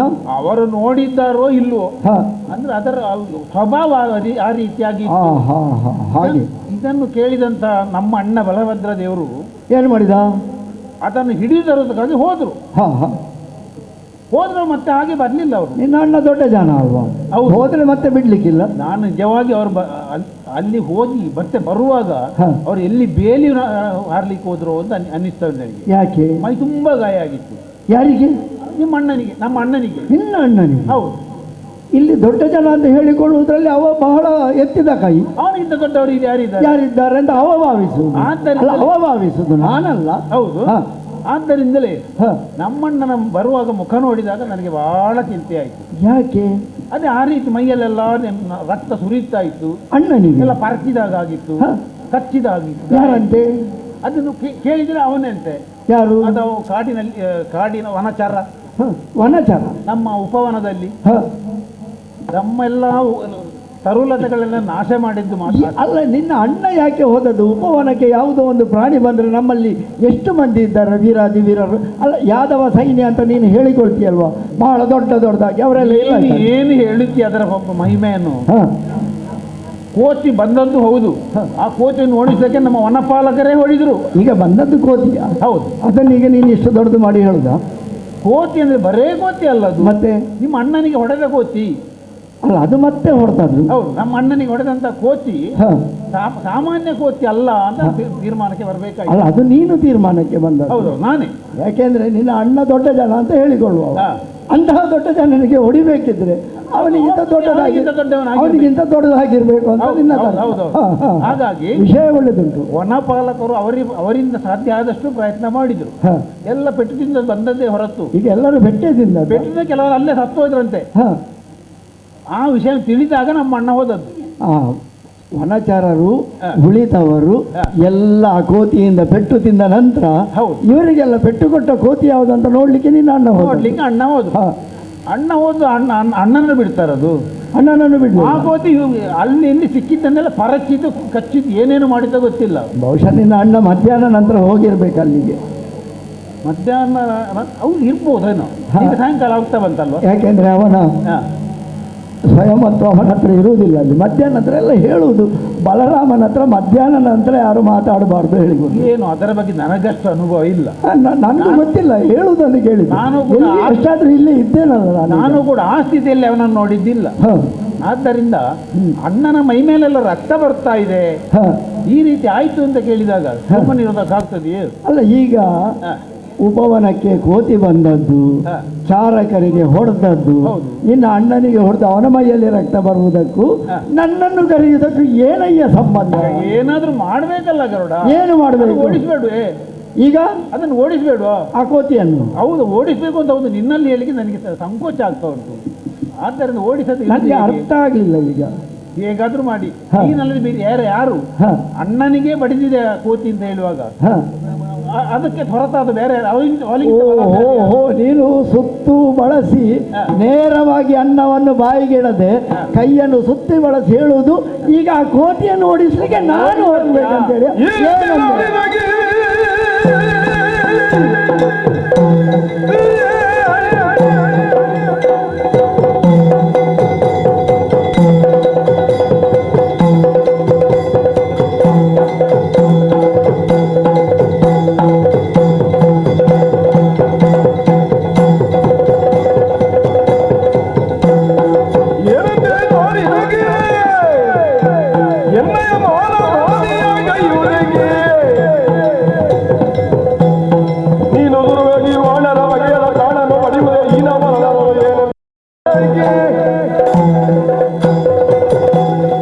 ಏನೆಂಬೆ ಕೃಷ್ಣ, ಏನೆಂಬೆ ನೀನು? ಯಾಕೆ ಈಗ ಅರ್ಥ ಆಯ್ತು ನನಗೆ.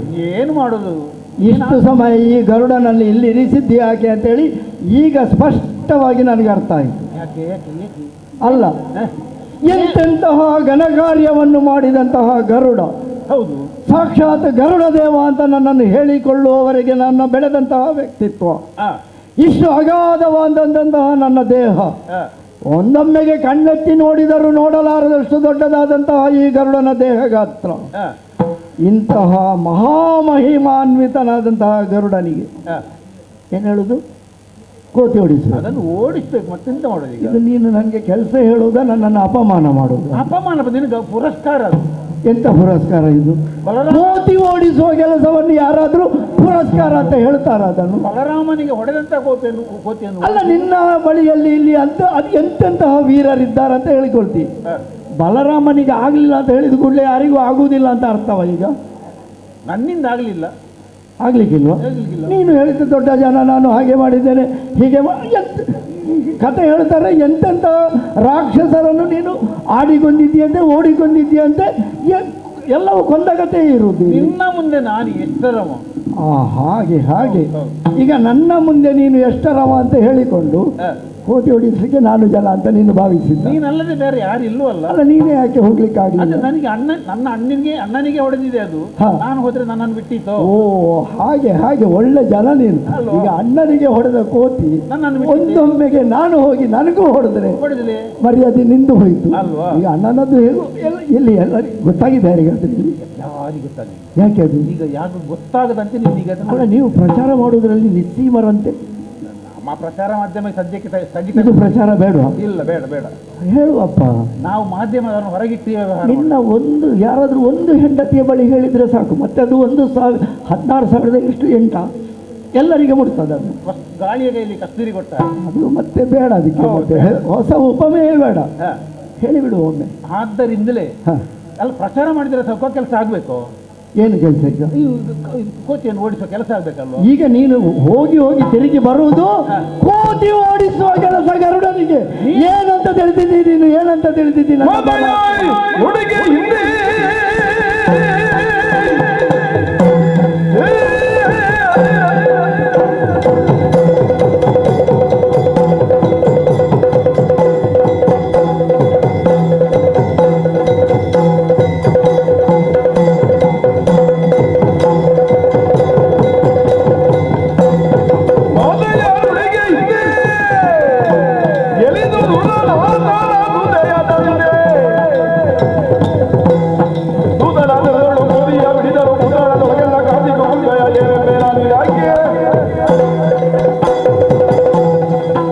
ಆರಂಭದಲ್ಲೇ ನೀನು ಹೇಳಿದೆ, ಇಂದ್ರನನ್ನು ಗೆಲಿದು ಅಮೃತವ ತಂದವ ನಾನು ಅಲ್ವಾ? ಜಗತ್ತಿಗೆ ಗೊತ್ತಿರುವ ವಿಷಯ. ಆ ಕಥೆಯನ್ನು ನೀನು ಹೇಳಿದ್ರಿಂದ ಪುನರಪಿ ನಾನು ಹೇಳಬೇಕಾಗಿಲ್ಲ. ಆದರೂ ನಿನ್ನವರು ಕೇಳುವವರು ಯಾರಾದ್ರಿದ್ರೆ ಅವರಿಗೆ ತಿಳಿಯಬೇಕಲ್ವೇ ಗರುಡದೇವನ ಪರಾಕ್ರಮ ಎಂತ? ನೀನು ಹೇಳದೇ ಇದ್ರು ಅದು ಸತ್ಯ ತಾನೆ. ನಡೆದ ವಿಷಯ ಮತ್ತೆ ಸುಳ್ಳಾಗ್ಲಿಕ್ಕೆ ಉಂಟೆ? ಸತ್ಯ ಅಂತ ಹೇಳಲಿಕ್ಕೆ ನಡೆದ ವಿಷಯ ಅದು. ಕಶ್ಯಪ ಬ್ರಹ್ಮರ ವಿನತೆಯರ ಮಗನಾಗಿ ವೈನತೆಯ ನಾನು ಹೆಸರು. ನನ್ನ ಹೆಸರು ವೈನತೆಯ.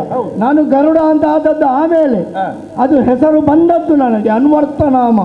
ನನ್ನ ಪರಾಕ್ರಮವನ್ನು ಕಂಡು ಮೆಚ್ಚಿದವನು ನೀನೇ ಇದ್ದೀಯ. ಖಂಡಿತ. ಅಂತಹ ಪರಾಕ್ರಮಶಾಲಿಯಾದಂತಹ ಈ ಗರುಡ ಒಂದೊಮ್ಮೆಗೆ ನನ್ನ ತಾಯಿಯ ದಾಸ್ಯತ್ವವನ್ನು ಬಿಡಿಸುವುದಕ್ಕಾಗಿ ಏನು ಮಾಡಬೇಕು ತಾಯಿ ಅಂತ ಕೇಳಿದಾಗ ಹೋಗಿ ಕದ್ರುವಿನ ಬಳಿಯಲ್ಲಿ, ಅಂದ್ರೆ ನನ್ನ ಇನ್ನೊಮ್ಮ ಅವ್ವೆ, ದೊಡ್ಡವ್ವೆ, ಅವಳ ಬಳಿಯಲ್ಲೇ ಹೋಗು. ಕದ್ರುವಿನ ದಾಸಿಯಾಗಿ ವಿನುತೆ ಇರುವುದನ್ನು ನಾನು ಸಹಿಸಲಾರದೆ ಹೋದಾಗ, ಯಾಕೆ ಸಹಿಸಲಿಲ್ಲ? ಒಂದೊಮ್ಮೆಗೆ ಕದ್ರು ಕರೆದು, ಗರುಡ ನನ್ನನ್ನು ನನ್ನ ಮಕ್ಕಳನ್ನು ಹೊತ್ತು ಒಮ್ಮೆ ರಾಮಣೀಯ ಪರ್ವತದವರೆಗೆ ಹೋಗಿ ಬಾ ಅಂತ ಹೇಳಿ ನನ್ನನ್ನು ಆಜ್ಞೆ ಮಾಡಿದ್ರು. ಅವರನ್ನು ಹೊತ್ತೆ ಮಿತಿ ಇಲ್ಲ. ಯಾಕೆಂದ್ರೆ ತಾಯಿಯ ದಾಸತ್ಯ ನೀಗಿಸಬೇಕಿದ್ರೆ ಏನಾದ್ರೂ ಮಾಡಬೇಕಲ್ವೇ? ಹಾಗಿದ್ರೆ ಏನಾದ್ರೂ ಮಾಡಲೇಬೇಕು. ಇಷ್ಟೊಂದು ಪರಾಕ್ರಮಶಾಲಿಯಾದಂತಹ ಮಗನಿರುವಾಗ ನನ್ನ ತಾಯಿಗೆ ಯಾಕೆ ದಾಸತ್ವ ಎನ್ನುವುದನ್ನು ಸಹಿಸಬೇಕು ಎನ್ನುವುದಕ್ಕಾಗಿ ಅವರನ್ನು ತಿರುಗಿಸಿದ್ರು. ಅವರಿಗೊಂದು ಬುದ್ಧಿ ಕಲಿಸಿದೆ. ನೇರವಾಗಿ ರಮಣೀಯಕ್ಕೆ ಹೋಗಲಿಲ್ಲ. ಒಂದೊಮ್ಮೆಗೆ ಎತ್ತರದಲ್ಲಿ ಹಾರಿ ಸೂರ್ಯಮಂಡಲದವರೆಗೆ ಹಾರಿದೆ. ಅವ ಬಿಸಿಯೇರಿ ತಾಪ ತಳ್ಳರ್ಗಾಗದೆ ಕರಟಿ ಹೋದ್ರು ಅವರು. ಅಲ್ಲಿಗೆ ಸಾಕು ಅಂತ ಮಾಡಿದೆ. ಯಾಕೆ ಇನ್ನು ಹೆಚ್ಚು ಮಾಡಿದ್ರೆ ಮತ್ತೇನಾದ್ರೂ ವಿಪರೀತ ಆದೀತು ಅಂತ ಹೇಳಿ ಮುಖ ತೋರಿಸ್ಬೇಕಲ್ವಾ ಅಂತ ಹೇಳಿಕೊಂಡು ತಾಯಿ ಹತ್ರ ಕೇಳಿ, ಕದ್ರುವಿನ ಹತ್ರ ಕೇಳಿದೆ, ನನ್ನವ್ವೆಯ ದಾಸ್ಯತ್ವವನ್ನು ಬಿಡಿಸಬೇಕಿದ್ರೆ ಏನು ಮಾಡಬೇಕು? ಹಾಗಿದ್ರೆ ಅಮೃತವನ್ನು ತಂದು ಕೊಡು ಅಂತ ಹೇಳಿ ಅವಳು ಸೂಚಿಸಿದವಳು. ಅವಳ ಮಕ್ಕಳಿಗಾಗಿ ಅವರು ಅಮರರಾಗಲು ಸುಖವಾಗಿ ಅಮರತ್ವದ ಬಯಕೆಯನ್ನಿಟ್ಟಾಗ ಆ ಅಮೃತತ್ವವನ್ನು ತರುವುದೇನು ಅಷ್ಟು ಸುಲಭದ ಮಾತಾಗಿತ್ತು? ಮೂರು ರೀತಿಯಾದಂತಹ ಅಭೇದ್ಯವಾದ ಕೋಟೆಯೊಳಗಿರಿಸಿದ್ದಂತಹ ದೇವತೆಗಳು ಹಗಲಿರುಳು ಕಾಯುತ್ತಿದ್ದಂತಹ ಅಮೃತ ಬಾಂಡವನ್ನು ಹೊತ್ತು ತರಬೇಕಿದ್ರೆ ಎಷ್ಟೊಂದು ರೀತಿಯ ಪರಾಕ್ರಮವನ್ನು ನಾನು ಪ್ರದರ್ಶಿಸಿದೆ. ಒಂದೊಮ್ಮೆಗೆ ವಿಶ್ವಕರ್ಮನಿಂದ ನಿರ್ಮಿತವಾದಂತಹ ಹೊರಗಿನ ಬೆಂಕಿಯ ಆವರಣ ಅದನ್ನು ಇದ್ದಬದ್ದ ಎಲ್ಲ ನದಿಗಳಲ್ಲಿ ಹೋಗಿ ನನ್ನ ಕೊಕ್ಕಿನಿಂದ ಅಗಾಧವಾದಂಥ ನೀರು ಸಂಗ್ರಹಿಸಿ ಆ ಅಗ್ನಿಯನ್ನೇ ನಾಶವಾಗುವಂತೆ ನಂದಿ ಹೋಗುವಂತೆ ಮಾಡಿ ನನ್ನ 2 ರೆಕ್ಕೆಗಳನ್ನು ಬೀಸಿ ಅಲ್ಲಿರುವಂತಹ ದೇವತೆಗಳು ಚಿಕ್ಕಾಪಾಲಾಗಿ ಚದುರಿ ಓಡಿ ಹೋಗುವಂತೆ ಅವರ ಕಣ್ಣ ರೆಪ್ಪೆಗಳು ಮುಚ್ಚುವ ರೀತಿಯಲ್ಲಿ ಧೂಳೆಬ್ಬಿಸಿ ಅಲ್ಲಿಂದ ಸೂಕ್ಷ್ಮಾಣುರೂಪಿಯಾಗಿ ಅದುವರೆಗೆ ಅಗಾಧ ದೇಹಿಯಾಗಿದ್ದಂತಹ ಗರುಡ ಅಲ್ಲಿರುವಂತಹ ಆಯುಧಗಳ ವರ್ತಲವನ್ನು ದಾಟಲೋಸುಗ ಸೂಕ್ಷ್ಮ ರೂಪಿಯಾಗಿ ಒಳ ಪ್ರವೇಶಿಸಿ ಆ ಅಮೃತ ಬಾಂಡವನ್ನು ಕಾಯಲು ಇರಿಸಿದ್ದಂತಹ ಘಟ ಸರ್ಪಗಳನ್ನು ಮಣಿಸಿ ಉಪಾಯದಿಂದ ನನ್ನ ಕಾಲುಗಳ ಮೂಲಕವಾಗಿ ಆ ಕಾಲುಗಳಿಂದ ಆ ಅಮೃತ ಬಾಣವನ್ನು ಹಿಡಿದು ತರುವಾಗ ಅಲ್ವೇ ದೇವೇಂದ್ರ ಬಂದದ್ದು. ವಜ್ರಾಯುಧವನ್ನು ಬೀಸಿದ್ದಕ್ಕಾಗಿ ವಜ್ರಾಯುಧಕ್ಕೆ ಒಂದು ಬಲಿಯನ್ನು ಅರ್ಪಿಸಿ ಅವನಿಂದ ಮೆಚ್ಚಿಸಿ ಅವನಿಂದ ವರವನ್ನು ಪಡೆದು ಆ ರೀತಿಯಾಗಿ ಅವ ಬೇಡಿಕೊಂಡ ಮೇಲೆಗೆ ಅಮೃತ ಯಾರ ಪಾಲಿಗೂ ದಕ್ಕದ ಹಾಗೆ ನೋಡಿಕೋ ಗರುಡ ವಿನಂತಿಯನ್ನು ಮಾಡಿಕೊಂಡ. ಆ ಮೇರೆಗೆ ಅವರಿಗೆ ದಕ್ಕದ ಹಾಗೆ ದರ್ಬೆಯ ಮೇಲೆ ಉಪಾಯದಲ್ಲಿರಿಸಿ ಅವರ ನಾಳೆಗೆ ಸೀಳು ಹೋಗುವ ಹಾಗೆ ಮಾಡಿ ಎಲ್ಲ ಸರ್ಪಗಳಿಗೆ ಈಗ ನಾಳೆಗೆ ಸೀಳಿ ಹೋಗಿದೆ. ಆ ದರ್ಭವನ್ನು ನೆಕ್ಕಿ ಇಷ್ಟೆಲ್ಲ ಸಾಹಸವಂತ ಮಾಡಿ ನನ್ನ ತಾಯಿಯ ದಾಸತ್ವವನ್ನು ಬಿಡಿಸಿದವ ಈ ಗರುಡದೇವ ಎನ್ನುವಾಗ ಅಂತಹ ಪರಾಕ್ರಮಿಗೆ ಆ ರೀತಿಯಾಗಿ ದೇವತೆಗಳನ್ನು ಸೋಲಿಸಿದವನಿಗೆ ಮಯನ ಅಭೇದ್ಯವಾದಂತಹ ಚಕ್ರವನ್ನು ತುಂಡರಿಸಿದವನಿಗೆ ನೀನು ಹೇಳುವುದು ಇಂಥ ಪರಾಕ್ರಮಿ ಅಂತ ಬಲಾಟಿನ ಅಂತ ಗರುಡದೇವ ನಮ್ಮಲ್ಲಿ ಇರುತ್ತಾ? ಸಾಮಾನ್ಯ ಕೋಟಿಯನ್ನು ಓಡಿಸ್ಲಿಕ್ಕೆ ಬಾರಯ್ಯ ಗರುಡ. ಈಗ ನಿನ್ಗೆ ನೆನಪಾದದ್ದು ನನ್ನದು ಈಗವ ಇನ್ನೇನು ಮತ್ತೆ ಏನು ಮಾಡ್ಲಿ ಬೇರೆ ಇಷ್ಟು ಸಮಯ ನಿನ್ಗೆ ನೆನಪಾಗ್ಲಿಲ್ಲ, ಅಗತ್ಯ ಇರಲಿಲ್ಲ ನಿನ್ನದು. ಹಾಗಿದ್ರೆ ನನ್ನ ಅಗತ್ಯ ಬಂದಾಗ ಮಾತ್ರ ನೀನು ಅಗತ್ಯ ಬರುವುದು ಯಾವಾಗ ನೀನು ಅನ್ನ ಬೆಟ್ಟು ತಿನ್ಬೇಕಾಯ್ತು. ಈಗ ನಿನ್ಗೆ ಬೆಟ್ಟು ಬೀಳಬಾರ್ದು. ಹಾಗಾಗಿ ಗರುಡನ ಅಗತ್ಯ ಇದೆ ಅಂತ ಹೇಳುದು. ನೀನು ಇಂಥ ಪರಾಕ್ರಮಿ ಅಂತ ಗರುಡ ಇಲ್ಲಿ ಇರುತ್ತಾ ಆ ಮಂಗವನ್ನು ಅಂತ ಧೈರ್ಯ ಮಾಡ್ತಾ ಅಲ್ಲ, ಹಾಗಾದ್ರೆ ಅವನಿಗೆ ಗರುಡ ಇರುವುದು ಗೊತ್ತಾಗುದು ಬೇಡವಾ? ಈಗ ನನಗೆ ಈ ಸಾಮಾನ್ಯ ಕೆಲಸ ಇಷ್ಟೇ ಅಥವಾ ಬೇರೆ ಏನಾದರೂ ಇದೆಯಾ ನಿನ್ನ ಕಾರಣ? ನಮ್ಗೆ ಕೋತಿ ಅಲ್ಲಿಂದ ಓಡಿದ್ರೆ ಸಾಕು. ಕೋತಿ ಓಡಿದ್ರೆ ಸಾಕು ಸಾಕು ಅಷ್ಟಕ್ಕೆ ನೀನು ಇದು ಮಾಡುದ? ನಿನ್ನ ಮರ್ಯಾದೆ ಉಳಿಸ್ಬೇಕಲ್ವಾ? ನನ್ನ ಮರ್ಯಾದೆ ಉಳಿಸ್ಬೇಕು. ಈಗ ನಿನ್ನ ಮರ್ಯಾದೆ ಉಳಿಬೇಕು. ಈಗ ದ್ವಾರಕೆಯ ಮರ್ಯಾದೆ ಉಳಿಸು ಅಂತ ಹೇಳಿ ನೀನು ಬೇಡಿಕೊಳ್ಳುವುದು. ಯಾಕೆ? ಬಲರಾಮನಿಗೆ ಬಿದ್ದ ಪೆಟ್ಟು ಈಗ ಬಲರಾಮನಿಗೆ ಪೆಟ್ಟು ಅಲ್ಲ, ಪೆಟ್ಟು ಮಾತ್ರ ಬಿದ್ದದ್ದು ಅವನದ್ದು ಏನಾದರೂ ಹೋಗಿದ ಅಲ್ಲಿ? ಅವನ ಆಯುಧಗಳೆಲ್ಲ ಸಮುದ್ರಕ್ಕೆ ಸೇರಿದ್ದಾರೆ ಅಂತ ಆಮೇಲೆ ಬಂದು ಹೇಳಿದ. ವಿಷಯ ಅಲ್ಲ, ವಿಷಯ ಅಲ್ಲಿ ಉಂಟು. ಈಗ ಬಲರಾಮನನ್ನು ಜನ ಗುರುತಿಸುವುದು ಹೇಗೆ? ಹಲದರ ಮುಸಲದರ. ಈಗ ಅವನ ಹಲ ಮುಸಲ ಎಲ್ಲ ಹೋಗಿದೆ ಸಮುದ್ರದಲ್ಲಿ ಉಂಟಂತೆ. ಈ ಸಲ ಅವನಿಗೆ ಚಿಹ್ನೆ ಇಲ್ಲ. ಹೌದು, ಚಿಹ್ನೆ ಇಲ್ಲದವನನ್ನು ಮತ್ತೆ ಜನ ಗುರುತಿಸುವುದು ಹೇಗೆ? ಚಿಹ್ನೆ ಇಲ್ಲ. ಚಿಹ್ನೆ ಇಲ್ಲದವನನ್ನು ಜನ ಗುರುತಿಸುವುದಿಲ್ಲ. ಈಗ ಅವನ ಚಿಹ್ನೆ ಅವನು ರಾಜನೇ ಅಲ್ವಾ ಮುಂದಕ್ಕೆ? ಈಗ ಅವನ ಚಿಹ್ನೆ ಬೇಕು. ಕೈಯಲ್ಲಿ ಅದಿಲ್ಲದಿದ್ರೆ ಅವನನ್ನು ಗುರುತಿಸುವವರಿಲ್ಲ. ಕೋತಿಯನ್ನು ಅಲ್ಲಿಂದ ಓಡಿಸುವುದರ ಜೊತೆಗೆ ಹಾಗಾಗಿ ಅವನ ಆಯುಧವನ್ನು ತರಬೇಕಲ್ವಾ? ಬಿಡು ನೀನು ಚಿಂತೆ.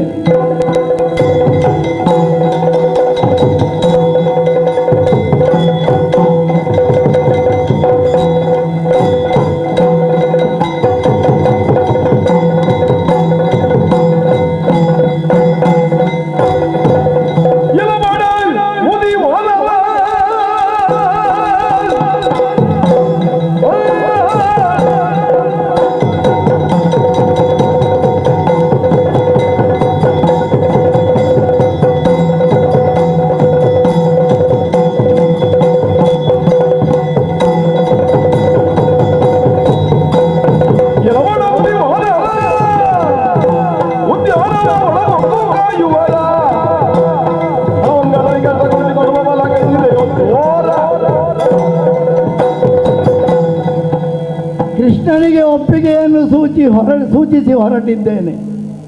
ಹಾಗಿದ್ದರೆ ಈ ಗರುಡನಿಂದ ದೊಡ್ಡ ಕೆಲಸ ಏನೋ ಆಗಬೇಕಂತ ಭಾವಿಸಿದವ ನಾನು. ಬಂದ ಉಪವನದ ಕಪಿಯನ್ನು ಓಡಿಸಲಿಕ್ಕೆ ಎಂತಹ ದೊಡ್ಡ ಕೆಲಸ ಆಗಲಿ ಅಂತ ಒಪ್ಪಿಕೊಂಡ ಮೇಲೆ ಮಾಡದೆ ಬಿಡುವುದು ಸರಿಯಲ್ಲ. ಯಾಕೆ? ನನ್ನ ಆ ಮಾತೆ ಹಾಗೆ, ನಿನ್ನ ವಾಹನವಾಗಿ ಕಡೆಯವರೆಗೆ ಇರುತ್ತೇನೆ ಅಂತ ಹೇಳಿ ಆ ವಿಷ್ಣುವಿಗೆ ಕೊಟ್ಟ ಮಾತು. ಹಾಗಾಗಿ ಇದುವರೆಗೆ ನಾನು ಅವನ ಜೊತೆಯಲ್ಲೇ ಇದ್ದೇನೆ. ಹಾಗಿದ್ದರೆ ಈಗಲೂ ಮಾತು ಕೊಟ್ಟಿದ್ದೇನೆ, ಬಿಡು ಚಿಂತೆ ಅಂತ ಆಲೋಚನೆ ಮಾಡಿದವನೇ ನೇರವಾಗಿ ಉಪವನಕ್ಕೆ ಬಂದಿದ್ದೇನೆ. ಒಮ್ಮೆಗೆ ಉಪವನವನ್ನು ಪರೀಕ್ಷಿಸಿದ್ದು ನಾನು. ಎಲ್ಲ ಚಾನಾಹಾನಿಯಾಗಿ ಬಿದ್ದಿದೆ. ಒಂದು ಸ್ವಸ್ಥಾನದಲ್ಲಿಲ್ಲ. ಯಾವುದು ಎಲ್ಲಿರಬೇಕು ಹೇಗಿರಬೇಕು ಯಾವುದು ಸರಿಯಾಗಿಲ್ಲ. ಯಾರಿದನ್ನು ಮಾಡಿದವ ಕೋತಿ ಯಾವುದು ಅಂತ ಒಮ್ಮೆ ಕಣ್ಣು ಹಾಯಿಸಿದಾಗ ಅಲ್ಲಿ ಕಾಣುವುದು ಎಲ್ಲ ಎಲ್ಲ ಎಲ್ಲ ಮುದಿ ಕೋತಿಯೇ. ನಾನೇ ನೀನೇ ನೀನೇ ಅಲ್ಲ, ಇಷ್ಟು ಮಾಡಿದ್ದು ನೀನೇ ಅಂತ. ಇದೆಲ್ಲ ಮಾಡಿದ್ದು ನಾನು ಅಲ್ಲ, ನಿನ್ನನ್ನೊಮ್ಮೆ ಕೆಳಗಿನಿಂದ ಮೇಲೆವರೆಗೆ ನೋಡಿದ್ದು ನಾನು. ಹೇಗೆ? ಕೈ ಕಾಲು ಜೋತು ಬಿದ್ದಿದೆ, ಚರ್ಮ ಸುಕ್ಕುಗಟ್ಟಿದೆ, ಒಂದು ಮುಷ್ಟಿ ಗಾತ್ರದಲ್ಲಿ ಬಿದ್ದುಕೊಂಡಿದ್ದೀಯ. ಈ ಗರುಡನ ದೇಹವನ್ನೊಮ್ಮೆ ನೋಡಂತ ಎಷ್ಟು ಅಗಾಧವಾದದ್ದು. ನನ್ನ ಕಣ್ಣಿಗೂ ನೀನು ಕಾಣಿಸದ ರೀತಿಯಲ್ಲಿ ಇಷ್ಟು ಸಣ್ಣ ಕೋತಿ. ಅಲ್ಲ, ನನಗೆ ಅದಕ್ಕೆ ಆಶ್ಚರ್ಯ ಆದದ್ದು. ಅದಕ್ಕೆ ಕೇಳಿದ್ದು ಇದೆಲ್ಲ ಮಾಡಿದ್ದು ನೀನೇಯ. ಅದು ಮೂರ್ತಿ ಚಿಕ್ಕದಾದ್ರೂ ಕೀರ್ತಿ ದೊಡ್ಡದು. ಅಷ್ಟು ಕೀರ್ತಿಯನ್ನು ಅರ್ಥ ಆಗುವುದು. ಅಲ್ಲ, ನಂಬಲಿಕ್ಕೆ ಸಾಧ್ಯ ಆಗುವುದಿಲ್ಲ ನನ್ನ ಕೈಯಿಂದ. ಅಲ್ಲ, ಚಾರಕರಿಗೆ ಕೊಟ್ಟ ಪೆಟ್ಟು ಬಿಡು. ಎಲ್ಲರನ್ನು ಓಡಿಸಿದ್ಯಾ ನೀನು, ನಮ್ಮವರನ್ನೆಲ್ಲ ಬಂದವರನ್ನು. ಈಗ ನಮ್ಮವರಂತ ಹೇಳಿದುಕೊಳ್ಳೆ ನನ್ನ ಹಾಗೆ ಹಕ್ಕಿ ಜಾತಿಯವರು ಬಂದದ್ದು ಅಂತ ಆಲೋಚಿಸಬೇಡ ನೀನು. ಈ ಜಾತಿದೊಂದೇ ಈಗ ಬಂದದ್ದು, ನಾನು ಬಂದದ್ದು ಒಂದೇ. ಇದಕ್ಕಿಂತ ಮೊದಲು ಬಂದವರು ಮಾನವರು ಎಲ್ಲ, ಅದೆಲ್ಲ ಕೈ ಕಾಲಿದ್ದದ್ದು, ಗಟ್ಟಿ ಮುಟ್ಟಾಗಿದ್ದವರು. ಈಗೆಲ್ಲ ಮುರ್ಕೊಂಡಿದ್ದಾರೆ. ಕೆಲವರೆಲ್ಲ ನಾವೇ ದೊಡ್ಡವರಂತ ಹೇಳಿಕೊಂಡವರಿದ್ರು, ಅವರನ್ನು ಹೊಡೆದ ಸುದ್ದಿಯೇ ಇಲ್ಲ. ಅಲ್ಲ, ಈ ರೀತಿಯಾಗಿ ಮಾಡಬೇಕಿದ್ರೆ ಹೇಳಿ ಕೇಳಿ ನೀನು ಕಪಿ. ನಿನಗೆ ಕಂಡದ್ದು ಇದೇವನಪ್ಪ, ಬೇರೆ ಎಲ್ಲಿಯೂ ಕಾಣಿಸ್ಲಿಲ್ವಾ? ನನಗೆ ಇದು ಬೇಕು ಅಂತ ಅನ್ನಿಸಿತು, ಬೇಕಾದಷ್ಟು ತಿಂದಿದ್ದೇನೆ. ಅಲ್ಲ, ನಾನು ಆಲೋಚನೆ ಮಾಡುವುದೀಗ ಅದನ್ನಲ್ಲ. ವಿಶಾಲವಾದಂತಹ ಸಮುದ್ರದ ಮಧ್ಯೆಯಲ್ಲಿ ಅಭೇದ್ಯವಾದಂತಹ ದ್ವಾರಕಾವತಿಯ ಕೋಟೆ ಇದು. ಈ ಕೋಟೆಯಲ್ಲಿ, ಈ ದ್ವಾರಕೆಯಲ್ಲಿ ಇದುವರೆಗೆ ಕಾಣಿಸದ ಮಂಗ ನೀನು ಹೇಗೆ ಇಲ್ಲಿಗೆ ಬಂದೆ? ನನ್ನಂತಹ ಯಾರಾದರೂ ಉಪಕಾರ ಮಾಡಿ ಕರ್ಕೊಂಡು ಬಂದ್ರೆ ನಿನ್ನನ್ನು? ಯಾರಾದರೂ ಕೆಲವು ಸಲ ಹೀಗೆ ಆಗುವುದುಂಟು. ಇಂತಹದ್ದೊಂದು ಹಾಳು ಮಂಗ ನಮ್ಮ ಊರಿನಲ್ಲಿ ಬೇಡ, ಈ ಹಾಳು ಮಂಗವನ್ನು ಕೊಂಡೋಗಿ ಎಲ್ಲಿಯಾದ್ರೂ ಬಿಟ್ಟು ಬಿಡುವ ಅಂತ ಹೇಳಿ ಯಾರಾದರೂ ತಂದು ಬಿಟ್ಟದ್ದ ನಿನ್ನನ್ನು? ಈಗ ಹೊರಗಿನಲ್ಲ ಹಾಗೆ ಬರುದಾ? ಮತ್ತೆ ಇಲ್ಲದಿದ್ರೆ ನೀನು ನಿನಗೆ ಹೇಳಲಿಕ್ಕೆ ಆಗುವುದಿಲ್ಲ. ನೀನು ಪೆಟ್ಟು ಕೊಟ್ಟಿದ್ದೀಯಲ್ಲ ಅಂತ ನನಗೆ ನಂಬಲಿಕ್ಕೆ ಆಗುದಿಲ್ಲ, ಆದರೆ ನಂಬಬೇಕು. ಅವರು ಹೇಳಿದ್ದಾರೆ ಪೆಟ್ಟು ತಿಂದಿದ್ದೇವೆ ಅಂತ ಹೇಳಿ. ಅಂತಹ ಮುದಿ ಮಂಗ, ಮುದಿ ವಾನರ ಈ ರೀತಿಯಾಗಿ ಈ ದ್ವಾರಕೆಗೆ ಬರಬೇಕಿದ್ರೆ ಕಾರಣ ಇಲ್ಲದೆ ಬಂದದ್ದ, ಕಾರಣ ಇದ್ದೇ ಬಂದದ್ದ? ಅರ್ಥ ಆಗುವುದಿಲ್ಲ. ಇದೆಲ್ಲ ಮಾಡಿದ್ದು ನೀನೇ. ಎಲ್ಲಿಂದ ಬಂದೆ, ಯಾಕೆ ಬಂದೆ? ಈಗ ಪ್ರಾಯೋಗಿಕ ಅನುಭವ ಬೇಕಾ ನಿನಗೆ? ಮತ್ತೆ ಎಲ್ಲ ಬಡ ಹಕ್ಕಿಯೇ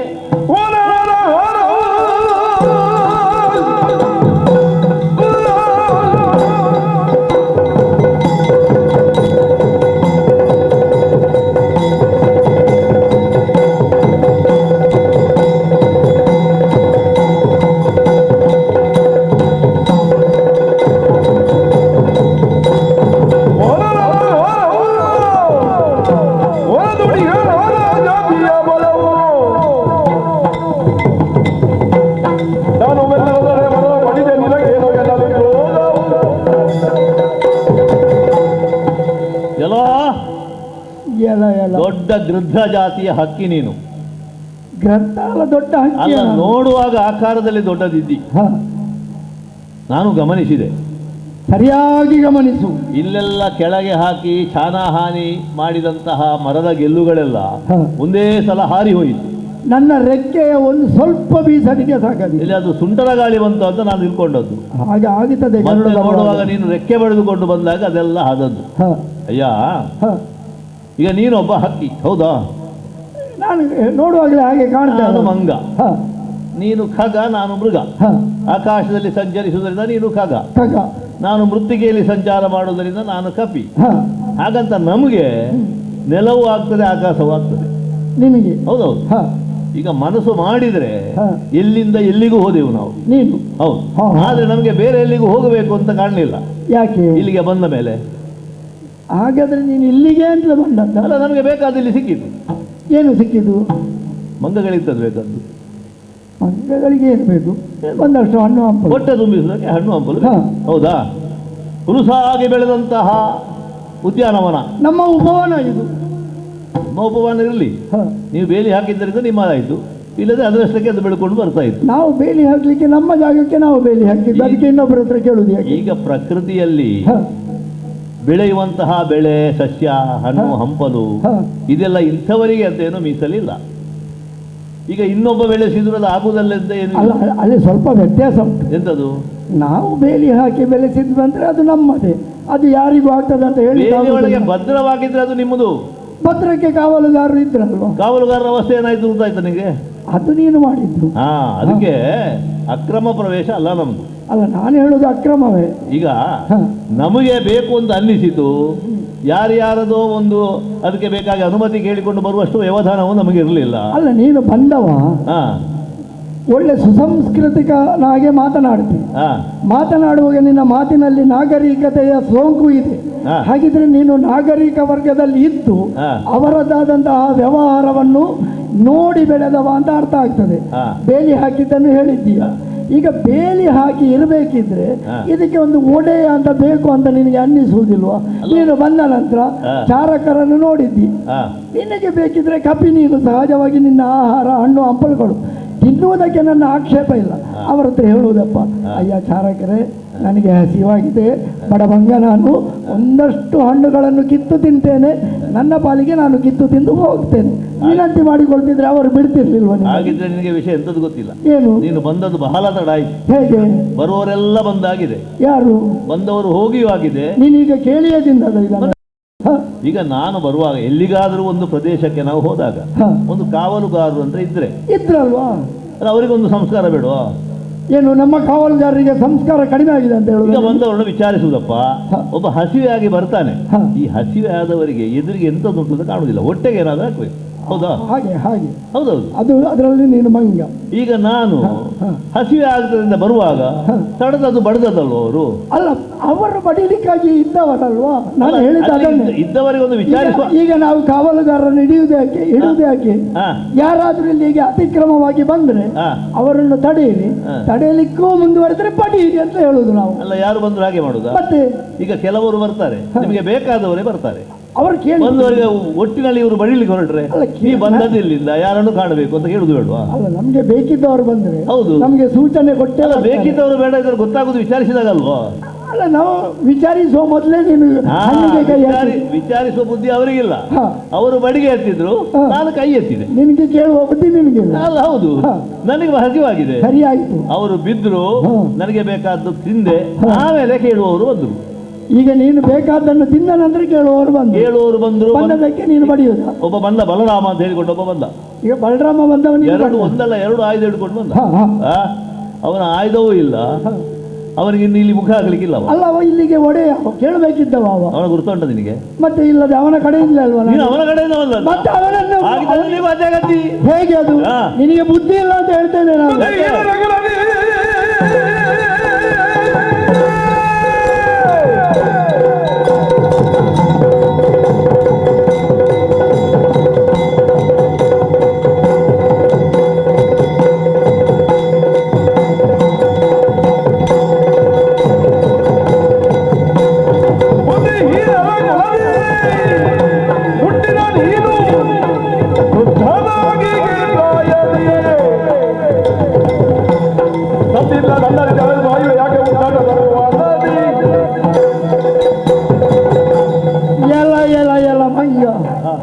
ಮಾತಾಡ್ಲಿಕ್ಕೆ ಹೊರಟ್ರೆ ಎಷ್ಟು ಮಾತಾಡ್ತೀನಿ ನೀನು? ನಮ್ಮ ವನಕ್ಕೆ ಬಂದದ್ದು, ತಿಂದದ್ದು, ಕೇಳಲಿಕ್ಕೆ ಬಂದವರಿಗೆ ಹೊಡೆದದ್ದು ಎಲ್ಲವೂ ಸರಿ ಅಂತಲೇ ನಿನ್ನ ವಾದ ಆಗಿದ್ರೆ, ಬಲರಾಮ ನಿನ್ನನ್ನು ಕೇಳೋಗೋಸ್ಕರವೇ ಬಂದದ್ದು. ಕೇಳಲಿಕ್ಕೆ ಬಂದಂತಹ ಬಲರಾಮನಲ್ಲಿ ಅವನಿಗೆ ಪೆಟ್ಟು ಕೊಟ್ಟದ್ದು ಮಾತ್ರ ಅಲ್ಲ, ಈಗ ಅವನಿಗೆ ಪೆಟ್ಟು ಕೊಟ್ಟದಕ್ಕೆ ನನಗೆ ಬೇಸರ ಇಲ್ಲ. ಎರಡು ಬಿದ್ದದ್ದು ಒಳ್ಳೇದಾಯ್ತು. ಅವನಿಗೆ ಭಾರಿ ಹಾರಾಡ್ತಾ ಇದ್ದ, ನಾನೇ ದೊಡ್ಡವ ಅಂತ ಹೇಳಿಕೊಂಡು ಬೀಳ್ಯಪ್ಪ, ಅದು ಅವನ ಆಯುಧವನ್ನು ಹೇಳಿಕೊಂಡು ಇದೆಲ್ಲ ಬೇಕಿತ್ತ ನಿನಗೆ? ಸೋತವರಿಗೆ ಆಯುಧ ಎಂತದಕ್ಕೆ? ಆಯುಧ ಪ್ರಯೋಜನಕ್ಕೆ ಬರಲಿಲ್ಲ ಅಂತಾಗ್ಲಿಲ್ವಾ? ಹಾಗೆ ನಿನ್ನ ತರ್ಕ. ಅದಕ್ಕೆ ತೆಗೆದು ಬಿಸಾಡಿದ್ದು. ಅಷ್ಟೆಲ್ಲ ತರ್ಕ ನಿನ್ನಲ್ಲಿ ಇದೆ ಅಂತಾದ್ರೆ ನೀನು ಬುದ್ಧಿ ಇಲ್ಲದ ಕೆಲಸ ಮಾಡ್ತಾ ಇದ್ದೀಯ ಅಂತ ಹೇಳಿ ನಿನ್ನನ್ನು ನಾನು ಎಚ್ಚರಿಸಬೇಕಾಗ್ತದೆ. ಈಗ ಬಲರಾಮ ಬಂದು ನಿನ್ನಲ್ಲಿ ಪೆಟ್ಟು ತಿಂದು ಹೋದ ನಂತರ ಬಂದವ ಏನು ಸಣ್ಣವ ಅಂತ ನೀನು ಭಾವಿಸಬೇಡ. ನಾನು ಗರುಡ, ಆ ಹೆಸರೇ ನನ್ನದು ಬಹಳ ಅನ್ವರ್ಥವಾದದ್ದು, ವಿಶೇಷವಾದದ್ದು. ಅಂತಹ ಸಾಧನೆಯನ್ನು ಮಾಡಿದವ ನಾನು ಎನ್ನುವ ಕಾರಣಕ್ಕಾಗಿ ಗರುಡ ನನ್ನನ್ನು ಹೇಳ್ತಾರೆ.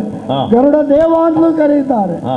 ಸಾಕ್ಷಾತ್ ಪರಮಾತ್ಮನನ್ನೇ ಹೊತ್ತು ತಿರುಗಿಸುವಂತಹ ವಾಹನ ನಾನು. ಹಾಗಿರುವಾಗ ನನ್ನ ಬಲವೇನು, ನನ್ನ ಸಾಮರ್ಥ್ಯ ಏನು ಅಂತ ತಿಳಿಯದೆ ನೀನು ಮಾತನಾಡದೆ ಹೋದೆ ಆದರೆ ನಿನಗೆ ನಾನು ಎಚ್ಚರಿಕೆ ಕೊಟ್ಟು ಮಾತನಾಡಬೇಕಾಗುತ್ತದೆ. ಒಂದು ಕಾಲಘಟ್ಟದಲ್ಲಿ ಅಮೃತವನ್ನೇ ತರಲು ಹೋಗುವಂತಹ ಸಂದರ್ಭದಲ್ಲಿ ನನಗೂ ಹಸಿವಾಯಿತು.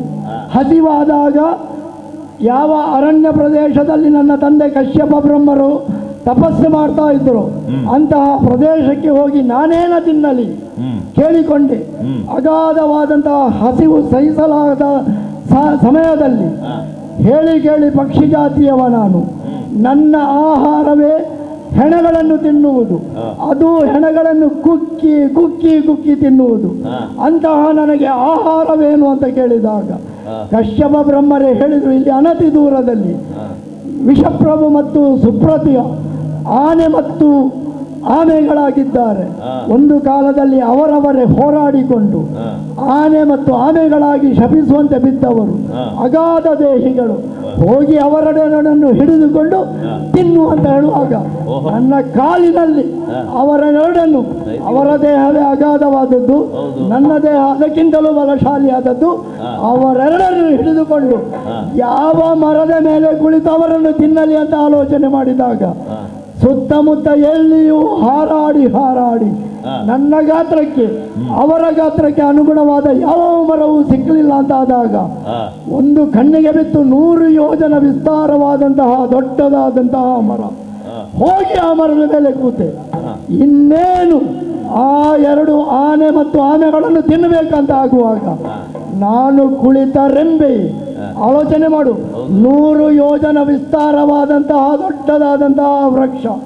ಆ ವೃಕ್ಷದ ಕೊಂಬೆ ಎಷ್ಟು ವಿಶಾಲವಾಗಿರಬಹುದು, ಆದರೆ ಕೂತ ತಕ್ಷಣ ಆ ಕೊಂಬೆಯು ಮುರಿಯುವಂತಹ ಸಂದರ್ಭದಲ್ಲಿ ವಾಣಿಯೊಂದು ಕೇಳಿಸಿತು, ಈ ಕೊಂಬೆಯನ್ನು ಬಿಡಬೇಡ, ಇದರಲ್ಲಿ ನಿನ್ನ ಜನ್ಮಕ್ಕೆ ಕಾರಣರಾದಂತಹ, ನಿನ್ನ ಜನ್ಮಕ್ಕೆ ವರರೂಪಿಯಾದಂತಹ ವಾಲಕಿಲ್ಯರೆಂಬ ತಪಸ್ವಿಗಳು ತಪಸ್ಸನ್ನು ಆಚರಿಸ್ತಾ ಇದ್ದಾರೆ, ಅವರಿಗೆ ತೊಂದರೆ ಮಾಡಬೇಡ. ತಲೆ ಕೆಳಗಾಗಿ ತಪಸ್ಸು ಮಾಡುವುದು.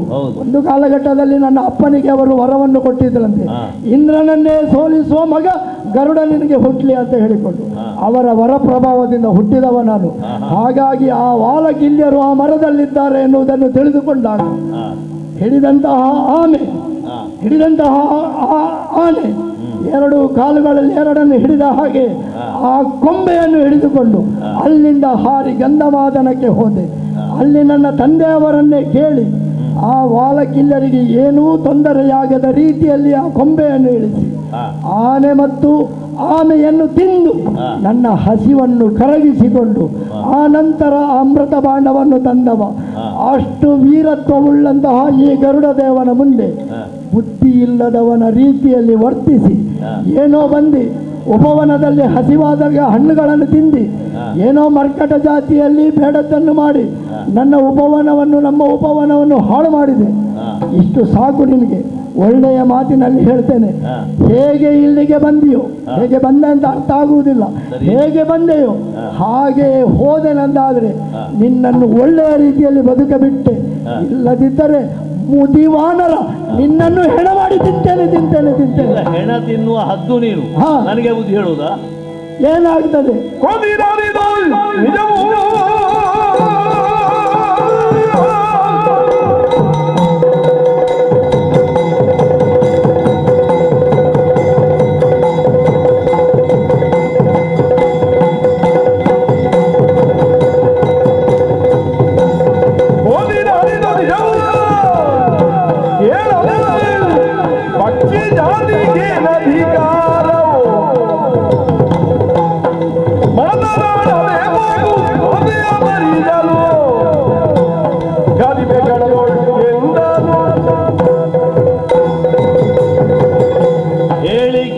ಪಕ್ಷಿ ಜಾತಿ ನೀನು. ಪಕ್ಷಿ ಜಾತಿಗಳು ಅಂತರಿಕ್ಷದಲ್ಲಿ ಹಾರಾಡಲಿಕ್ಕೆ ಇದ್ದದ್ದು. ಬಹುಶಃ ನಾರಾಯಣನನ್ನು ವಾಹನವನ್ನಾಗಿ ಮಾಡಿಕೊಂಡದ್ದು ಯಾಕೆ? ಯಾಕೆ? ಕ್ಷಿಪ್ರಗತಿಯಲ್ಲಿ ಸಂಚಾರ ಮಾಡುವುದಕ್ಕೆ. ನನ್ನ ಪೌರುಷವನ್ನು ಕಂಡು ಹಾ. ಆ ವಾಲಕಿಲ್ಯರ ಮೂಲಕವಾಗಿ ಹಾ. ನನ್ನನ್ನು ಸಮಾಧಾನ ಪಡಿಸಿ ಹಾ. ಏನು ಬೇಕು ಅಂತ ಕೇಳಿದಾಗ ನನ್ನನ್ನು ವಾಹನವಾಗಿ ಸ್ವೀಕರಿಸಿ ನಾನಾಗಿ ಕೇಳಿ ಬರೆದುಕೊಂಡು. ನೋಡು, ಹೌದಪ್ಪ. ಹಾ.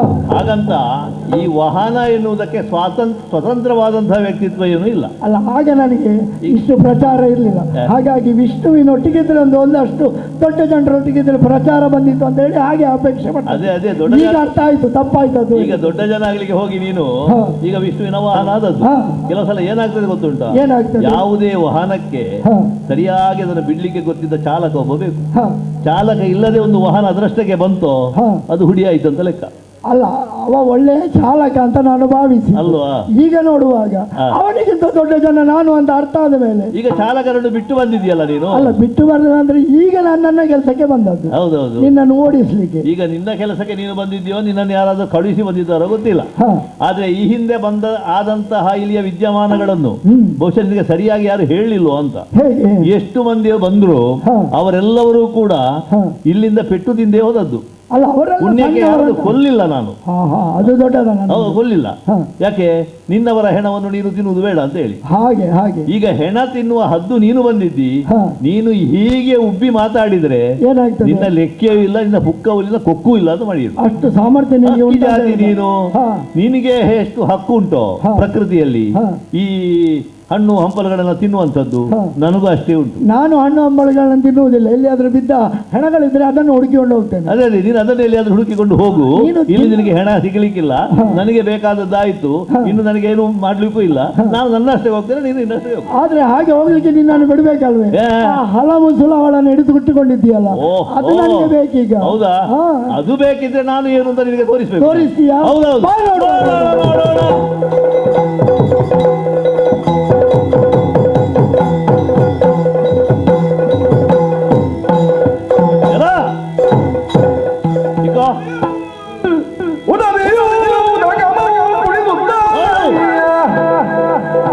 ಮೇಲಿಟ್ಟು ಒದೆದು ರಕ್ತವ ಪಡಿದೆ ರೋದಿದು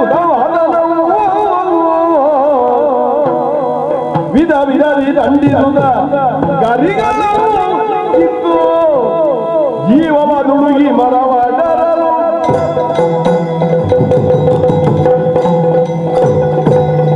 ಎಲ್ಲ ಗರುಡ ನಿನ್ನ ಕಾಲಿನಲ್ಲಿ ಎಂತದ್ದು ಆಮೆ ಮತ್ತು ಆನೆಯ ಎತ್ತಿದ್ದು. ಆ ಕಾಲಿನ ಶಕ್ತಿಯಲ್ಲಿ ಹೋಯ್ತು. ನೀನು ಕೊಕ್ಕಿನಲ್ಲಿ ಏನೆಲ್ಲ ಮಾಡಿದ್ದಿ? ಇಲ್ಲ, ಈಗ ಸಾಕು. ಹೆಣ ತಿಂದಿದ್ದಿ. ಈಗ ಸಾಕು ಅಂತ. ಅಮೃತ ಭಾಂಡವನ್ನು ಹೊತ್ತದ್ದಲ್ವೋ ನೀನು. ಆಗದು. ಈಗ ಅದೆಲ್ಲ ನಿನ್ನಲ್ಲಿ ಉಂಟಲ್ಲ ಅಂಗಗಳು ಎಲ್ಲ ಉಂಟು. ಈಗ ಅದಕ್ಕಿಂತ ಬಲವಾದದ್ದು ನನ್ನ ಬಾಲ. ಹೌದಾ? ಇನ್ನು ಬೇಡ, ಸಾಕು. ನಿನ್ನ ಕುತ್ತಿಗೆಗೆ ಸುತ್ತಿದ್ದೇನೆ. ತಕೊಂಡು ಹೋಗಿ ಅದು ಆ ಸಮುದ್ರದ ನೀರಿನಲ್ಲಿ ಅದ್ದಿದ್ದೇನೆ. ಓ, ಅದ್ದಿದೆ, ಒದ್ದೆ ಆಗಿದೆಯಲ್ಲ, ಸ್ವಲ್ಪ ಒಣಗಲಿ. ಇಲ್ಲಿ ಹೊಯ್ಗೆ ರಾಶಿಯಲ್ಲಿ ಅಲ್ಲ, ಬಿಸಿ ಅವನನ್ನು ಪೆಟ್ಟು ಕೊಟ್ಟು ಮುಸಲ ಮತ್ತು ಹೊಲ ಎತ್ತುಕೊಂಡದ್ದು. ಹೌದು. ಈಗ ನನ್ನಲ್ಲಿ ಏನಿಲ್ಲ, ನನ್ನನ್ನು ಬಿಟ್ಟು ಬಿಡು. ಅಲ್ಲಿ ಅದ್ದುವುದು, ಇಲ್ಲಿ ಉಜ್ಜುವುದು. ಅಲ್ಲ, ಇಲ್ಲಿ ಉಜ್ಜು ಬೇಡಪ್ಪ. ನೀನು ಗರಿಗಿತ್ತು ಉಜ್ಜಿದ್ರೆ ಇಲ್ಲಿ ನನ್ನ ಮೈ ಉರಿಯುತ್ತದೆ. ಅಲ್ಲ, ಅಷ್ಟು ಸಾಕಾಗುದಿಲ್ಲ ನಿನಗೆ. ಮತ್ತೆ ನೀನು ಸುಪರ್ಣ ಅಲ್ವಾ? ಅದು ಒಂದು ಗರಿಯನ್ನು ಆಯುಧಕ್ಕೆ ಕೊಟ್ಟದಕ್ಕಾಗಿ ಸುಪರ್ಣ. ಈಗ ಅದರಲ್ಲಿ ಎಷ್ಟು ಚಿನ್ನ ಉಂಟು ಅದನ್ನು ನನಗೆ ನೋಡ್ಬೇಕು. ಈಗ ಬೇಡ ಬೇಡ, ಅದು ಒಂದೇ ಪುಕ್ಕಗಳನ್ನು ರೆಕ್ಕೆಗಳೆಲ್ಲ ಈಗ ಚಿನ್ನಕ್ಕೆ ಬೆಲೆ ಕುಸಿತಾ ಇದೆ. ಹೌದಾ? ಈಗ ಅದರಲ್ಲಿ ಇರುವಂತಹ ಒಂದೊಂದೇ ಚಿಕ್ಕ ನಿನ್ನ ಪುಕ್ಕಗಳನ್ನು ಒಂದೊಂದೇ ಕಿತ್ತು ಹಾಕಿದ್ದೇನೆ. ಅಲ್ಲ, ನೋವಾಗ್ತದೆ. ನೋವು ಮಾತ್ರ ಅಲ್ಲ, ನೋವಾಗ್ತದೆ. ನೀನು ಆರ್ಭಟ ಮಾಡ್ತಾ ಇದ್ದೀನಿ. ನಮ್ಮಲ್ಲಿ ಜೀವಂತ ಹಾಗೆ ಬುಕ್ಕ ತೆಗೆಯುವ ಕ್ರಮ ಇಲ್ಲ ಮನುಷ್ಯರಲ್ಲಿ. ಅಲ್ಲ, ಮೇರುಗಿರಿಯನ್ನೆಲ್ಲ ಹುಯ್ಲಿಕ್ಕೆ ಆಗ್ತದೆ. ಜೀವಂತ ಯಾರು ತೆಗೆಯುವುದಿಲ್ಲ ಹೀಗೆ. ಹೌದಾ? ಅದು ತೆಗಿತೇನೆ ಅಂತ ಹೇಳಿಕೊಂಡು. ಅಲ್ಲ, ನೀನು ನನ್ನನ್ನು ಮುದಿ ಅಂತ ಹೇಳಿದ್ದಿ, ನನಗೆ ಏನು ಕೂಡುದಿಲ್ಲ ಅಂತ ಹೇಳಿದ್ದಿ. ಅಲ್ಲ, ಅದು ಕೂಡುತ್ತದೆ ಅಂತ ನಾನು ತೋರಿಸಬೇಡುವ ನಿನಗೆ? ನಾನು ಎಣಿಸಿದ್ದೇನು ಗೊತ್ತಾ, ನಿನ್ನ ಈ ದೇಹ ಕಾಣುವಾಗ ನೀನು ಮುದಿಯ ಅಂತ.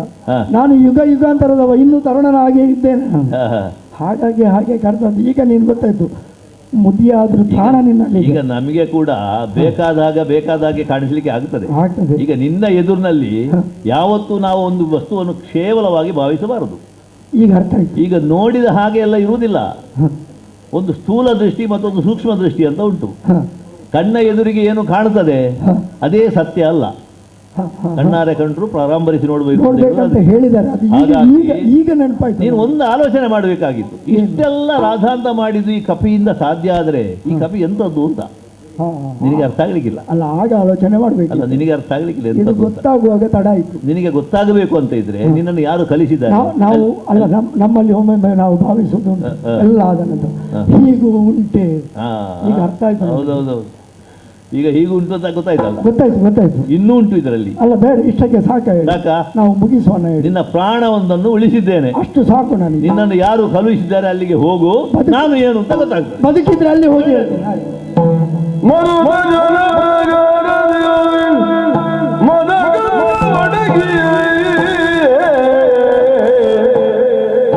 ಮೆಲ್ಲನೆ ತೀರುದೇ ಹರಿಯ ಸನ್ನಿಧಿಗೈದನು ಬೀಳುತ್ತೇಳುತ್ತ ಬಗ ಗಗನ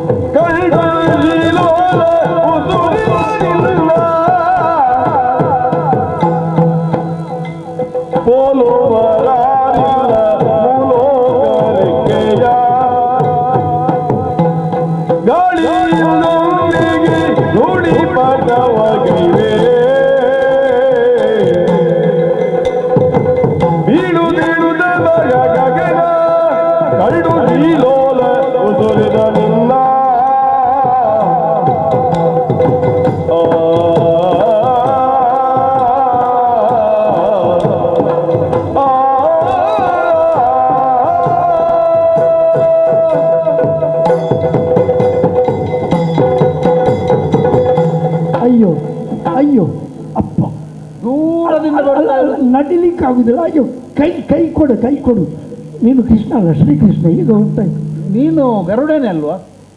ನಿನಗೆ ಕಾಣಿದ್ರೆ ಗೊತ್ತಾಗುದಿಲ್ಲ. ಗರುಡ ಹೌದಾ ಅಲ್ವ ನನಗೆ ಅನುಮಾನ. ಅಲ್ಲ ನಡಿಲಿಕ್ಕಾಗುದಿಲ್ಲ ನನಗೆ. ಅಲ್ಲ ನೀರಿನಲ್ಲಿ ನಿನ್ನನ್ನು ಕಳಿಸಿದ್ದು ಬೇರೆ ಕೆಲಸಕ್ಕೆ. ನೀನು ಬೇಲಿ ಉಗ್ಲಿಕ್ಕೆ ಯಾಕೆ ಹೋದ್ದು? ಅಲ್ಲ ಒಂದು ರೆಕ್ಕೆನಲ್ಲಿ ಒಂದು ಬುಕ್ಕವೂ ಇಲ್ಲ. ಹೋಗ್ಲಿಲ್ಲ. ಎಲ್ಲ ಹೋಗಿದೆ.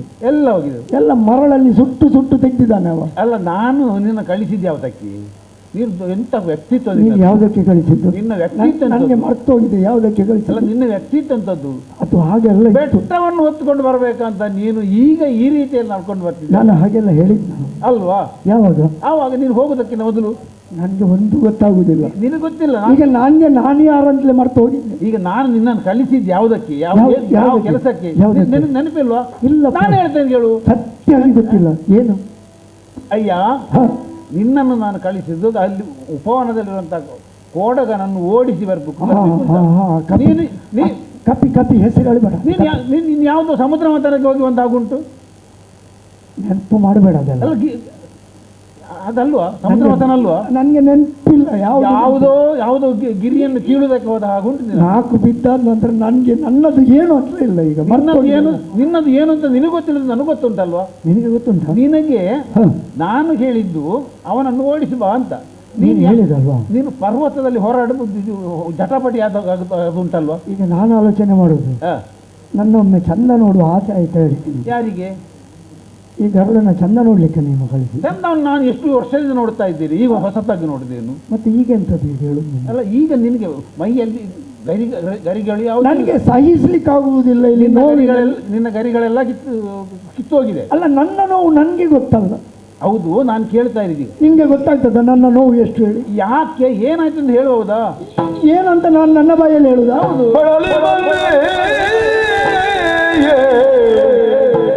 ಉಳಿದು ಬಾಳವಿ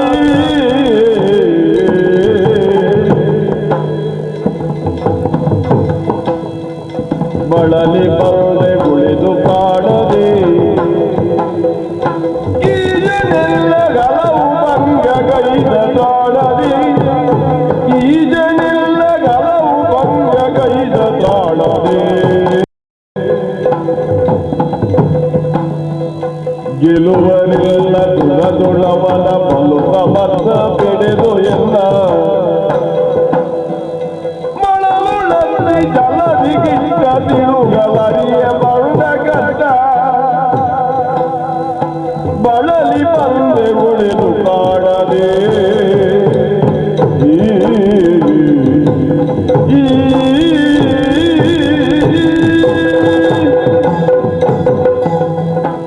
ಅಯ್ಯ ಕೃಷ್ಣ, ಕೈ ಮುಗಿತೆ ನಿನಗೆ. ಅದು ಯಾವಾಗಲೂ ಮುಗಿಯುವಂತದ್ದೇ ಅಲ್ವಾ? ಅಲ್ಲ ಈಗ ಹೊಸ್ತು, ನಾನು ಆಗ ಕೈ ಮುಗಿಲಿಲ್ಲ ಹೇಳಿ ನಿಮ್ಗೆ. ಆವಾಗ ಇಲ್ಲ, ಕೈ ಜೋಡಿಸಲಿಲ್ಲ ನೀನು. ಈಗ ಮುಗಿತೇನೆ. ನನಗೆ ಈಗ ನಿಮ್ಗೆ ಬೇಕಿದ್ರೆ ನನಗೆ ಅಡ್ಡ ಬೀಳ್ಲಿಕ್ಕೆ ಆಗುದಿಲ್ಲ, ಆದ್ರೆ ಬೇಕಿದ್ರೆ ಒಮ್ಮೆ ಅಡ್ಡ ಬೀಳ್ತೇನೆ. ನಿನ್ನ ಜಾತಿ ಸ್ವಭಾವ ನನಗೆ ಈಗ ಅರ್ಥ ಆಯ್ತದೆ. ಹೇಗೆ? ಯಾಕಂದ್ರೆ ಎಲ್ಲಾದ್ರೂ ದೊಡ್ಡ ಹೆಜ್ಜೆಯನ್ನು ನಾವು ಊಡುಂಟು ಅಂತಾದ್ರೆ ನಿಮ್ಮ ಜಾತಿಗಳು ಅದಕ್ಕೆ ಹೋಗಿ ಒಮ್ಮೆ ನುಗ್ಗುತ್ತಾರಂತೆ. ಯಾಕೆ ತುಪ್ಪ ಏನಾದ್ರೂ ಸಿಗ್ತದ ಅಂತ. ಈಗ ಬಹುಶಃ ನೀನು ಯಾವುದೋ ಒಂದು ಹೆಜ್ಜೆಯಲ್ಲಿ ಬೈ ಹಾಕಿ ಈಗ ನನಗೆ ಬೇಕಿದ್ದ ಎಲ್ಲ ಸರಿಯಾಗಿ ಕಚ್ಚಿದವ. ಅಲ್ಲ, ಬೇಕಿದ್ದಷ್ಟು ಸಿಕ್ಕಿತು. ಹೌದಲ್ವಾ? ಬೇಕಿದ್ದಷ್ಟು ಹೆಜ್ಜೆ ನನ್ನ ಜೀವಮಾನಕ್ಕೆ ಸಾಕ್ತದೆ. ಅಲ್ಲ, ಕುಟುಕಿದ್ದದು ಎಂತ ಹೆಜ್ಜೆಗಳು ಕುಟುಕಿದ್ದ. ಅಲ್ಲ, ನೀನೀಗ ನನ್ನ ಬಾಯಿ ಬಿಡಿಸುವುದ ಇದು? ಅವ ಹೇಗೆ ಹೊಡೆದ ನನಗೆ ಗೊತ್ತಾಗ್ಬೇಕು. ನನಗೆ ಅಳು ಬರ್ತದೆ ಅದನ್ನು ಹೇಳಬೇಕಿದ್ರೆ. ಅಳುವುದು ಬೇಡ ಸದ್ಯಕ್ಕೆ.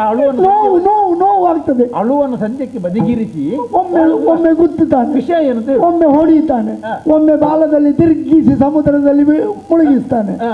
ಎಲ್ಲ ಒತ್ತೆ ಆದಾಗ ಒಂದೊಂದೇ ಗರಿಗಳನ್ನು ಕೀಳುತ್ತಾನೆ. ಮತ್ತೆ ಅಲ್ಲಿ ಆ ಕಾದ ಮರಳು ಉಂಟಲ್ವ, ಅದರಲ್ಲಿ ಹೊರಳಾಡಿಸುವುದು ನನ್ನನ್ನು, ಎಂತದ್ದು ನನ್ನನ್ನು ಕಾಯಿಸುವುದವ. ಅಲ್ಲಿ ಅಷ್ಟು ಮಾಡಿ ಆದ್ರೂ ತಿಂತಿದ್ರೆ ಅದಾದ್ರೂ ಹೋಗ್ತಿತ್ತು. ಬದುಕಲಿಕ್ಕೆ ಬಿಟ್ಟಿದ್ದಾನೆ. ಈಗ ಬದುಕಿ ಬಂದದ್ದೇ ದೊಡ್ಡದು. ನಾನು ಹೇಳಿಕ್ಕೆ ಆಗುವುದಿಲ್ಲ, ಹೇಗೆ ಬದುಕಿದೆ ಅರ್ಥ ಆಗುವುದಿಲ್ಲ. ಅವನ ಹತ್ರ ಕೈ ಅಲ್ಲ, ಅವನನ್ನು ನೀನೆಂತ ಹೇಳುದು? ನೀನು ಉಪ್ಪಿನೀರು ಕುಡಿದ್ಯಾ? ಮತ್ತೆ ಉಪ್ಪಿನ ಸಮುದ್ರದಲ್ಲಿ ಮುಳುಗಿಸ. ನೀನು ಒಳ್ಳೆ ಹೇಳ್ತಿ ಕೃಷ್ಣ. ಸಮುದ್ರದಲ್ಲಿ ಒಮ್ಮೆ ಮುಳುಗಿಸಿದ್ದಂತೆ ಉಪ್ಪು ನೀರು ಕುಡಿಯೋದೆ, ಅಲ್ಲಿ ಸಿಹಿ ನೀರು ಎಲ್ಲಿಂಟು? ಉಪ್ಪು ನೀರು ಆರೋಗ್ಯಕ್ಕೆ ಒಳ್ಳೇದು. ಯಾರು ನೀನು ಹೇಳುದ? ವೈದ್ಯರು ಹೇಳುದಕ್ಕೆ ದೂರದ ಬೆಟ್ಟ ನುಣ್ಣಗೆ ಅಂತ ಹೇಳ್ತಾರೆ. ನಿನ್ಗೆ ದೂರದಲ್ಲಿ ಕೂತೆಲ್ಲವೂ ಚಂದ ಇದು ಅಲ್ಲ, ಯಾರೋ ವೈದ್ಯರು ಹೇಳುದದು. ಉಪ್ಪು ನೀರು ಕುಡಿದ್ರೆ ಒಳ್ಳೇದು. ನನಗೆ ಆರೋಗ್ಯ ಕೆಟ್ಟೋಗಿದೆ ಅಂತ ಹೇಳಿ ಔಷಧಕ್ಕೆ ಕಳಿಸಿದ್ದ ನೀನಲ್ಲಿ. ಆರೋಗ್ಯ ಇಷ್ಟವೇ ಕೆಡಲಿಲ್ಲ, ಇನ್ನೂ ಕೆಡುದು ಬೇಡ ಅಂತ. ಇದು ನಿನ್ನ ಮುಂಜಾಗ್ರತೆ. ಮುಂದಾಲೋಚನೆ, ಒಳ್ಳೆ ಮುಂಜಾಗ್ರತೆ. ಇನ್ನು ಯಾರಿಗೂ ಹೀಗೆ ಮಾಡಬೇಡ. ವಿಷಯ ಏನು? ವಿಷಯ ನಾನು ಹೇಳುವಾಗ ಎಂಥದ್ದು ಕೋತಿಯನ್ನು ಓಡಿಸುವುದು ಅಂತ ಹೇಳಿ ಹೋದದ್ದು. ನಾನು ಕಳಿಸಿದ ಅಷ್ಟಕ್ಕೆ ನೋಡ್ಲಿಕ್ಕೆ ಮುದಿ ಜರಡಾಗಿದ್ದ. ನಾನು ಒಂದು ಕೊಟ್ಟರೆ ಈಗ ಬೀಳ್ತಾನೆ, ನನ್ನ ರೆಕ್ಕೆ ಅಲ್ಲಾಡಿಸಿದ್ರೆ ಹಾರಿ ಹೋಗ್ತಾನೆ ಅಂತ ಹೇಳಿ ಆಲೋಚನೆ ಮಾಡಿದ್ದು. ನಿನ್ನ ರೆಕ್ಕೆ ಗಾಳಿ ಅಷ್ಟು ವೇಗವಾಗಿ ಬೀಸುತ್ತಾ? ಅದು ಬೀಸುವುದು ನನಗೆ ಅಥವಾ ನೋಡುವವರಿಗೆ ಮಾತ್ರ ಹೇಳಿ. ನನ್ನ ರೆಕ್ಕೆ ಬಿಡು, ಕೊಕ್ಕು ಬಿಡು, ನನ್ನ ಕಾಲಿನ ಏನು ಮಾಡ್ಲಿಕ್ಕೆ ಅವನನ್ನು ನಿಂತ ಸ್ಥಳದಿಂದ ಆಚೆ ಈಚೆ ಒಂದು ಹುಲ್ಲು ಕಟ್ಟಿ ಅಲುಗಡಿಸಿದಾಗೆ ಮಾಡ್ಲಿಕ್ಕೆ ಆಗಲಿಲ್ಲ. ಮೇಲಾಗಿ ಎಲ್ಲ ಅವನೇ ಮಾಡಿದ. ನಾನು ಹೇಳಿದ್ದನ್ನು ಬೇಕಾದಷ್ಟು ಮಾಡಿದ. ಬದುಕಿ ಬಂದಿದ್ದೇನೆ, ಸಾಕು ನನಗೆ. ನೀನು ಇಷ್ಟು ಮಾಡ್ಲಿಕ್ಕೆ ಅಂತ ನನ್ನನ್ನು ಕಳಿಸಿದಂತ ಈಗ ಗೊತ್ತಾಯ್ತು. ಇದೆಲ್ಲ ನೀನು ಆಟ ಆಡಿ ಚಂದ ನೋಡುದಲ್ವಾ? ಹಾಗಾಗಿ ಇಷ್ಟ. ನಮಸ್ಕಾರ ನಿನಗೆ.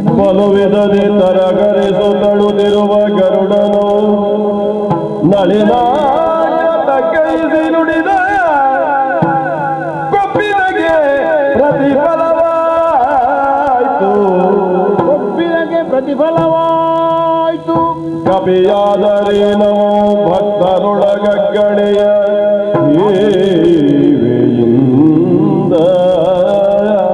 ಕಪಿಯಾದರೇನು ಭಕ್ತರೊಳಗಗ್ಗಣೆಯ ದೇವಿಯಿಂದ ಬಳಲಿಗಿಲ್ಲದ ಯುಗದಿ ಎನ್ನಾಜ್ಞೆಯೋ ಜಗದಿ ನೆನೆದಿರ್ಪ ಮಮ ದರ್ಶನಕ್ಕೆ ಬಂದಾತನೋ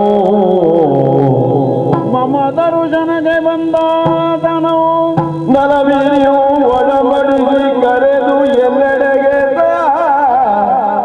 ಹೋಗಿ ಕರೆತ. ನಲವಿರಿಯು ಒಡಮಡಿಸಿ ಕರೆದು ಎಲ್ಲೆಡೆಗೆ ತಾರೆ ನಾನು ನಡುಗುತ್ತಲಿಂದನು ಗರುಡ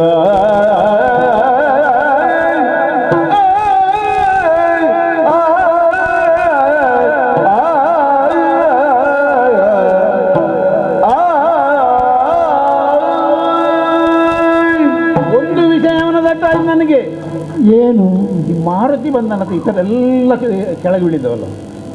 ಮಾರುತಿ ನಂತರ ಬೇರೆ ಬಂದ ನಂತರ ಬೇರೆ ಯಾವುದಕ್ಕೂ ಬೆಲೆಯೇ ಇಲ್ಲ ಅಂತ. ಯಾವುದು ಹೇಳುದು ನೀನು? ಮಾರುತಿ ನೀನು ಈಗ ಹೋದ್ ಮಾರುತಿ ಅಡಿಗಲ್ವಾ? ಈಗ ಅವ ಬಂದವ ಮಾರುತಿ. ಇದನ್ನು ನಿನಗೆ ಮೊದಲು ಹೇಳಬಾರ್ದಿತ್ತ? ಮೊದಲು ನಿನಗೆ ಗೊತ್ತಿತ್ತ ಇದು?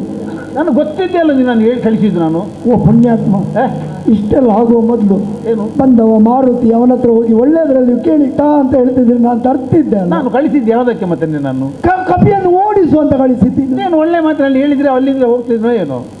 ನೀನು ಹೋಗುವಾಗಲೇ ಅಬ್ಬರದಾಳದಲ್ಲಿ ಹೋದ್ರೆ ಏನ್ ಮಾಡ್ಬೇಕವ? ಈಗ ನನ್ನ ಮಾತು ತಪ್ಪಿತು ಅಂತ ಹೇಳಿದ ಅಲ್ವ? ಮತ್ತೆ ಎಲ್ಲಿ ತಪ್ಪಿದೆ? ಅವನನ್ನು ಯಾವ ರೀತಿಯಲ್ಲಿ ತರಿಸಬೇಕಿತ್ತು ಕಲಿಸಬೇಕಿತ್ತು, ಅದ ವಿಷಯ ತಪ್ಪಿದೆ. ನೀನು ಒಂದು ವಿಷಯ ಸ್ಪಷ್ಟ ಆಯ್ತು ಈಗ. ಏನು? ಯಾವುದೇ ಆಗಿದ್ರೂ ನಾನು ಎಲ್ಲಿದ್ದೇನೆ ಅನ್ನೋದನ್ನು ಮೊದಲು ತಿಳ್ಕೊಳ್ಬೇಕು. ನಾನು ಎಲ್ಲಿ ನಿಂತಿದ್ದೇನೆ, ನಾನು ಎಷ್ಟಿದ್ದೇನೆ, ಎಷ್ಟಕ್ಕಿದ್ದೇನೆ, ನನ್ನದೆಷ್ಟು ಇದನ್ನು ತಿಳಿದುಕೊಂಡ್ರೆ ಈ ರೀತಿ ಆಗುತ್ತಿರಲಿಲ್ಲ. ಈಗ ಅದನ್ನು ತಿಳಿಸೋಸ್ಕರ ನೀನು ಇಷ್ಟು ಮಾಡಿದ್ದ. ನೀನು ಅದನ್ನು ತಪ್ಪಿದ್ದರಿಂದಲಾಗಿ ನೆಲ ಬಿಟ್ಟವನಾದ್ದರಿಂದ ಮತ್ತೆ ನಿನ್ನ ನೆಲಕ್ಕೆ ತರಿಸು ನನ್ನ ಉದ್ದೇಶ ಅಲ್ಲ. ನನ್ನ ಸ್ವಭಾವವೇ ಹಾರುವುದಂತ ಹೇಳಿಕೊಂಡು ನಾನು ಹಾರಿದ್ದು ಹೆಚ್ಚಾಯಿತಂತ ಹೇಳುವುದನ್ನು ವಿಪರೀತ ಆಯ್ತದು. ಎಲ್ಲಿ ಹಾಗೆ ಆಗಿದ್ದಿದ್ರೆ ಹಿಂದೊಮ್ಮೆ ನೀನು ಮಾಡಿದ್ದಿ, ನನಗೆ ಆಗೊಮ್ಮೆ ಗರ್ವ ಬಂದಿತ್ತು. ಈಗ ನೆನಪಾಯ್ತದು. ಯಾವುದು? ಹಿಂದೊಮ್ಮೆ ನನಗೆ ಗರ್ವ ಬಂದಾಗ ಆ ಸುಮುಖನನ್ನು ಎತ್ತಿ ಹಾರಿದಾಗ ನಿನ್ನ ಕೈ ಎಡಗೈಯನ್ನು ಎತ್ತಿ ನನ್ನ ಮೇಲೆ ಇರಿಸಿದ್ದಿ. ಸಾಕು, ಒಮ್ಮೆ ಸಾಕು ಅಂತ ಹೇಳುವಾಗ ನಾನು ಒಮ್ಮೆ ಕುಗ್ಗಿ ಹೋಗಿದ್ದೆ. ಆಗ ಬೇಡಿಕೊಂಡಿದ್ದೆ ಸಾಕು ಹೇಳಿ. ಹಾರುವುದಕ್ಕೊಂದು ಮಿತಿ ಇರಲಿ. ಅಲ್ಲ, ಎತ್ತರಕ್ಕೆ ಹಾರುವುದು ಬೇಡ. ಅಲ್ಲ, ಈಗಲೂ ನಿನ್ಗೆ ಅಷ್ಟೇ ಮಾಡ್ಬೋದಿತ್ತು. ನಿನ್ನ ಕೈಯನ್ನೊಂದು ಹೆಗಲ ಮೇಲೆ ಇಟ್ಟಿದ್ರೆ ಸಾಕಿತ್ತು. ಹೋಗಿ ಹೋಗಿ ಆ ಮಾರುತಿಯ ಕೈಯಿಂದ ನನಗೆ ಯಾಕೆ ಪೆಟ್ಟು ತಿನ್ನಿ? ನಿನ್ನ ಪ್ರಕರಣದಿಂದ ಸಮಾಜಕ್ಕೊಂದು ಮಾರ್ಗದರ್ಶನ ಆಯ್ತು. ನನಗೆ ಈಗ ನನಗೆ ಪೆಟ್ಟು ತಿನ್ನಿಸಿ ಸಮಾಜಕ್ಕೆ ಮಾರ್ಗದರ್ಶನ ಮಾಡ್ಲಿಕ್ಕೆ ಹೊರಟದ್ದಾನೆ. ಹೌದು, ಒಳ್ಳೆ ಕತೆ. ಯಾರೇ ಆಗಿದ್ರು ಎಷ್ಟು ಎತ್ತರಕ್ಕೆ ಹಾರುತ್ತಾನೋ ಎತ್ತರಕ್ಕೆ ಹೋದಷ್ಟು ಬಿದ್ದಾಗ ಏಟಾಗುದು ಜಾಸ್ತಿ ಹೆಚ್ಚು. ಅದು ನಿಂತಲ್ಲಿಂದ ಬಿದ್ದರೆ ಗಾಯ ಆಗುದಿಲ್ಲ, ಕೆಳಗಿನಿಂದ ಬಿದ್ದರೆ ಏನಾಗುದಿಲ್ಲ. ಎತ್ತರಕ್ಕೇರಿದ ಎತ್ತರದಿಂದ ಬಿದ್ದರೆ ಸೊಂಟ ಮುರಿಯುತ್ತದೆ. ಸೊಂಟವೋ ಕಾಲೋ ಮುರಿತದೆ, ಹೇಗಾದ್ರೆ ಕುತ್ತಿಗೆಯೂ ಮುರಿದು ಹೋಗ್ತದೆ, ಹೋಗುವ ಸಂಭವ ಉಂಟು. ಆದ್ದರಿಂದ ಹಾಗಾಗದಿರಲಿ ಎನ್ನುವುದಕ್ಕಾಗಿ ನಿನ್ನನ್ನು ಇಷ್ಟಕ್ಕೆ ಕಳಿಸಿದ್ದಾನೆ. ಈಗ ನನ್ನ ಬದುಕಿಗೊಂದು ಪಾಠ ಮಾಡಿಸಿದ ನೀನು. ನಿನಗುಂಟಲ್ಲ, ನಿನ್ನ ಮೂಲಕ ಪ್ರಪಂಚಕ್ಕೆ, ಸಮಾಜಕ್ಕೆ ಅರ್ಥ ಆಯ್ತು. ಈಗ ಒಂದು ವಿಷಯ ಉಂಟು. ಏನು? ಈಗ ಅವ ಯಾರು ಅಂತ ಈಗಲಾದ್ರೂ ಗೊತ್ತಾಯ್ತು. ಗೊತ್ತಾಯ್ತು. ಈಗ ಅವ ಮಾರುತಿ, ಅವ ವೀರ ಮಾರುತಿ. ಅವ ಯಾವ ವೀರ ಮಾರುತಿ? ವೀರ ರೆರೆಯ ಹನುಮ ಮಾರುತಿ ಅವ. ಹೌದು. ನಾನು ಭೂಮಿಗೆ ಆಗಾಗ ಇಳಿದು ಬರುತ್ತೇನೆ, ಅವತಾರ ತಾಳುತ್ತೇನೆ ಅಂತ ಗೊತ್ತುಂಟಲ್ವಾ? ಹೇಳುದು ಕೇಳಿದ್ದೇನೆ, ನಿನ್ನೊಟ್ಟಿಗಿಂತ ಅನುಭವಿಸಿದ್ದೆ ಇಲ್ಲವಾ? ಹಾಗಾಗಿದ್ರೆ ನನಗೆ ಯುಗ ಯುಗದಲ್ಲಿಯೂ ಬೇರೆ ಬೇರೆ ರೂಪದಲ್ಲಿ ಭೂಮಿಗೆ ಇಳಿದು ಬರುತ್ತೇನೆ ಅನ್ನೋದು ಸ್ಪಷ್ಟತಾನೆ. ಹಾಗಾಗಿ ಈ ಹಿಂದಿನ ಯುಗದಲ್ಲಿ ಅಂದ್ರೆ ತ್ರೇತಾಯುಗದಲ್ಲಿ ನಾನು ರಾಮಾವತಾರದ ಭೂಮಿಯಲ್ಲಿ ಅವತರಿಸಿ ಬಂದಿದ್ದೆ. ಆಗ ನೀನು ಮಾಡಿದ ಘನ ಕಾರ್ಯಗಳು ನನ್ನ ಜೊತೆಯಲ್ಲಿ, ಈ ಕಾಲದಲ್ಲಿ ನೀನು ಹೇಗೆ ನನ್ನ ಜೊತೆಯಲ್ಲಿ ಇದೆಯೋ ಆ ಕಾಲದ ರಾಮ ಅವತಾರದಲ್ಲಿ ಅವ ನನ್ನ ಸೇವಕನಾಗಿದ್ದ, ರಾಮ ಭಕ್ತನಾಗಿದ್ದ, ರಾಮ ಬಂಟನಾಗಿದ್ದ. ಅವನಂತಹ ಕಪಿವೀರರು ಅನೇಕ ಮಂದಿ ಇದ್ರಂತೆ ನಿನ್ನೊಟ್ಟಿಗೆ. 77 ಕೋಟಿ ಲೆಕ್ಕ ಸಾಮಾನ್ಯರಿಗೆ ಲೆಕ್ಕ ಹೇಳಿದ್ದಾರೆ. ಆದ್ದರಿಂದ ಅವ ರಾಮ ಬಂಟ ಹನುಮಂತ.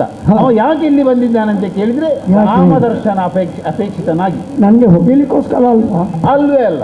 ಈಗ ಅರ್ಥ ಆಯ್ತು. ರಾಮನ ದರ್ಶನವನ್ನು ಪಡೆಯಲಿಕ್ಕೋಸ್ಕರವಾಗಿಯೇ ಅವ ಇಲ್ಲಿ ಬಂದಿದ್ದಾನೆ. ಈಗ ರಾಮನ ದರ್ಶನ ಅಪೇಕ್ಷೆಯಾಗಿ ಮಾರುತಿ ಅಲ್ಲಿರುವನು. ಹೌದು. ಹಾಗಿದ್ರೆ ಅವನನ್ನು ನೀನು ಕರೆಸಿ.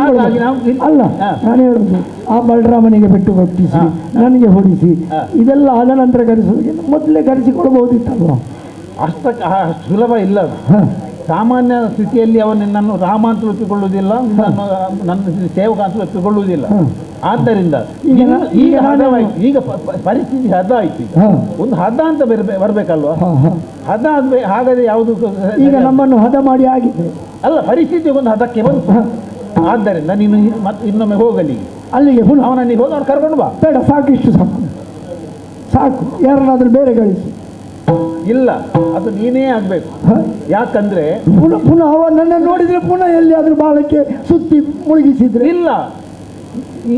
ಈಗ ಇನ್ನೊಂದು ಕೆಲಸ ಆಗ್ಬೇಕಿಲ್ಲ. ಏನು ಕೆಲಸ? ನೀನೀಗ ಒಂದೊಂದು ಮತಾಂತರ ಆದರೆ ಹೇಗೆ? ನನಗೆ ಅದು ಇಚ್ಛೆ ಇಲ್ಲ, ಈ ಜನ್ಮದಲ್ಲಿ ಇಚ್ಛೆ ಇಲ್ಲ. ಅದು ಇಲ್ವಲ್ಲ? ಹಾಗಾದ್ರೆ ಮತಾಂತರ ಆಗೋದು ಬೇಡ, ಪಕ್ಷಾಂತರ ಮಾಡು. ರೂಪಾಂತರ, ಪಕ್ಷಾಂತರ ಬೇಡ, ಅದು ಬೇಡವಾ? ಹಾಗಾದ್ರೆ ಇನ್ನೊಂದು ಹೇಳಿಕೊಟ್ಟೆ ನಾನು ಹೇಳಿದನ್ನು ಕೇಳ್ಬಹುದಲ್ಲ? ನಿನಗೆ ಹೇಳ್ತಿಯಲ್ಲ? ಅಲ್ಲ, ನೀನು ಹೇಳಿದನ್ನು ಕೇಳಿ ಅಲ್ವಾ ಇಷ್ಟು ಮಾದದ್ದು. ಅಲ್ಲ, ಇನ್ನೊಂದು ಹೇಳಿಕೊಡ್ತೇನೆ. ಇನ್ನೊಂದು ಯಾವುದು? ಶ್ರೀರಾಮ ಜಯ ರಾಮ ಜಯ ಜಯ ರಾಮ ಅಂತ ಹೇಳಿದ್ರೆ ಅಷ್ಟೇ ಭಜನೆ ಮಾಡುತ್ತಾ ಹೋದ್ರೆ ಅವ ನಿನ್ನ ಜೊತೆಯಲ್ಲಿ ಬರ್ತಾನೆ. ಅವನಿಗೆ ಹೇಳಬೇಕು, ನೀನು ರಾಮ ಇಲ್ಲಿದ್ದಾನೆ, ನೀನು ಯಾವುದನ್ನು ಬಯಸಿ ಬಂದಿದ್ಯೋ ಅಂತ ಶ್ರೀರಾಮ ದರ್ಶನ ನಾನು ಮಾಡಿಸ್ತೇನೆ, ನನ್ನ ಜೊತೆಯಲ್ಲಿ ಬಾ ಅಂತ ಹೇಳಿ ಹೋಗಿ ಅವನಲ್ಲಿ ಹೇಳಬೇಕು. ಕರ್ಕೊಂಡು ಬಾ. ಸೀತಾರಾಮರ ದರ್ಶನಾಪೇಕ್ಷಿಯಾಗಿ ಬಂದಂತಹ ಮಾರುತಿ ನಮ್ಮ ಉಪವನದಲ್ಲಿದ್ದಾನೆ. ಹೋಗಿ ಮತ್ತೆ ಅವನನ್ನು ಬರೆಸಬೇಕಿದ್ರೆ ಶ್ರೀರಾಮ ಜಯ ರಾಮ ಜಯ ರಾಮ ರಾಮ ರಾಮ ರಾಮ ರಾಮ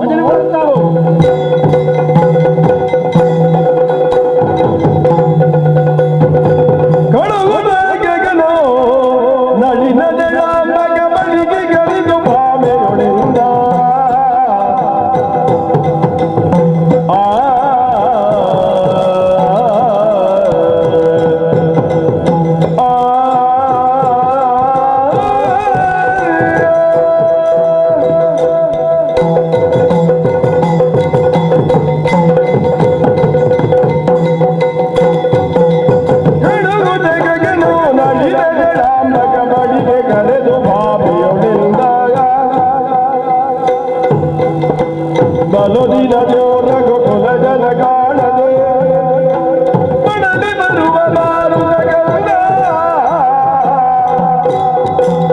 ಕಳುವುದ ಗಗನೋ ನಳಿನ ದಳಾಂಬಕ ಬಳಿಕ ಕರೆದು ಬಾಮೆಯೊಳಿರುದ ಬಾಬಾ ಮಾಮ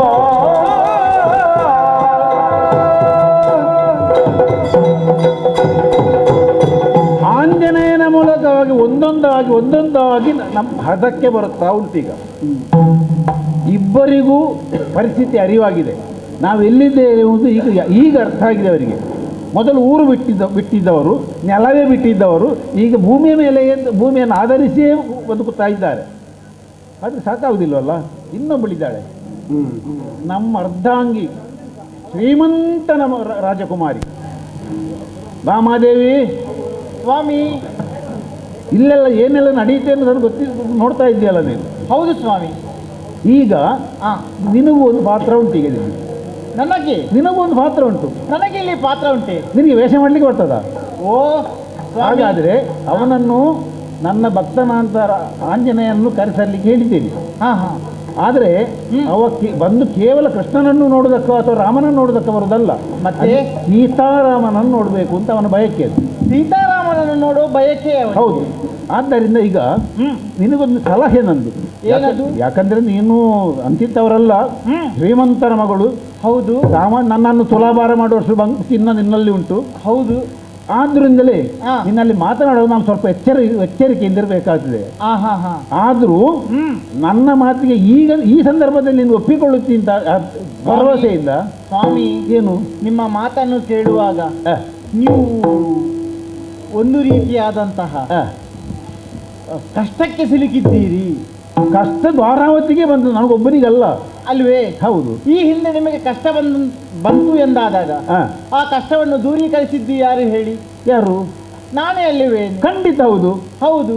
ಆದ್ದರಿಂದ ಆ ಕಾಲದಲ್ಲಿ ನರಕಾಸುರನ ವಧೆಯ ಮತ್ತೆ ಅದನ್ನು ಮರೆಯಲಿಕ್ಕುಂಟ? ನೀವು ನನ್ನ ಜೊತೆಗೆ ಬರಬೇಕು ಅಂತ ಹೇಳಿದ್ದೀರಾ?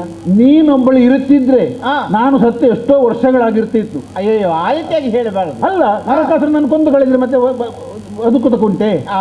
ಆ ರೀತಿಯ ನೀನು ಹೌದೌದು. ನಾನು ನರಕ ದೈತ್ಯನನ್ನು ಕೊಲ್ಲುವ ಮೂಲಕವಾಗಿ ಯುದ್ಧ ಮಾಡುತ್ತಾ ಸಹಕಾರಿಯಾದವಳು. ಯುದ್ಧ ಮಾಡುತ್ತಾ ನಾನು ಭೂಮಿಗೆ ಬಿದ್ದಾಗ ನನ್ನ ಕೈಯಿಂದ ಆಯುಧ ತೆಗೆದು ನೀನೇ ಹೊಡೆದವ ನಾನು. ಹೌದೌದೌದು. ಆದ್ದರಿಂದ ನಿನ್ನ ಮೇಲೆ ನನಗೆ ವಿಶ್ವಾಸ ಉಂಟು. ಹೌದಪ್ಪ, ನನ್ನ ಮೇಲೆ ನಿಮಗೆ ಪ್ರೀತಿ ಉಂಟು. ನಾನೇ ಅದೇ ಆಲೋಚನೆ ಮಾಡುದು.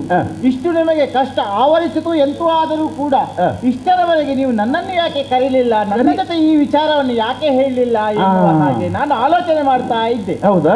ಈಗ ನೀವು ನನ್ನನ್ನು ಕರೆಸಿದ್ದೀರಿ, ಈಗ ಬಂದಿದ್ದೀರಿ. ಅಲ್ಲ, ಈಗ ನಾನು ನೀನೊಂದು ವೇಷ ಮಾಡುವುದು. ಹೌದು. ಯಾವುದು ವೇಷ ಗೊತ್ತಾ? ಯಾವ ವೇಷ? ಯಾರ್ಯಾರನ್ನು ಮರಳು ಮಾಡೋದಕ್ಕೋಸ್ಕರ ಟೊಪ್ಪಿ ಇಟ್ಟುಕೊಂಡು ಮಾಡುವಂತ ಛದ್ಮವೇಷ ಅಲ್ಲ. ಮತ್ತೆ ಯಾರಿಗೂ ಟೊಪ್ಪಿ ಹಾಕ್ಲಿಕ್ಕೆ ಮಾಡುವಂತ ಛದ್ಮವೇಷ ಅಲ್ಲ. ಮತ್ತೆ ಇದು ವೇಷ ಅಂತ ಯಾರಿಗೂ ಗೊತ್ತಾಗಬಾರ್ದು. ಹೌದೇ? ನೈಜತೆ ಬೇಕು. ನೈಜತೆ ಬೇಕು. ಹೌದು. ಈಗ ಯಾವ ವೇಷ ಅಂತ ಆಗ್ಬೇಕಲ್ಲ? ಸ್ತ್ರೀವೇಷವೇ, ಇನ್ನೇನು? ಸ್ತ್ರೀವೇಷವೇ. ಹೌದು. ಸ್ವಾಮಿ, ನನ್ನ ರೂಪವನ್ನು ನೋಡಿದ್ದೀರಾ? ಅಲ್ಲ, ನೀನು ಮೊದಲು ಹುಟ್ಟಿನಿಂದಲೇ ಸ್ತ್ರೀ. ಹೌದು ಹೌದು. ಆದ್ರೂ ಸ್ತ್ರೀವೇಷ ಅಂತ ಇನ್ನೊಬ್ಬರಿಗೆ ಗೊತ್ತಾಗಬಾರ್ದು. ಯಾಕಂದ್ರೆ ಸಾಮಾನ್ಯ ವೇಷ ಅಲ್ಲ, ಅಂತಿದ್ದ ವೇಷ ಅಲ್ಲ.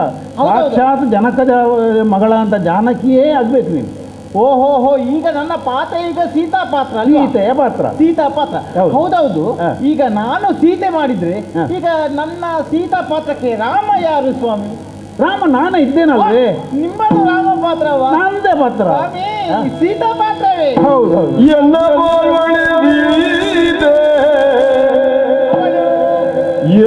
ಬೋಲ್ವಳೆದೀತೆ ಕಳನು ಕೈ ಕದ್ದೊಯ್ದವಳ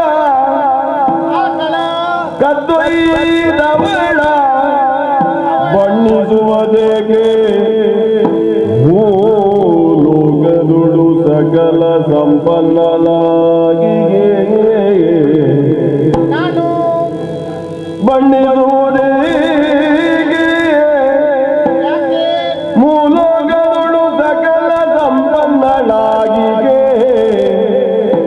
ಜನಕ ಜಯ ನೂರ್ಮಡಿಗೆ ಮಿಗಿಲಾಗೆ ಮೆರುವೆನೆನುತ ಜನಕ ಜಯ ನೂರ್ಮಡಿ ಮಿಗಿಲಾಗಿ ಮೆರೆಯುವೆನು ಎನ್ನುತ್ತ ಸ್ವರ್ಣಭೂಷಣದಿಂದ ಅಲಂಕಾರ ಮೌಗೈದು ಸ್ವರ್ಣಭೂಷಣದ್ಯೋ ಅಲಂಕಾರ ಮೌಗೈದು ಚಿನುಮಯಾತ್ಮಕನ ಒತ್ತಿರಲಿ ಕುಳ್ಳಿರಲು ನಿಮ್ಮ ಜೊತೆ ಇರಲು ಬಂದಗಾರೆ ಧ್ವಜನನು ತೆಸುತ್ತ ಸುರಮುನಿಪ ಬಂದು ಮಡಿದಿಂದಿರುವೆನು ಎನ್ನ ಬೋಲ್ವಡಿ ಸೀತೆ ಆ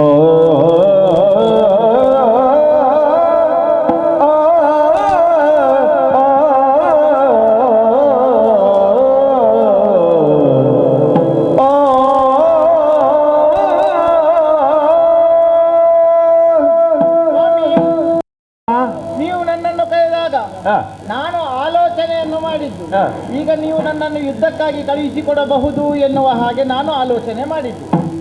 ಯುದ್ಧಕ್ಕೂ ಹೋಗಬಲ್ಲವಳೆ ನೀನು. ಹೌದಪ್ಪ, ಕ್ಷತ್ರಿಯಕುಮಾರಿ ಅಲ್ವೇ? ಅಲ್ವೇ?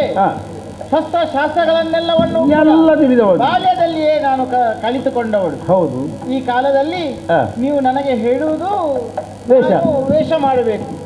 ನೀನು ನೋಡು, ನಾನು ನಿನ್ನಲ್ಲಿ ವೇಷ ಮಾಡಬೇಕು ಅಂತ ಹೇಳಿದ ತಕ್ಷಣದಲ್ಲಿ ನಿನ್ನಲ್ಲ ಅಂತ ಬದಲಾವಣೆಯನ್ನು ಗಮನಿಸ್ತಾ ಇದ್ದೇನೆ. ಹೌದಾ? ಯಾಕಂದ್ರೆ ನೀನೊಂದು ಸಾಕ್ಷಾತ್ ಪ್ರವೇಶ. ಬಾಲ್ಯದಲ್ಲಿ ನಾನು ನಾಟಕ ಮಾಡುವುದರಲ್ಲಿ ನಾನು ಚದುರೇ. ಹೌದಾ? ಹೌದೌದೌದು. ನಿನ್ನ ಪರಕಾಯ ಸಂದರ್ಭದಲ್ಲಿ ನೀನೀಗ ನನ್ನ ಕಣ್ಣೆದುರಲ್ಲಿ ಪರಕಾಯ ಪ್ರವೇಶ ಮಾಡಿದೆಯಲ್ಲ, ಆ ಧ್ವನಿ ಅನುಕರಣೆ ಜಾನಕಿಯದೆಲ್ಲ, ಅದನ್ನು ನೋಡಿದಾಗ ನಿನಗೆ ಈ ಹಿಂದೆಯೇ ಶ್ರೀವೇಷದಲ್ಲಿ ಬಹಳ ಪ್ರಾವೀಣ್ಯತೆ ಉಂಟು ಅಂತ ಗೊತ್ತಾಯ್ತು. ಹೌದು ಸ್ವಾಮಿ. ಈಗ ಸೀತೆ ಹೌದು, ಸೀತೆ ಈಗ ಹಲವಾರು ಪ್ರಸಂಗದಲ್ಲಿ ಕಂಡು ಬರ್ತಾಳೆ. ಹೌದು. ಈಗ ನನ್ನ ಪ್ರಸಂಗ ಯಾವುದು ಅಂತ ಆಗ್ಬೇಕು. ಶೃಂಗಾರ ಸೀತೆಯೋ ಅಥವಾ ಆ ರಾವಣ ಕದ್ದೊಯ್ದಂತಹ ಸಂದರ್ಭದಲ್ಲಿ ಅಶೋಕವನದಲ್ಲಿ ದುಃಖಿಸುತ್ತ. ಆದರೆ ಒಂದು ಸ್ವಾಮಿ, ಏನು ನನಗೆ ದುಃಖ ಪಡ್ಲಿಕ್ಕೆ ಬರುವುದಿಲ್ಲ. ಬೇಡ, ನೀನು ದುಃಖ ಬರುದೇ ಬೇಡ. ದುಃಖ ಬರುದು ಬೇಡ. ಇದು ಸಂದರ್ಭ ಒಂದು ನಾನೇ ವಿವರಿಸ್ತೇನೆ. ಯಾಕಂದ್ರೆ ರಾವಣಾದಿ ರಾಕ್ಷಸ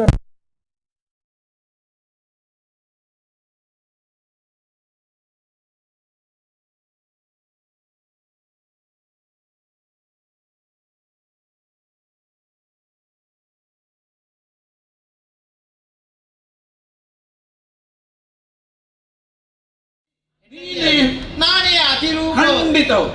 ಇನ್ನು ನಾನು ಬಣ್ಣವನ್ನು ಹಚ್ಚಿಕೊಂಡಿದಂತಾದರೆ ಇನ್ನು ಸೀತೆಗಿಂತಲೂ 100 ಮಡಿ ಚೆಲುವೆಯಾಗಿ ನಾನು ಕಂಗೊಳಿಸುತ್ತೇನೆ. ಅದಕ್ಕೆ ಬಣ್ಣ ಬೇಕು ನಿನಗೆ. ನೀನು ಹುಟ್ಟು ಕಲಾವಿದೆ, ನಿನಗೆ ಬಣ್ಣ ಯಾಕೆ? ಬಣ್ಣ ಬೇಕಾದಿಲ್ಲ. ಈಗ ಸೀತಾ ಪಾತ್ರ ಆಗ್ಬೇಕಲ್ಲ. ಪಾತ್ರಕ್ಕಾಗಿ ನನಗೆ ಬಣ್ಣ ಬೇಕಾಗಿ ಅಲ್ಲ, ಪಾತ್ರಕ್ಕಾಗಿ. ಇದು ನೀವು ಹೇಳಿದಂತೆ ಅತಿರೂಪ ನನಗೆ ಬೇಕಾದಂತಹ ಬಣ್ಣವನ್ನು ನಾನು ಹಾಕಿಕೊಂಡಿದ್ದೇನೆ. ಹೌದು, ಮೆಚ್ಚಿಕೊಂಡಿದ್ದೇನೆ ಸ್ವಾಮಿ. ಹೇಗೆ ನನ್ನ ತುಟಿಯ ರಂಗು ಕೆಂಪು ಇಷ್ಟು ಸಾಕೆ, ಇನ್ನು ಅಧಿಕವಾಗಿ ನಿನ್ನ ವೇಷ ಚೆನ್ನಾಗಿದೆ. ಆದ್ರೆ ನೀನು ವೇಷ ಹೇಗೆ ಆಗಿದೆ ಎನ್ನುವುದನ್ನು ನಾನು ಹೇಳುದಲ್ಲ, ನೋಡಿದವರು ಹೇಳ್ಬೇಕು. ನೋಡಿ ಓ ಕಂತು ಜನಗಣೇ, ಅವರೇ ಬಂದ ಮೇಲೆ ಬೇರೆ ಕೈಲಿಕ್ಕಿಲ್ಲ. ನಿನ್ನ ಮೈಮೇರು ಸದ್ಭಕ್ತನಾಗಬಹುದು ಕಾಡದಿ ರಾಮನು ಹಿಂದಿಯಿಂದಲೇ ಬದಲಿಗೆ ಸಂತವಿದರಾದ ಸೀತಾಗಾಂಧನೆಯ ಕಂಪು ಜನಗಣೆ ಎಂದು ಒಳ್ಳೆಯ ಮೈಮೇರು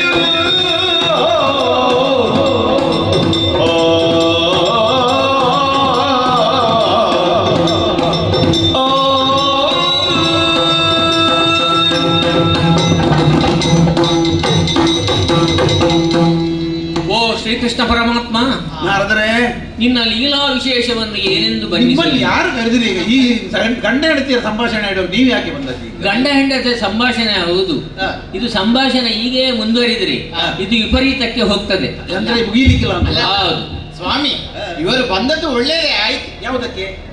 ಈಗ ನಾವು ವೇಷ ಮಾಡುವಾಗ ಈಗ ನನ್ನ ವೇಷ ಹೇಗುಂಟು ಅಂತ ಹೇಳಿಕೆ ನೀವು ಹೊಗಳ್ತೀರಿ ನನ್ನನ್ನು. ಹೌದು. ಆದ್ರೆ ಒಂದು ಮೂರನೇ ವ್ಯಕ್ತಿ ನಮ್ಮನ್ನು ಹೊಗಳ್ಬೇಕಲ್ವೇ? ನನಗೆ ಹೊಗಳದೆ ನಿರ್ವಾಹ ಇಲ್ಲ. ನೋಡಿ ನೋಡಿ ಇವರು ಬಂದಿದ್ದಾರೆ, ಅಷ್ಟು ಹೊತ್ತಿನ ಬಂದಿದ್ದಾರೆ. ನೋಡಿ ಏನು ಕೇಳಿ, ನೀವು ರಾಮನಾಗಿ ಕಂಡಿದ್ದೀರಿ. ಹೌದು. ನಾನು ಸೀತೆ ಅಂತ ಇವರಿಗೆ ಗೊತ್ತೇ ಆಗಲಿಲ್ಲ. ಮತ್ತೆ ನೋಡೋಣ, ನನ್ನ ಶೃಂಗಾರ ಹಾಗುಂಟು. ಇದು ಹೇಗಾಯ್ತು ಗೊತ್ತುಂಟ? ಆಭರಣದ ಅಂಗಡಿಗೆ ಗಂಡ ಹೆಂಡತಿ ಹೋದಾಗೆ ಆಯ್ತು. ನೋಡಿ ಅಂದ್ರೆ ಅಷ್ಟು ತೊಟ್ಟುಕೊಂಡಿದ್ದೇನೆ. ತೊಟ್ಟುಕೊಂಡದ್ದನ್ನು ನೀವು ಒಪ್ಪಿಕೊಂಡ ಚಿನ್ನದ ಶಿರಭೂಷಣ, ಅದಕ್ಕೆ ಬೇಕಾದಂತಹ ಮೈ ಕಾಣುವುದಿಲ್ಲ. ಹೌದು ಹೌದು, ಇದೆಲ್ಲ ಹೌದು. ಯಾಕೆ ನಾನು ಹೇಳ್ತೇನೆ ಗೊತ್ತುಂಟ? ಯಾಕೆ? ಈಗ ಈ ರಾಮ ರೂಪವನ್ನು ಅಥವಾ ಸೀತಾರಾಮ ರೂಪವನ್ನು ನೀನು ಧಾರಣೆ ಮಾಡಿದ ಉದ್ದೇಶ ಏನು? ಅದು ಬಹಳ ಮುಖ್ಯ. ಹನುಮಂತನಿಗೆ ದರ್ಶನ. ಹೌದಾ? ಹೌದು. ನೀನೇನೋ ಕಾಮರೂಪ ಅಲ್ಲ, ಕಾಮರೂಪ ಅಂತಲ್ಲ, ನೀನೇನೋ ಸ್ವಯಂ ಶ್ರೀರಾಮನಾಗಿಯೇ ಕೋದಂಡರಾಮನಾಗಿಯೇ ಕಾಣಿಸಿಕೊಂಡಿದ್ದಿ. ಆ ಬಗ್ಗೆ ನನ್ನದಂತ ಆಕ್ಷೇಪ ಇಲ್ಲ. ನಾನು ಆಗಾಗ ಬೇರೆ ಬೇರೆ ರೂಪದಲ್ಲಿ ಕಾಣಿಸಿಕೊಳ್ಳುವುದಲ್ಲ. ಯಾಕೆ ಕೇಳಿದ್ರೆ ಒಂದು ಯುಗದ ಹಿಂದೆ ನೀನು ಹೋಗಿ ಶ್ರೀರಾಮನಿಗೆ ದಾಶರಥಿಯಾಗಿಯೇ ಕಾಣಿಸಿಕೊಂಡಿದ್ದಿ. ಹಾಗೆಂದುಕೊಂಡು ಕೇವಲ ದಶರಥ ನಂದನ ಅಂತ ರಾಮನನ್ನು ಕಾಣುವುದೇ ಅರ್ಥೆಯ ಉದ್ದೇಶವೋ? ಅಲ್ವಲ್ಲ. ಅಲ್ವಲ್ಲ. ಸೀತಾರಾಮರನ್ನು ಕಾಣುವಂತಹ ಉದ್ದೇಶ. ಇವಳನ್ನು ನೋಡಂತೆ ಸೀತೆ ಬಿಡು, ಸೀತೆಯ ದೂತಿಯಾಗಿ ಆಗ್ಲಿಕ್ಕೆ ಕೂಡ ಇವಳು ಯೋಗ್ಯಳಲ್ಲ ಎಂಬುದನ್ನು ನಾನು ಸ್ಪಷ್ಟ. ನಿಮಗೆ ಬೇಸರ ಆಗಬಹುದು, ಯಾಕೆಂತ ಕೇಳಿದ್ರೆ ನನ್ನ ಹೆಂಡತಿಯನ್ನು ಆದರೂ ಕೂಡ ನನ್ನ ಸ್ವಾಮಿಗೆ ತಕ್ಕ ಪತ್ನಿ ಇವಳಲ್ಲ. ನನ್ನ ಹೆಂಡತಿಯನ್ನು ನೀವು ನನ್ನ ಎದುರಲ್ಲಿ ಅಷ್ಟು ಕೀಳು ಮಾಡಿದಾಗ ನನಗೆ ಬೇಸರ ಮಾಡುವುದಲ್ಲ. ವಾಸ್ತವ ಸಂಗತಿಯನ್ನು ಅರಿದರೆ ಅಪ್ರಿಯ ಸತ್ಯವನ್ನು ಪ್ರಿಯ ರೂಪದಲ್ಲಿಯೇ ನಿಮಗೆ ಹೇಳಿದ್ದು ನಾನು. ಹಾಗಾದ್ರೆ ಇವಳು ಯಾರು? ಇವಳ ಇವಳ ಕಥೆ ಹೇಳ್ಬೇಕಾ? ಇಂದಿರೆಯ ಜನಿಸಿ ರುಕ್ಮಿಣಿಯಾಗಿರುವಳು.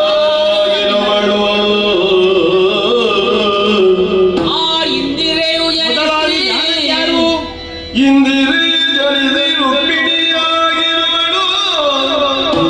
ನೀ ಗಂಧರ್ವ ಸುತೆ ಚಂದ್ರಸೇನೆ. ಪೂರ್ವದಿ ರಾಮಚಂದ್ರನು ಧ್ಯಾನಿಸುತ್ತಲಿರಲು. ಮಹಿರಾವಣ ಸಿರಿಯೊಳಿರಿ ಸಲ್ಕಾತನ ಕೊಂದು ರಾಘವನಿಲ್ಲ ಬಿಡಿಸಿ. ದ್ವಾಪರ ದಿನ ಬಲ್ಲವೆನು ಕೃಷ್ಣಾವತಾರನು. ಭಾಮೆಯಾಗಿರುದವಯ ಸೇರಿದೆ ಆದಿಲಕ್ಷ್ಮಿ ನೀನಲ್ಲವೆಂದ.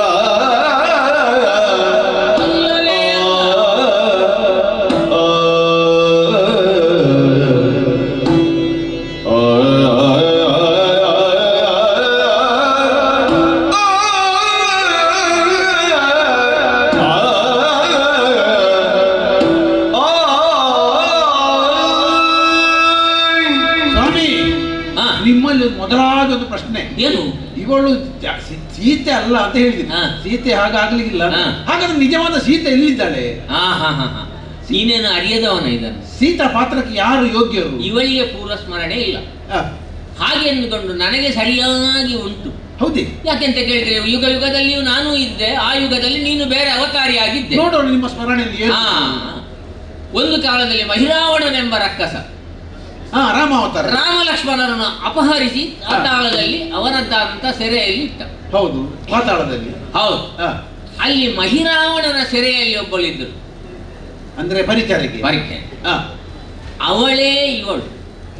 ಯಾಕೆಂತ ಕೇಳಿದ್ರೆ ರಾಮನ ಧ್ಯಾನದಲ್ಲಿ ಅವಳು ಇಳಿದ್ಳು. ಆ ಸಂದರ್ಭದಲ್ಲಿ ಮಹಿರಾವಣನನ್ನು ಕೊಂದಂತಹ ಶ್ರೀರಾಮಚಂದ್ರ ಇವಳಿಗೆ ಒಂದು ಅಭಯವನ್ನು ಕೊಟ್ಟ.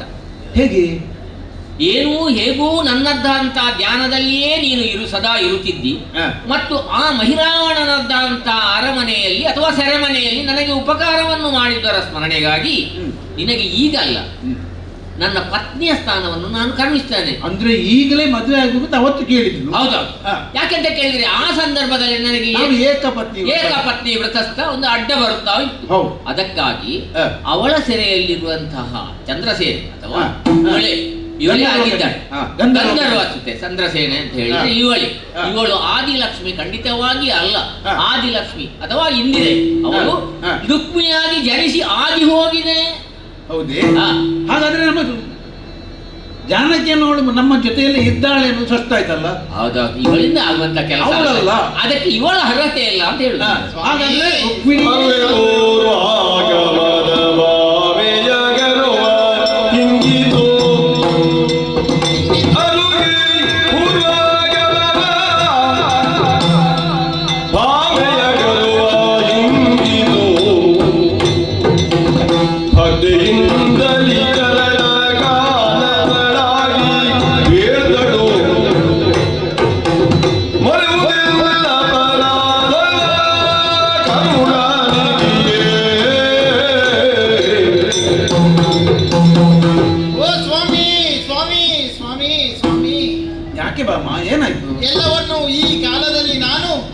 ಅರ್ಥೈಸಿಕೊಂಡವಳಿದ್ದೇನೆ. ವಾಸ್ತವದ ಅರಿವಾಯ್ತು ನಿನಗೆ?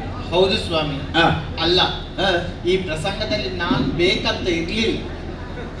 ಬೇಕಿತ್ತಲ್ವೇ? ಅಲ್ಲ, ನಾನು ಬೇಡ ಇತ್ತು ಸ್ವಾಮಿ. ನಿನ್ನದೊಂದು ಪಾತ್ರ ಬೇಕು ಅಂತ ನಾರದರ ಹೇಳಿದ್ದಲ್ಲ. ಕಡೆಗೆ ನೀವು ಕರೆಸಿ ಈಗ ಜ್ಞಾನೋದಯವನ್ನು ನೀವು ಮೂಡಿಸಿದ್ದೀರಿ. ನಿನಗೂ ಜ್ಞಾನೋದಯ ಆಗ್ಲಿ ಅಂತಲೇ ನಾರದರು ನಿನ್ನ ಸೂಚಿಸಿದ್ದು.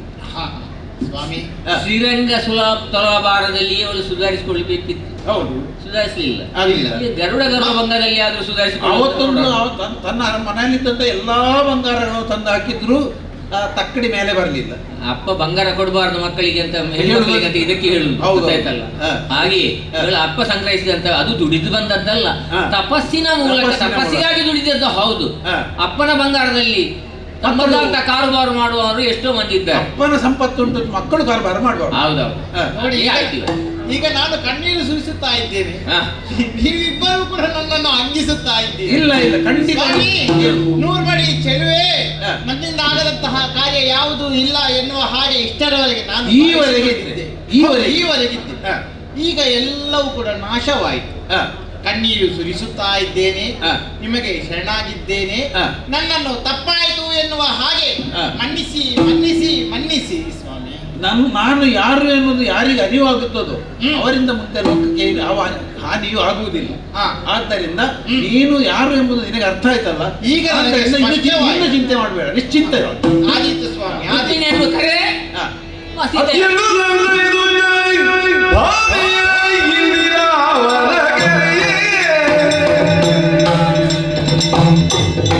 ರುಕ್ಮಿಣಿ ಬಂದು ಹರಿಯಡಿ ಕೆಳಗೆ ವಿನಯನಿಗೆ ಒಂದಿದಲು ಸುರಮುನಿಮಗೆ ಬೆಳೆದನಿವನು.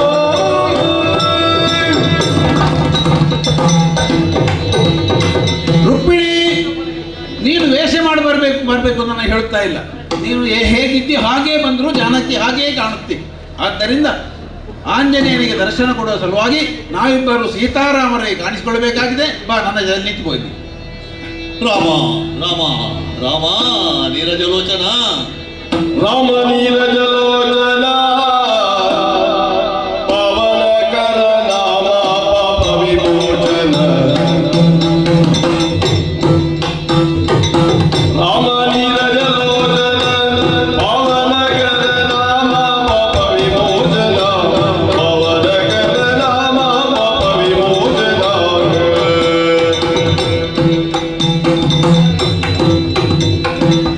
ಕಾಮಗರ ಸುಪ್ರೇಮ ನಿರುಪಮ ಕಾಮಿತಾರ್ಥ ಫಲಪ್ರದಾಯಕ. ಶ್ರೀಮನ್ಮಗರ ಗೋಮಲಾಂಗ ನಿರಾಮಯನೆ ಮಮ ಸ್ವಾಮಿ ರಘುವರ. ರಾಮ ನೀರಜಲೋಚನ, ಪವನಕರ ನಾಮ ಪಾಪ ವಿಮೋಚನ. ಪವನಕರ ನಾಮ ಪಾಪ ವಿಮೋಚನ. ರಾಮ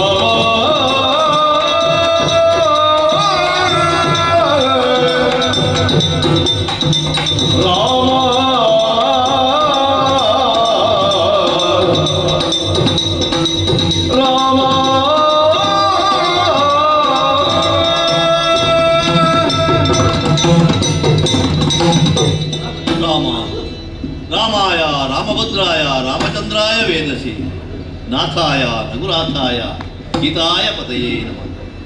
ಸ್ವಾಮಿ, ಲಕಾರಂ ಮಾತ್ರೇಣ ಮುಖ ನಿರ್ಯಾತಿ ಪಾತಕಂ ಪುನಃ ಪ್ರವೇಶ ಭೀತ್ಯಾಚ ಮಕಾರಸ್ತು ಕವಾಟವತ್. ನಿನ್ನ ರಾಮನಾಮದ ಮಹಿಮೆಯದು. ರಾ ಎನ್ನುವ ಒಂದು ಅಕ್ಷರವನ್ನು ನಾವು ಉಚ್ಚರಿಸಿದ್ರೆ ಸಾಕಂತೆ ನಮ್ಮ ಅಂತರಂಗದಲ್ಲಿರತಕ್ಕಂಥ ಎಲ್ಲ ಪಾಪ ಲೇಪಗಳು ಕೂಡ ಕವಾಟ ದ್ವಾರವಾಗಿ ಹೊರಗೆ ಬರುತ್ತದೆ. ಮಾ ಎನ್ನುವ ಒಂದು ಅಕ್ಷರವನ್ನು ಉಚ್ಚರಿಸಿದಾಗ ಹೊರಗಿನ ಯಾವತ್ತೂ ಪಾಪಲೇಪಗಳು ಒಳ ಪ್ರವೇಶಿಸದ ಹಾಗೆ ನಮ್ಮ ತುಟಿಗಳೇ ಕವಾಟವಾಗ್ತು ಬರುತ್ತೆ. ಅಂತಹ ತಾರಕ ಮಂತ್ರದ ಅಧಿಪತಿ ನೀನಿದ್ದಿ ಭಗವಂತ. ಎಷ್ಟು ಸಮಯವಾಯಿತು ನಿನ್ನನ್ನು ಕಾಣುವುದಕ್ಕೆ ಬೇಕಾಗಿ ಹಪಹಪಿಸ್ತಾ ಇದ್ದದ್ದು ಈ ಆಂಜನೇಯ. ಅಂದು ಸರಯೂ ನದಿಯ ತಟಾಂಗದಲ್ಲಿ ನೀನೊಲಿದು ನನಗಿತ್ತಂತಹ ಮಾತು, ಯುಗ ಯುಗದಲ್ಲಿಯೂ ನಿನಗೆ ದರ್ಶನ ಕೊಡ್ತೇನೆ ಆಂಜನೇಯ ಅಂತ. ದ್ವಾಪರದಲ್ಲಿ ನಿನಗೆ ಕಾಣ ಸಿಗ್ತೇನೆ ಅಂತ ಹೇಳಿದವ. ದ್ವಾಪರದ ಕೊನೆಯ ಹಂತಕ್ಕೆ ಬಂದಾಗಲೂ ನಿನ್ನನ್ನು ಕಾಣದೆ ಪರಿತಪಿಸ್ತಾ ಇದ್ದಂತಹ ಸಂದರ್ಭದಲ್ಲಿ ನೀನೇ ತೋರಿಕೊಟ್ಟಂತಹ ಮಾರ್ಗ. ಇಲ್ಲಿಗೆ ಬಂದೆ ಸ್ವಾಮಿ, ಸೀತಾರಾಮನ ದರ್ಶನವಾಯಿತು, ಧನ್ಯನಾದೆ ನಾನು, ಧನ್ಯನಾದೆ. ಜಯ ಜಯ ಜಯ ಕೈ ಮುಗಿದು ನಿಂದಿಗ ವಾಯು ಕಂದನ ತಪ್ಪುತ್ತಾರ ಇಂದಿರ ಮರದಿಂದ ಹಿಂದೆ ಬೇಡಿದ ನೆರಳಿಂದ ದರ್ಶನವಿದ್ದೆನೋ ನಿನ್ನಂತೆ ಸೇರಿ ಬರಲಿ ನಾನು ಶರಣಗಳ್ಯ ಮೊದಲೇ ನಿನಗೆ ಮಲ್ಲಿರಿ ನಮ್ಮ ಪದವಿಯಂತಿರುವೆ ಇಂದಿಗಿಂದೆನ ಮಾಲಿಪೆವು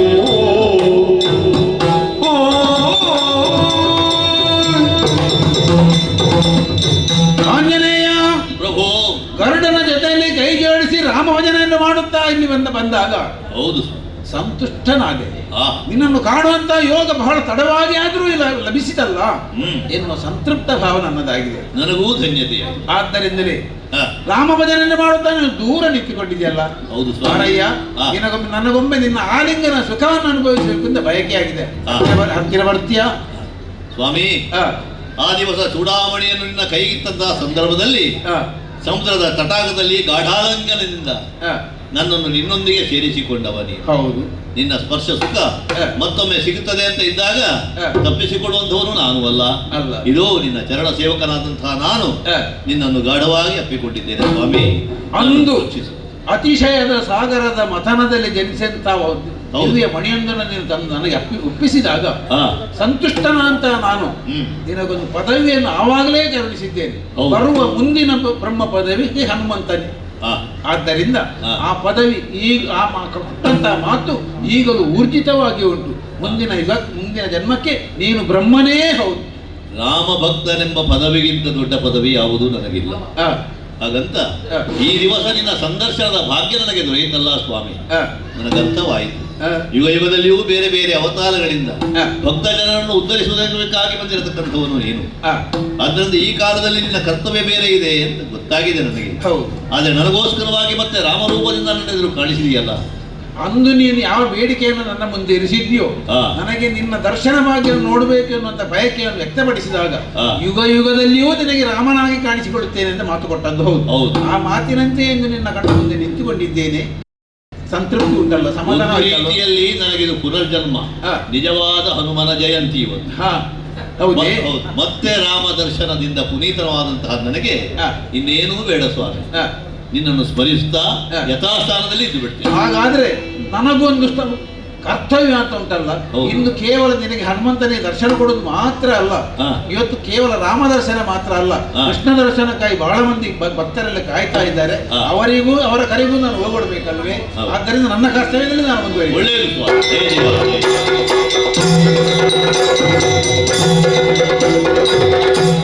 ಮಂಗಲೋ ವಾಸುದೇವಾಯ ಮಂಗಲೋ ಮಧುಸೂದನ ಮಂಗಲೋ ದೇವಕೀ ಪುತ್ರ ಮಂಗಲೋ ಗರುಡಧ್ವಜ ರಾಮಾಯ ರಾಮಭದ್ರಾಯ ರಾಮಚಂದ್ರಾಯ ರಘುನಾಥಾಯ ನಾಥಾಯ